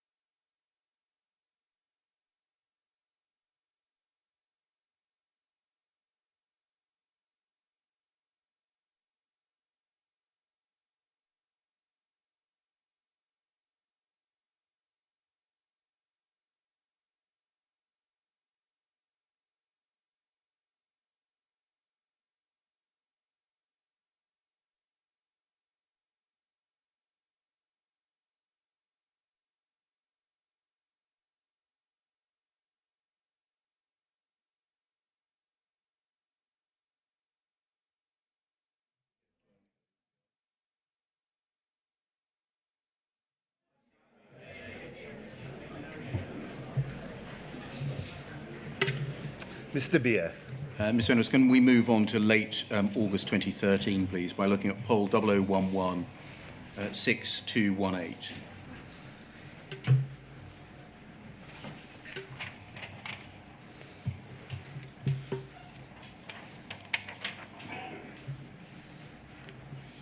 And page 2. And scroll down, please. There's an email from you of the 27th of August to Olwen Lyons and Susan Crichton about the draft note for the board. And in the third paragraph, you address a different issue. You say, Susan, a couple of questions. I've just read the mediation pack tonight. Just stopping there, was that a collection of documents that was to be given to putative applicants to the scheme? Yes, I think so. Page 10 clearly states that compensation can be a possible outcome. When we discussed this, the hope of mediation was to avoid or minimize compensation. But as far as I can see, the pact doesn't really suggest any other outcome. Difficult to do, I know. And so this will be the page that sub-postmasters will pay attention to. You explain there were steps in place to advise sub-postmasters entering the process. This was a chance to be heard and not to expect compensation. How are we planning to manage those expectations? Where compensation may be offered, you mentioned small figures in the £3,000 to £5,000 band. Can we give a range of costs? Was it your view that mediation was to avoid paying compensation? No, my view was, as I explained earlier from the conversation with Susan, that it would be, in those cases where it was possible, a way for resolution to have a conversation between, a mediated conversation between the post office and a sub-postmaster. And I'm playing back to her exactly the content of the conversation and the way that she explained it to me. So what I had then seen in documentation was something that was different to what I had expected. You say here, when the pair of you discussed it, the hope of the mediation was to avoid, i.e. it wouldn't happen at all, or to minimise the amount of compensation. Was that your hope? That the process of mediation would avoid paying any money to sub-postmasters? No, the purpose of mediation was to seek a resolution. And why does this say that there then? Because within that, as I say, it had been Susan's suggestion that, and it had been a conversation about whether this might or might not have been a good idea. And as she explained it, this was one of, I can't remember exactly, but clearly we must at this stage have had concerns about potentially paying out major compensation if it wasn't due. There wouldn't have been concerns about that if it was due, clearly. But the suggestion of mediation had been a way of dealing with what I expected to be cases that where the post office thought resolution could be sought in that way. And we had discussed compensation, and I mentioned there the sort of the small levels of figures. And in fact, we did pay more than that in some cases. What you're saying here is we've got a private hope of paying out nothing. The document we're giving to sub-postmasters doesn't tell them that.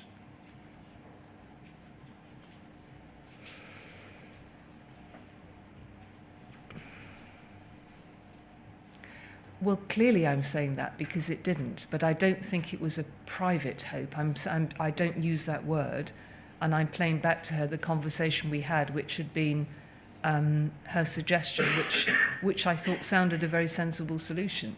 Was it always your intention that token payments should be made? That appropriate payments that... No, I'm asking, was it your intention that token payments should be made? No, and that word has been used elsewhere. I've seen it, and attributed to you. And gratuitous, yes, and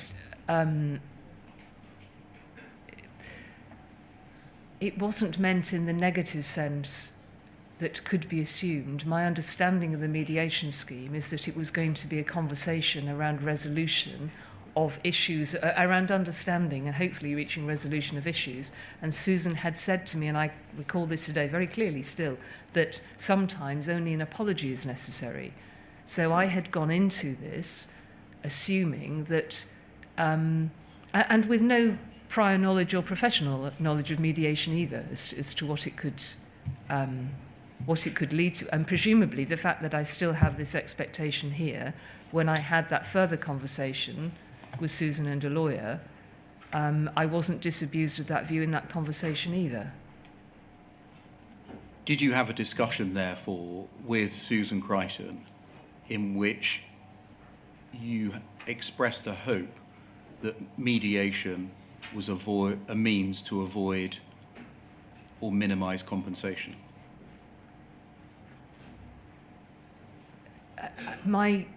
I don't remember having the conversation after this. I don't know what happened after this email. Before this. The conversation with Susan Crichton was that mediation could be a very helpful way of resolving the misunderstandings and issues that the Post Office and subpostmasters were facing, and that it would be an independent way of doing that, that there was a process of mediation and adjudication.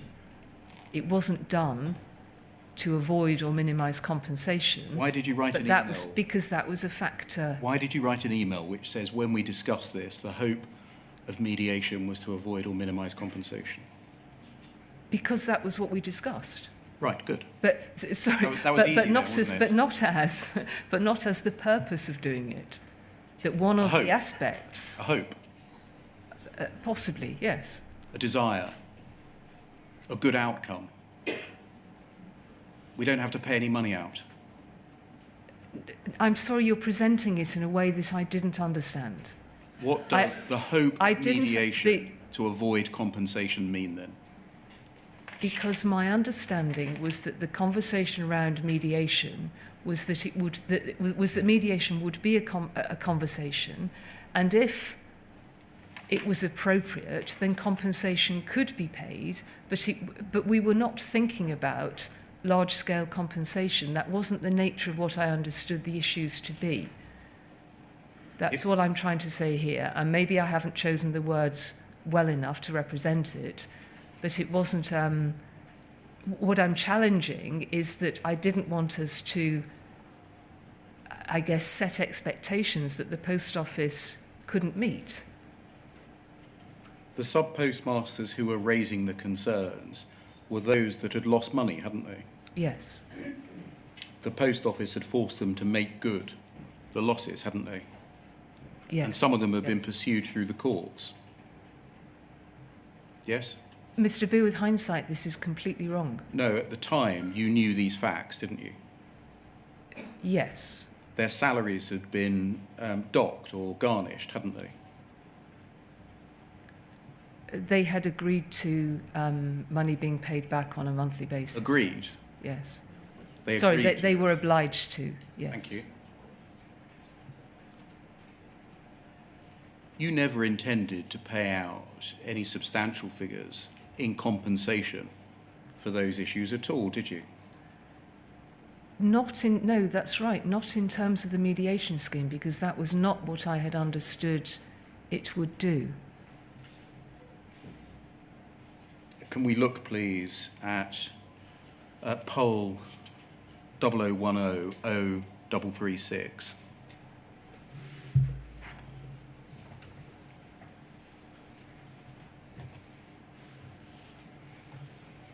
This is a note in 2014 of the 24th of February 2014.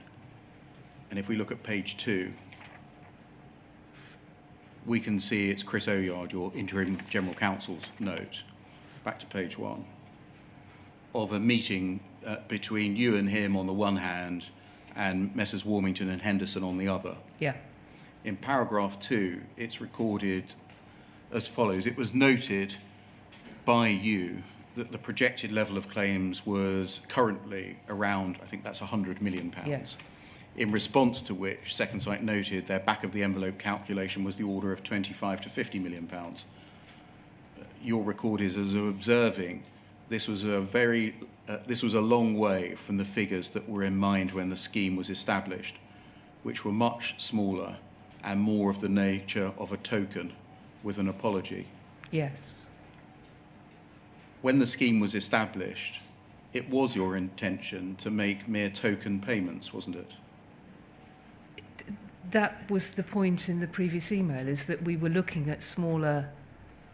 We could not possibly have paid out token payments for the cases that we now know about. At the time the scheme was put in place, and the advice I was given is that this is the way that it would work.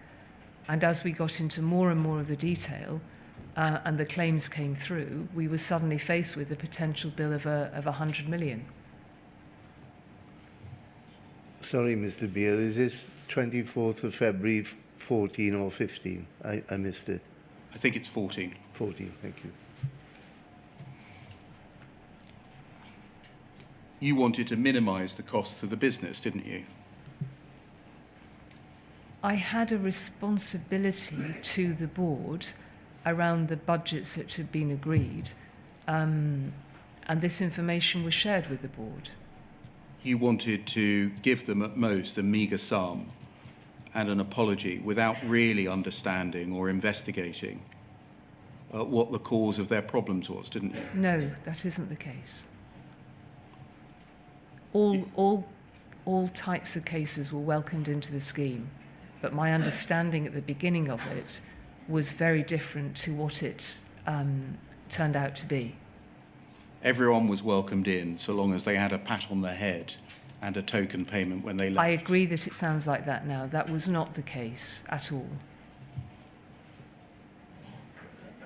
You wanted everyone to get the bare minimum, to forget all of this and move on, didn't you? No.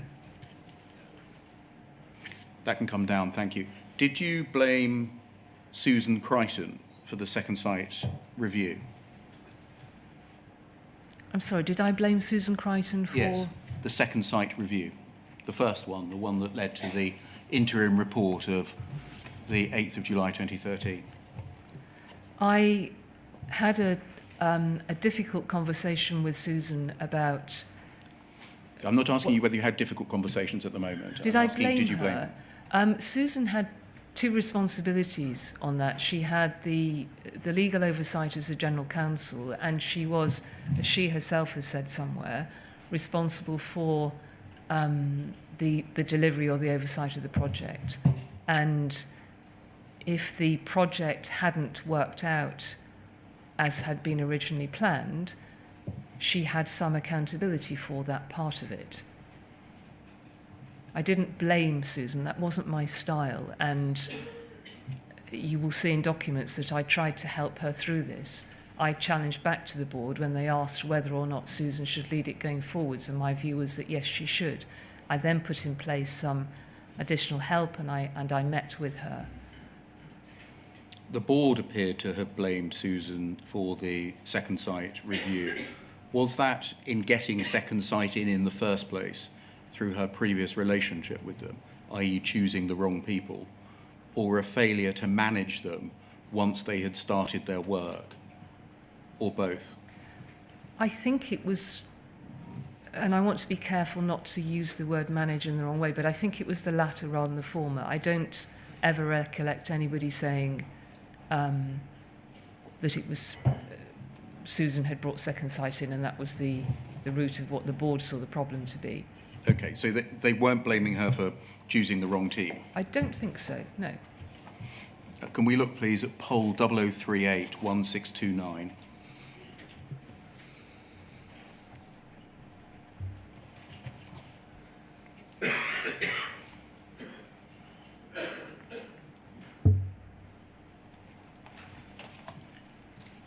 This is, I think, a file note of a number of meetings with Susan Crichton, Yes. and then some reflections by you on those meetings. I think Yes, the this first is wrongly dated the 30th of September. That should be the 30th of August 2013. Is that right? That's right.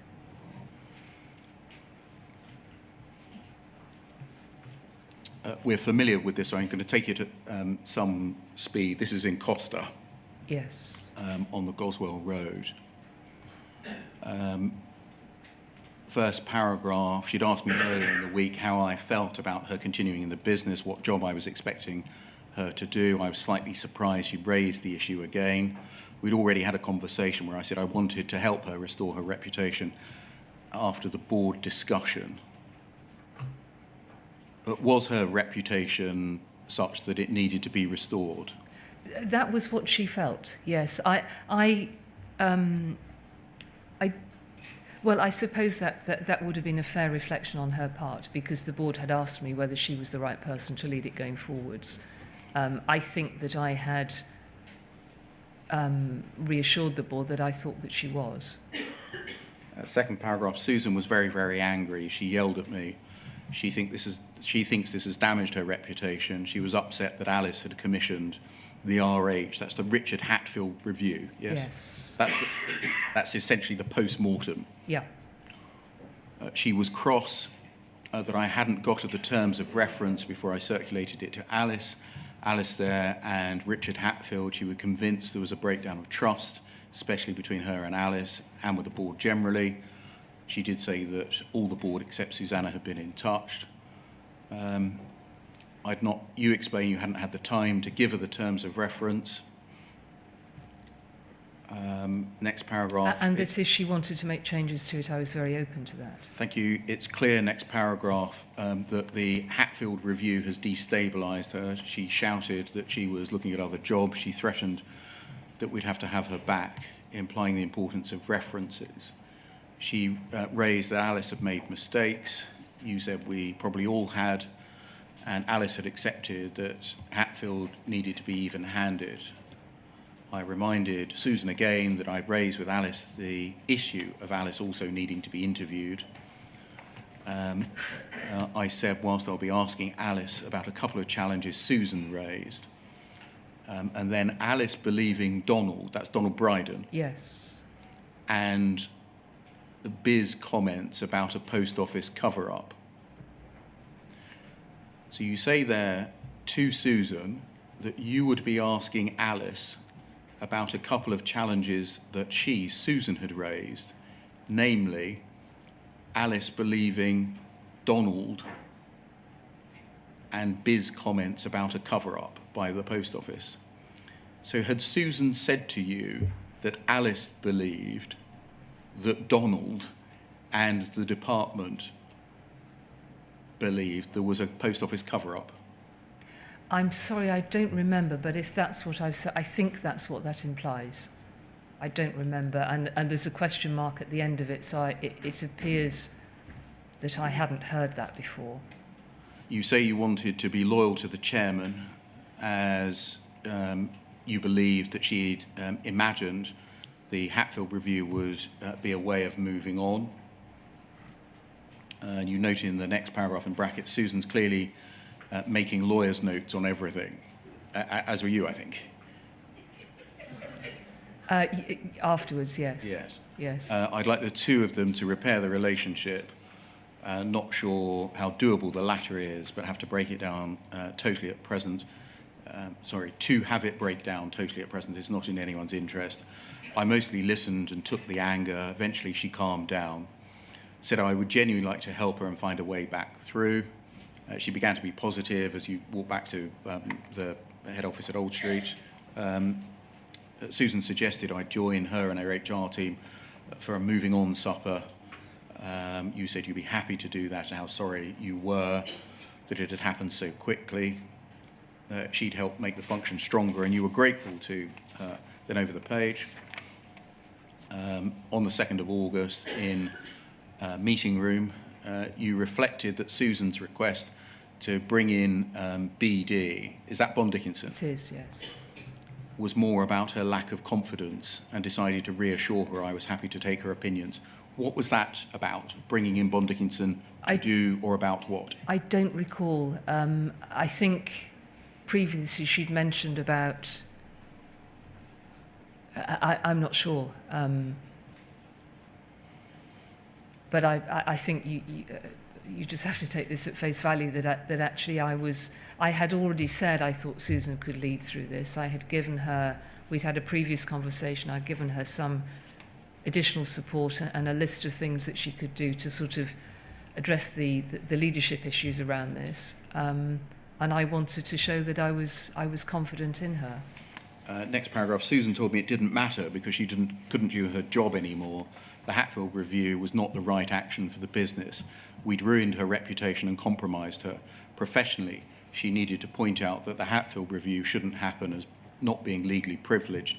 It could be detrimental to the business, but Alice wouldn't believe her and instead see her view as defensive. She could no longer be effective. A general counsel cannot operate if they don't have the confidence of the chairman or board or CEO.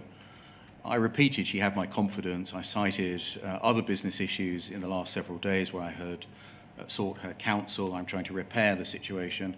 She pointed to the impossibility of her ever coming before the board. You disagreed.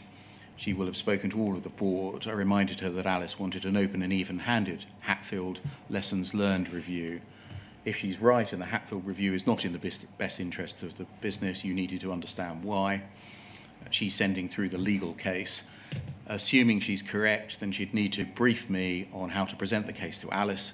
We'd need to explain at the same time how we were going to demonstrate what lessons have been learned. Excuse me, that may have been the point about Bond Dickinson. I see. Hatfield is due to see Susan and Angela on Wednesday morning. If I'm going to stop or pause the review, I need to stand him down from those two meetings. Seeing her in her current frame of mind will not help the business or her. As Hatfield is a past colleague of Alice, there are a couple of lessons to be learned here too, then it would be sensible to tell Alice first. You wondered if Susan was overreacting to the Hatfield review. She could be right. She'll undoubtedly make the legal case against it. Emotionally, she may just throw in the towel if we decide to press ahead. This may also be her way of saying she can't cope with much more pressure at present. If she leaves in the short term, that'll be a major setback. She's stabilised the project. She's demonstrating she wants to right the wrong, my words, not hers. Importantly, the external stakeholders have responded positively. She has the confidence of the internal team. I need to find a way of calming this down and buying time to think carefully. We can do a lessons learned internally. And if we do it ourselves, then there could also be some reconciliation. How we handle this will say a great deal about the values of the business. And then reflections. Susan was very emotional. Excuse me, may I just make a comment? The line you haven't read is possibly important. Neil was Neil McCausland, who was the senior independent director. And I was obviously going to talk to him about Susan. And that could have been for one of three reasons. I may have asked, because if there's an issue with the chair, you speak to the SID. He may have suggested it because he would have been aware. Or Alice herself, who was generally quite straightforward, may also have suggested that I speak to Neil. So I think... And we've got some emails that you sending these bits of the notes on to Neil. Right, okay. Reflections. In both meetings, Susan was very emotional. She's hurt, her ego and self-esteem has been undermined. She swings between wanting to get away from it all with a settlement and leave immediately, to building a case to fight and defend her reputation, to accepting the most satisfactory outcome will be to restore her reputation, managing the mediation scheme through to a satisfactory ongoing process. Each time we finish the meeting positively. Susan said to me prior to my leave she would never have put a business she worked for in the situation we found ourselves with the second sight interim report. She wished she'd never allowed Alice to persuade her to do the independent review. She should, in her view, have resigned over it at the time. What does that refer to? That, I think, is what I mentioned much earlier today, which I couldn't remember, or potentially didn't even understand at the time. She had commissioned she had had the meeting with Richard Morgan and I think other lawyers, and had come away from that meeting with a view that there shouldn't have been the review, possibly. I don't know the detail at all around the cases, and I can only imagine that she spoke to Alice about that, and I was out of that loop. I think that is what that is. That doesn't really make sense. She wished she had never allowed Alice to persuade her to do the independent review. Yes, so... No female, no woman is doing an independent review, are they? No, I think my understanding of this, with hindsight, is that Susan had gone to Alice, because you remember that Alice talked about kickback from the business or pushback from the business. I hadn't been involved in that conversation. She had taken advice from Richard Morgan, who had said very clearly this is just a no-win situation. She'd had a conversation with Alice, and Alice had persuaded Susan that we needed to continue with the second site review. I see. And then you say this, my reflection on what happened with Second Side, as I write this today, 2nd of September 13, is that Susan was possibly more loyal to her professional conduct requirements and put her integrity as a lawyer above the interests of the business. When had Susan Crichton put her professional conduct requirements and integrity above the interests of the business? I wrote this completely wrongly. What I was trying to say, if I may, is that, as I said earlier, Susan had two responsibilities here. She absolutely, and I respected it 100%, had the professional conduct requirements of a lawyer as the general counsel. That was her role as the lead lawyer for the organisation.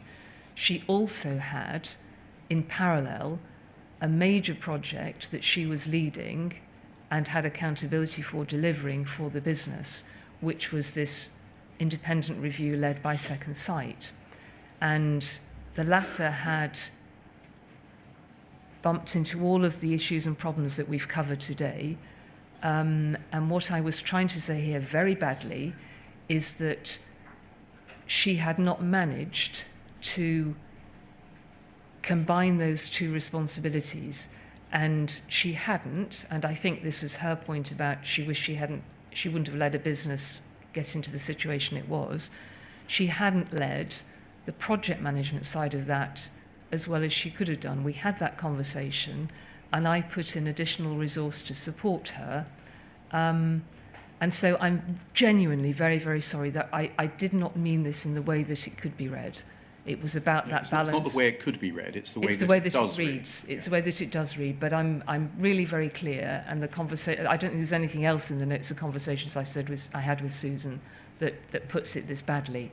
But that was the point, is that she hadn't balanced those two aspects of her role. But I was sure, and I think this is now the third time that I had gone back to Susan to help her, in her words, restore her reputation and give her the resource to be able to lead this going forwards.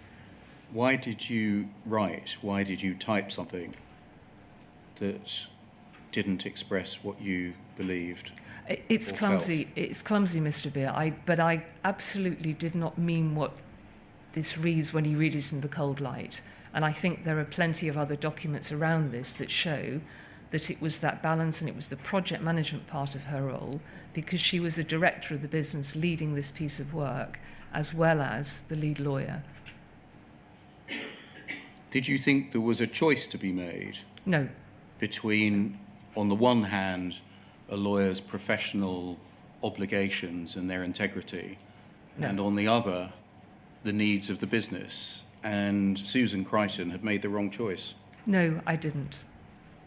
Why did you type it then? I'm sorry, I've tried to explain, because she had these two areas of responsibility, and I think that she neglected the business side, and focused, as she had to do all of the time in her job, on the legal side.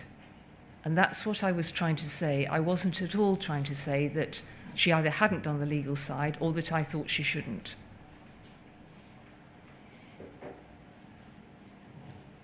Can we look, please, at poll 0038 1455?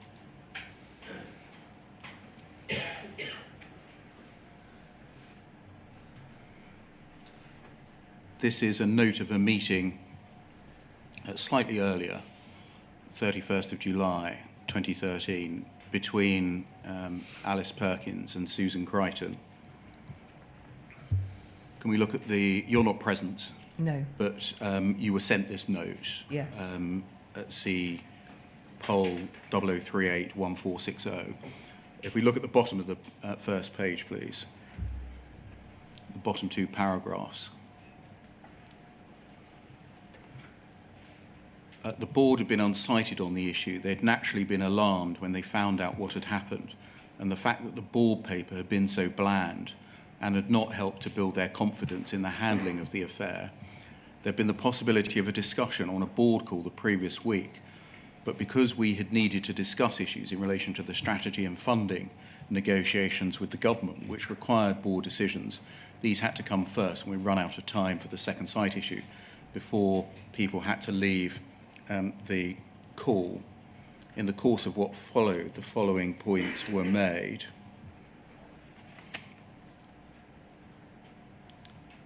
Susan Crichton said that she now thought it had been right to have the inquiry, as it revealed the imbalance of power between the postmasters and the post office, which needs addressing. This was a huge and complex issue for the business. Alice Perkins, commented that I thought that although the outcome had in some ways been good for the post office, the way the process had been handled had been deeply flawed. I'd backed Susan Crichton's judgment on the appointment of Second Sight because we did not want to appoint one of the big four. She seemed very confident in them, and given her strongly stated opinion to having an inquiry in the first place, I'd wanted her to feel some ownership of the process. Once we decided to go down that route, we'd lost control of the process. I'd lost confidence in Simon Baker early on, but had been told repeatedly he was good and capable of handling the role. I said we should never have got into a position where we didn't see the draft of Second Sight's report until days before its publication, complete version Friday before Monday publication. I understood that Second Sight's investigation had to be independent, but in the civil service, there would have been someone marking it who was close to all the key people. Second Sight, James Arbuthnot, JFSA, and knew what was going on. By the time I'd found out that Second Sight had in effect changed the terms of reference to which they were working, it was too late to retrieve the situation. The organisation and people in it should have had proper time to consider Second Sight's findings and respond to them. Susan Crichton questioned my understanding of the endgame and said the post office had seen the report days earlier. She'd been contacted by the CEO while unwell about this and had come back early from holiday to handle it, which had not been ideal. And then next paragraph, Susan Crichton said that as a lawyer, it was inappropriate for her to influence key stakeholders. She would have been criticised had she become close to them. I commented if she felt unable to play that role, it should have been flagged up and that someone else could have been brought in to perform it. Privately, I'm astonished at this view, which I simply do not recognise from my experience elsewhere. This is what you were referring to, isn't it? When you said of Susan Crichton, she had put her professional conduct requirements and her integrity as a lawyer above the interests of the business. I was, no. She'd not marked these people properly, had she? I'm sorry, those are Alice's words. I've never used that. What I was referring to is that she had, as other directors around the group executive did, responsibilities for delivering work, and this was a particular project or process, as Alice calls it here, and it hadn't delivered to time, to budget. The board felt rushed in terms of seeing it. They hadn't. Normally, a report like this from an independent consultancy, as we saw earlier on Deloitte, for instance, would come to the board. There would be discussions around it. There would be interim discussions, drafts, etc. although the business had had it days earlier, it was only days earlier before it came to the board, and the business itself hadn't had that opportunity. So my comment was not about Susan marking anybody, it was simply about how she managed that balance of her legal responsibilities and her responsibilities to deliver a key business project. So the chairman of the business is saying that in the civil service, there should have been somebody marking the key players. The lawyer says it would be inappropriate for me to influence the key stakeholders because of my professional Yes. obligations. But also, The because chairman this- is astonished at that view, and then you wrote a note which said the lawyer put her professional obligations above the interest of the business. But that didn't refer to this. Is that what we're to believe? Yes, I'm very clear what I meant about that, and I think I also say somewhere else that if Susan felt, but it's what Alice says here too, is that if she had felt conflicted in that way, then she could have mentioned it to me. And when I had the conversation with her, I think at the end of July, we talked about giving her more resource so that she could have the support to deliver the project. You and the chairman were annoyed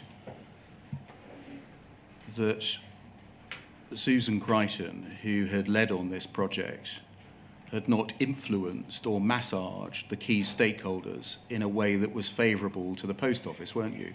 No, She hadn't marked them close enough. That's what the chairman said. That was not my view. Susan wouldn't have been able to influence Second Sight on a number of the areas that they were critical of the post office on, because a number of those areas were related to operations. Susan was a lawyer, not an operations manager, but she was the director who was overseeing the project, and the project was late.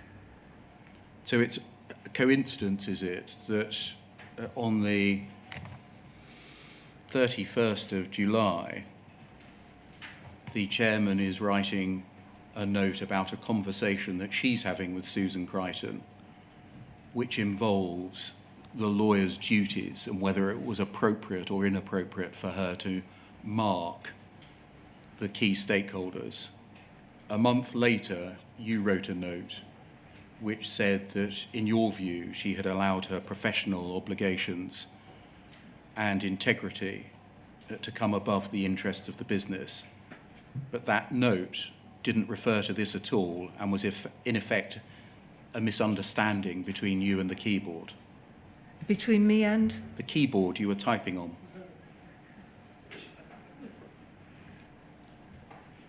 I've already explained to you that what I was trying to convey in that comment. I would, and I don't think Alice Perkins would either, have wanted Susan to compromise her professional code. But Alice can speak for herself. My view, I was being heavily criticised by the board because the business hadn't delivered this project to budget and to time, that there were serious complaints within the report, that the business said it hadn't been able to deliver its evidence on. And the individual who was overseeing that work from the business point of view was Susan. And that was all I was trying to say, is that she needed to be able to do both, and I was happy to support her to do that going forwards. Thank you. Can we turn to a fresh topic, please, which is about the Post Office's attempts to control the narrative?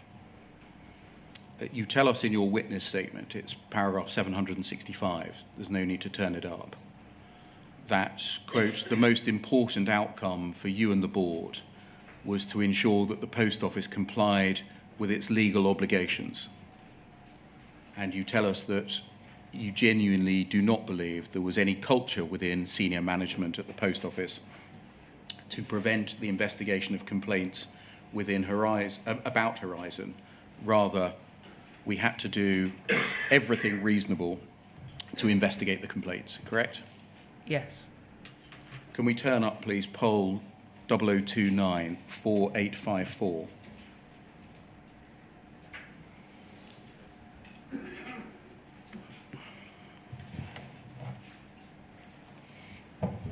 And and turn to page 2, please.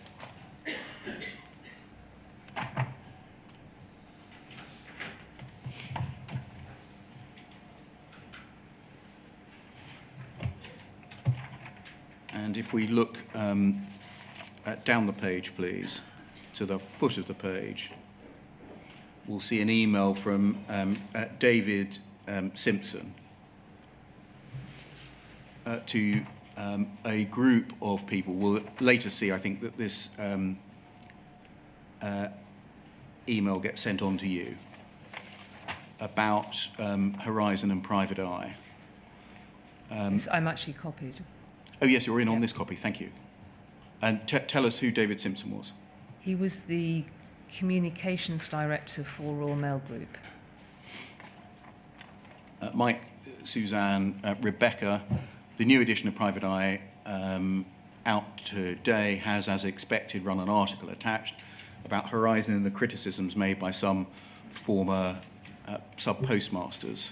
The names of the sub-postmasters featured are very familiar, and the claims made against Horizon are the ones we've seen many times before. The article mentions shoesmiths and a possible legal action. And then, not surprisingly, Private Eye has not run in full the very short statement we gave them. We think we should write a letter to Private Eye for publication, making two simple points. The fact it's the courts and not the post office that convict people, and the point we made in our statement that the courts have upheld the post office's position in each court case. The draft should say, sir, the post office takes meticulous care to ensure the Horizon system in branches nationwide is fully accurate at all times. We do this because public money is entrusted to the post office and our customers, and so postmasters rightly expect the post office fully to account for every penny. We have full confidence in the Horizon system. There have been, in square brackets, a small number of cases involving a small fraction of the post office network where court action has been taken over missing sums of public money. In every case, courts have consistently upheld the post office position that the Horizon records are accurate and reliable. When former sub-postmasters have been convicted of theft, it's of course the courts that have convicted them, not the post office, which has had to provide sufficiently robust evidence of proof, otherwise the cases would have failed. And then further up the page, please. Susan Crichton says, thank you, my own view and experience, I wouldn't write. This is old news and we don't want to prolong the story. And then your view at the top of the page. Susan, I understand and it's a fine line, but I disagree. We need to be front foot and counter anything that has a reputational impact. It is a goal of mine that all press, even local press, perhaps especially local press, should be scoured for negative comment and refuted. I would only not do so only if Shane or Alana's view it's likely to cause more trouble than it's worth.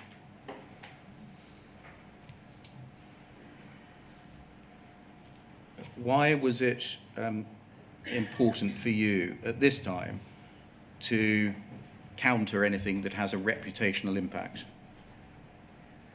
This was a general ambition of mine, and the important phrase here is where I say perhaps especially local press. And it's in my statement, and I spoke about it at numbers of conferences.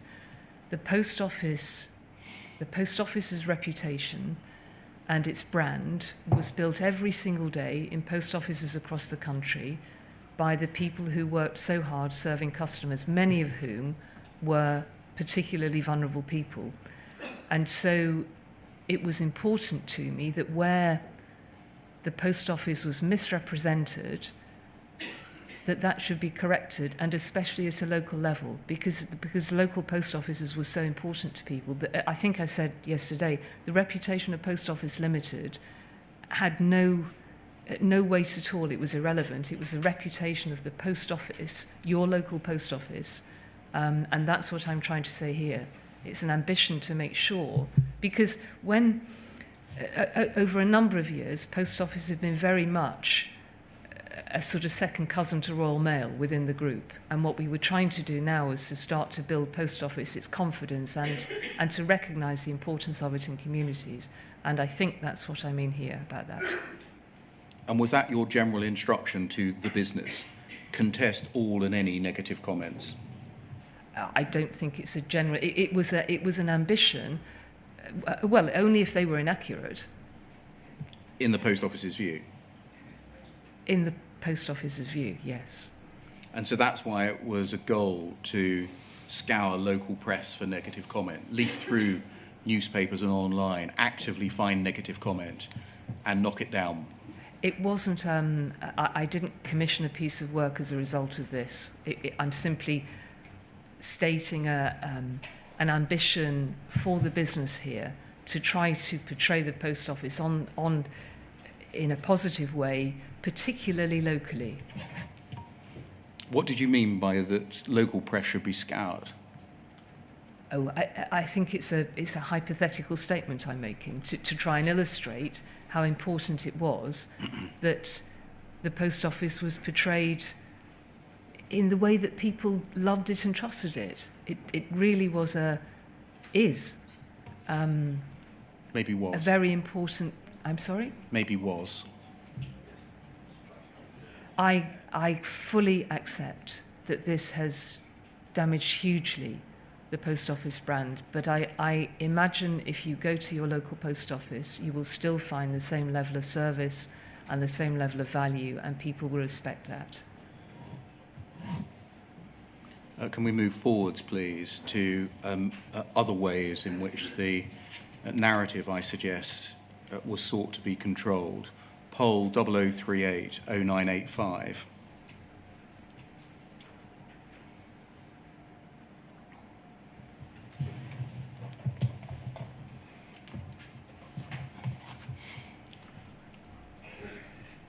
If we scroll down, please, we'll see an email from you to a group of senior Post Office executives, amongst which was Susan Crichton, saying my engineer/computer literate husband has sent the following reply to the question, what's a non-emotive word for computer bugs, glitches, defects that happen as a matter of course? Answer, exception or anomaly. You can also say conditional exception or anomaly, which only manifests itself under unforeseen circumstances. Does that help? And Mr. Davis replied at the top, I like exception very much. Did you consider the terms computer bug, computer glitch, or computer defect to be emotive? I shouldn't have engaged in this at all. Again, that's an answer to a different question. No, I realise that, but I want to say very clearly, we should have said bugs. Did you consider the word computer bugs, glitches, or defects to be emotive? I'm not sure why I used non-emotive. I think what I was trying to do here, and the inquiry has seen that the conversation had been started some days earlier, and I assume that I was asked. So whether I was asked what's a non-emotive word, I don't know.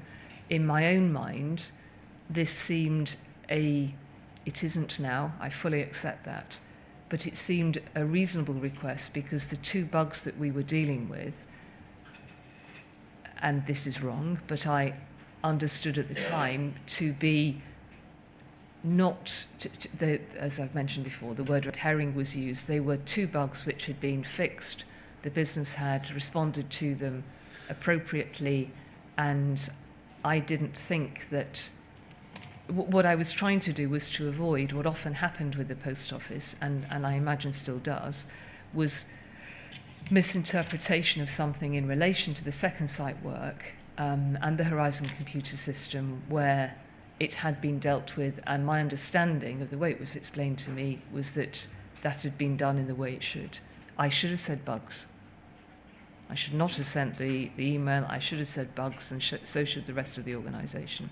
Did you and your senior Post Office colleagues call these things bugs, glitches and defects during your internal meetings? Or did you call them exceptions and anomalies? I think we've seen numbers of different descriptions. Before this time, did you call them bugs? There was certainly, I think when Alwyn Lyons phoned me to tell me about it, I think she said we found 2 bugs. Or, I'm not sure. But Why did you ask your husband for non-emotive words for computer bugs, etc.? because we were looking to find a different word than bugs. Yes, but why? Because, as I've just tried to explain, wrongly and stupidly, and we should have said bugs, we were trying to keep the proportionality, I thought, around 2 issues that had arisen that were not anything to do with the systemic impact on the system or the second site interim report. Did you initiate this discussion, or was it one of the recipients to your email?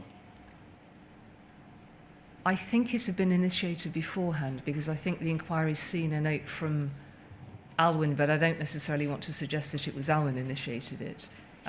But her note where she talked about incidents was a few days before this. Did this become part of the Post Office's communication strategy? The words were picked up, yes. Anomaly was picked up and exception was picked up. Strategy is probably too strong a word, but yes, the words were adopted.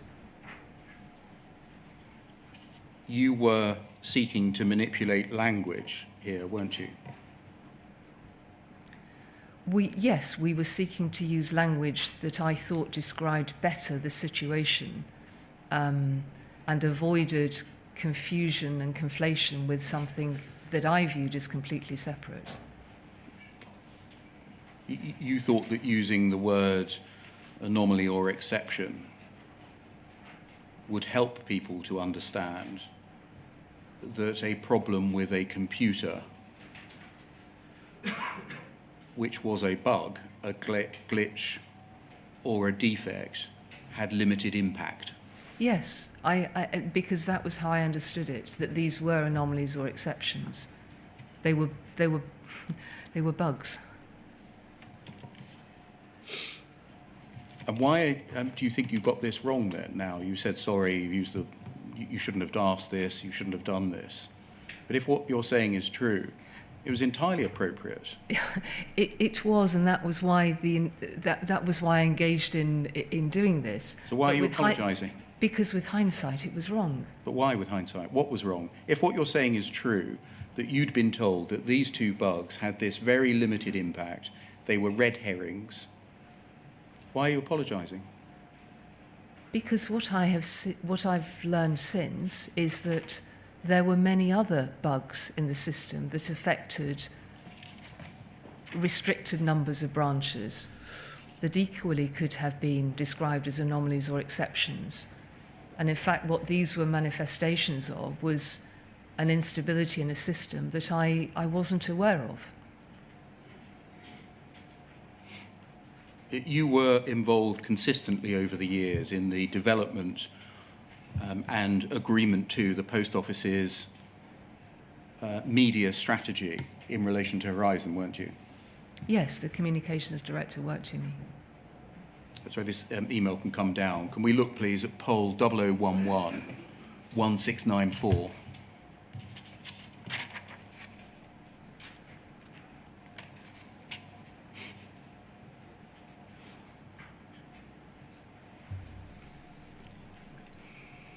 We're quite late in the piece here, February 2019,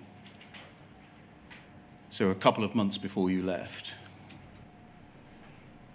And if we look at the foot of the page, please, you'll see an email from Tom Cooper at UKGI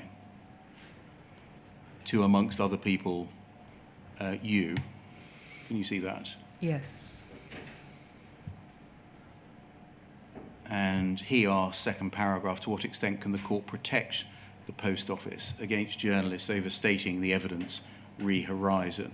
if a journalist writes that there's evidence of systemic problems with Horizon, when in fact no such evidence exists? Will the court help us?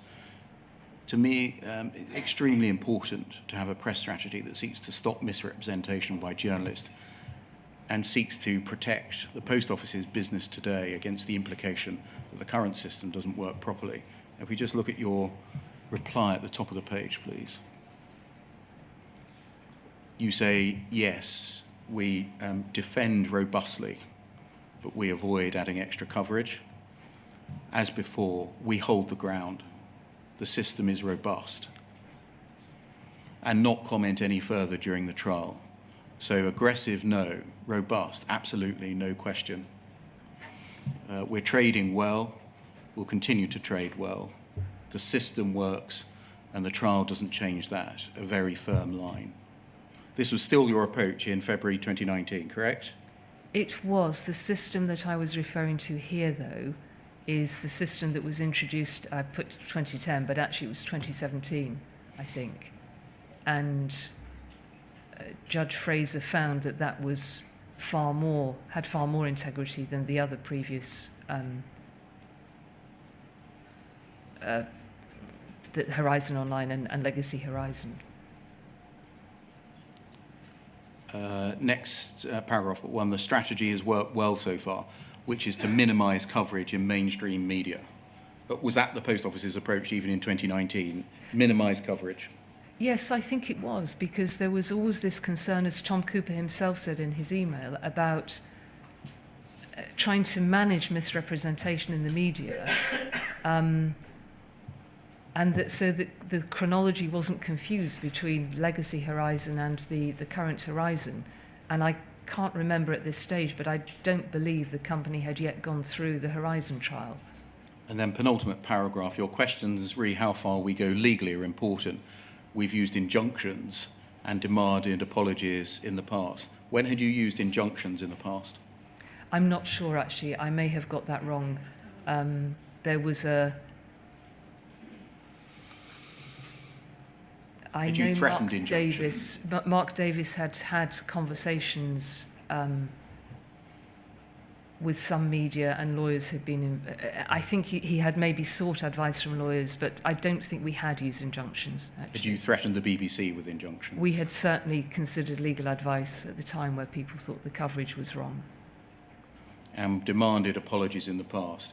Is what you say here reflective that in your tenure as CEO, you had always defended Horizon robustly, that you had taken a very firm line with the media, including threatening injunctions and demanding apologies?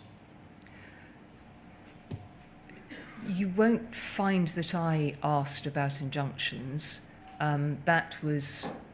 I think I was informed about that, as the board were informed about it. But yes, certainly demanded apologies where the business felt that it had been misrepresented, and defended Horizon, yes, because, again, I had confidence in the system. I regret that hugely now. Can we turn to poll 00184390?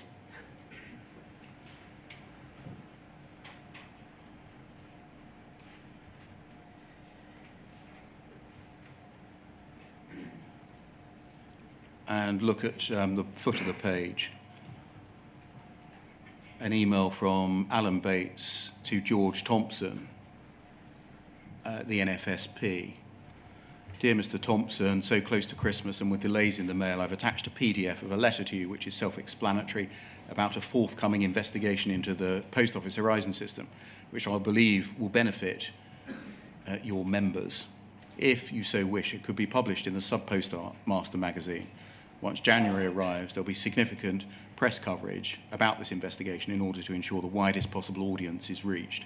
This is about Second Sight, isn't it? Yes, yes. And so Mr. Bates, writing politely to a leader of the NFSP, saying there's an investigation into Horizon that might be of benefit to your members, maybe you could publish it in the subpostmaster magazine. Quite reasonable, really. Do you agree? Yes. If we scroll up, please. Email to Nick Beale, Kevin Gilliland and you. Hi, Nick. I've just received this rubbish from JSA. Obviously, I'll tell him Horizon is secure and robust and to go away. Just keeping Post Office in the loop. The NFSP weren't supposed to be the cheerleaders for Horizon, weren't they? The NFSP, including their executive council, were all sub-postmasters, and they would have fallen into the overused statement about the majority of people didn't have problems with Horizon. So I imagine they reached this conclusion from their own personal experiences. Really? Or were you just happy to have a tame and pliant NFSP in your pockets? It was very helpful to have the General Secretary of the NFSP saying that Horizon was secure. I didn't use Horizon every day. His wife did in their post office, and his colleagues were also running post offices. So for me, I don't agree with George's style, but this is Rubbish. very much, yes, with hindsight it is, isn't it? But George was quite independent of mind. And who paid the NFSP's bills? At this stage, I'm not entirely sure, but the Post Office certainly made a contribution towards them, I think a little bit later than this. They lost their status as a union. Penultimately, can I quickly address your approach with government and MPs? You tell us, this can come down, sorry, in paragraph 42, that there were no government representatives on either the Post Office board or the Royal Mail Group boards when you first joined the Post Office, but that had changed by the time you became MD. No, by the time I became Chief Executive. I see. So in 2012? In 2012, post-separation. And can you recall who they were from time to time? The first government non-executive director was Susanna Hooper, who became Susanna Story. Was that between 2012 and 2014? I think so, yes. Then it was Richard Callard, and then it was Tom Cooper. Mr. Callard, 2014 to 18, Mr. Cooper, 18 to 2023. Right, thank you. You tell us in your witness statement that the Post Office Board met with government officials in SHIEX and UKGI, and that their non-executive directors were active in their challenge and contribution to board meetings. Is that right? Yes. In your view, were SHIEX and therefore the government aware of the views of Alan Bates and the Justice for Sub-Postmasters Alliance through the Post Office? Yes, I think so, particularly because the work had been started by Alice Perkins, and Alice was personally quite involved and would often join in briefings of the board, so I'm sure they would be. And also there were, at an executive level, fairly regular contacts with officials in SHIEX, what then became UKGI as well. Were they aware of the interest and activity of Lord Arbuthnot in the cases of individual sub-postmasters and with the Horizon system generally? I believe so. Aware of the involvement of Second Sight and the work carried out by them? Yes. Aware of the concerns which the Post Office had at the time about the nature and quality of Second Sight's work? Yes. Aware of the concerns raised about the reliability of some past convictions? Yes. Were they made aware that advice had been obtained from Cartwright King and Brian Altman Casey? Yes. aware of the involvement of and a summary of the advice of Linklaters? Yes. Were they aware of the fact of the group litigation and the Post Office's strategy in the group litigation, including the decision to apply for the recusal of Mr. Justice Fraser as he was? Yes. Were you a party to the decision? Sorry, just on that last point, Yes. if I may, because of a family situation, I had to step back from my role as chief executive sort of from January 2019 onwards. I was involved sort of in and out of the business as we were going through hospital visits, and then stepped back much more from March. So I wasn't always in the meetings where the board discussed the recusal, but I'm fairly sure there are board minutes that list that Richard Callard or Tom Cooper was present at the time. That was the last topic I wanted to ask you about. I think you, is this right? Although you make the point that you just have, that through personal circumstances, your involvement in the strategy and direction of the group litigation diminished in the course of 2019. Is that right? Yes, that's right. You, nonetheless, I think, were on the call in which a decision was made to ask the judge to recuse himself. No, that's not quite right. I joined a call late, and just for clarification, there is documentation that says that Tim Parker didn't know that I was on a particular call. It's because I joined late. He did know later on. I told him about that. And I'd been asked to join the call. I think he and possibly Tom Cooper had to recuse themselves from that decision, which was taken later than the call. And I'd been asked to join that call by Al Cameron and by Ken McCall, who is the SID. And you joined silently, is that right? I joined silently, yes. Without anyone knowing that you had joined? Ken McCall and Al Cameron and possibly Jane McLeod knew, but I wasn't sure that I was going to be able to join it at all, and I didn't take part in. I left the call, and the discussion about the recusal took place either later or on a different call or a different meeting. Can we look, please, at PVEN 400505?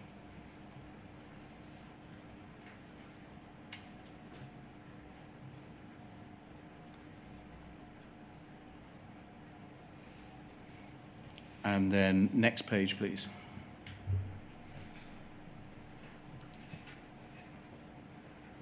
I think these are a series of communications between you and Jane McLeod, is that right? Yes, that's right. Are they texts or some other form of communications that you cut into a Word document? I think, I imagine they were texts.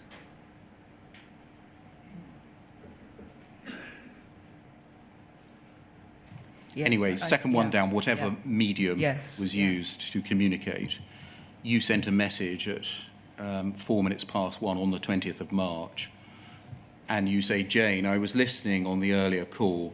I get the impression Tim intends to join the main board call now. Obviously, he doesn't know I was on the earlier call.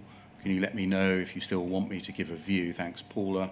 Jane McLeod, sorry, Paula, I wasn't watching my phone, didn't see your message. The board has approved both the appeal and the recusal. Happy to discuss it if it helps. And then you, thanks, I'm pleased. And then further down, apologies, been running around getting things going. And then later at 11:33, hi Al, any chance of a quick call? This is to Mr. Cameron. As Tim and Tom are excusing themselves from the recusal decision, and as Ken is very worried about chairing it, she asked if I might offer a view by email and caveated, of course, I'm prepared to do that, but as you know, I'd normally consult widely on something this serious. We can talk before or after the Lord Grabiner call. Yeah. And then scroll down. If we look at the next page, there, if we just get the date by just scrolling up a little bit. I think it's the 21st, the next day, and then scroll down. You to Mr. Davis, I felt the same about the board, very proud and pleased, difficult but completely the right decision. The opposite would have been unconscionable after what both Lords Grabiner and Neuberger had said. Yeah. Had you listened to what Lords Grabiner and Neuberger had said on the call? I only listened on one call, and I think that was presumably the Lord Grabiner call. I had conversations with, these would have been phone calls because I wasn't in the office, with Al Cameron, I think Ken McCall, and Jane McLeod. So I may have heard what Lord Neuberger said through them.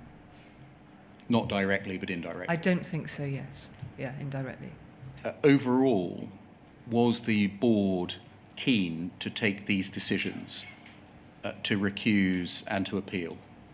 It was really difficult. I mean, I've said this here. It was and the inquiry has documentation on it. It was a very, very difficult decision. Nobody really quite knew what to do, but the views that came through from Lord Grabiner that I heard, and I think what I heard about from Lord Neuberger, and again, you have documentation on this, were very strong that the Post Office had a very good case, and the board took that decision.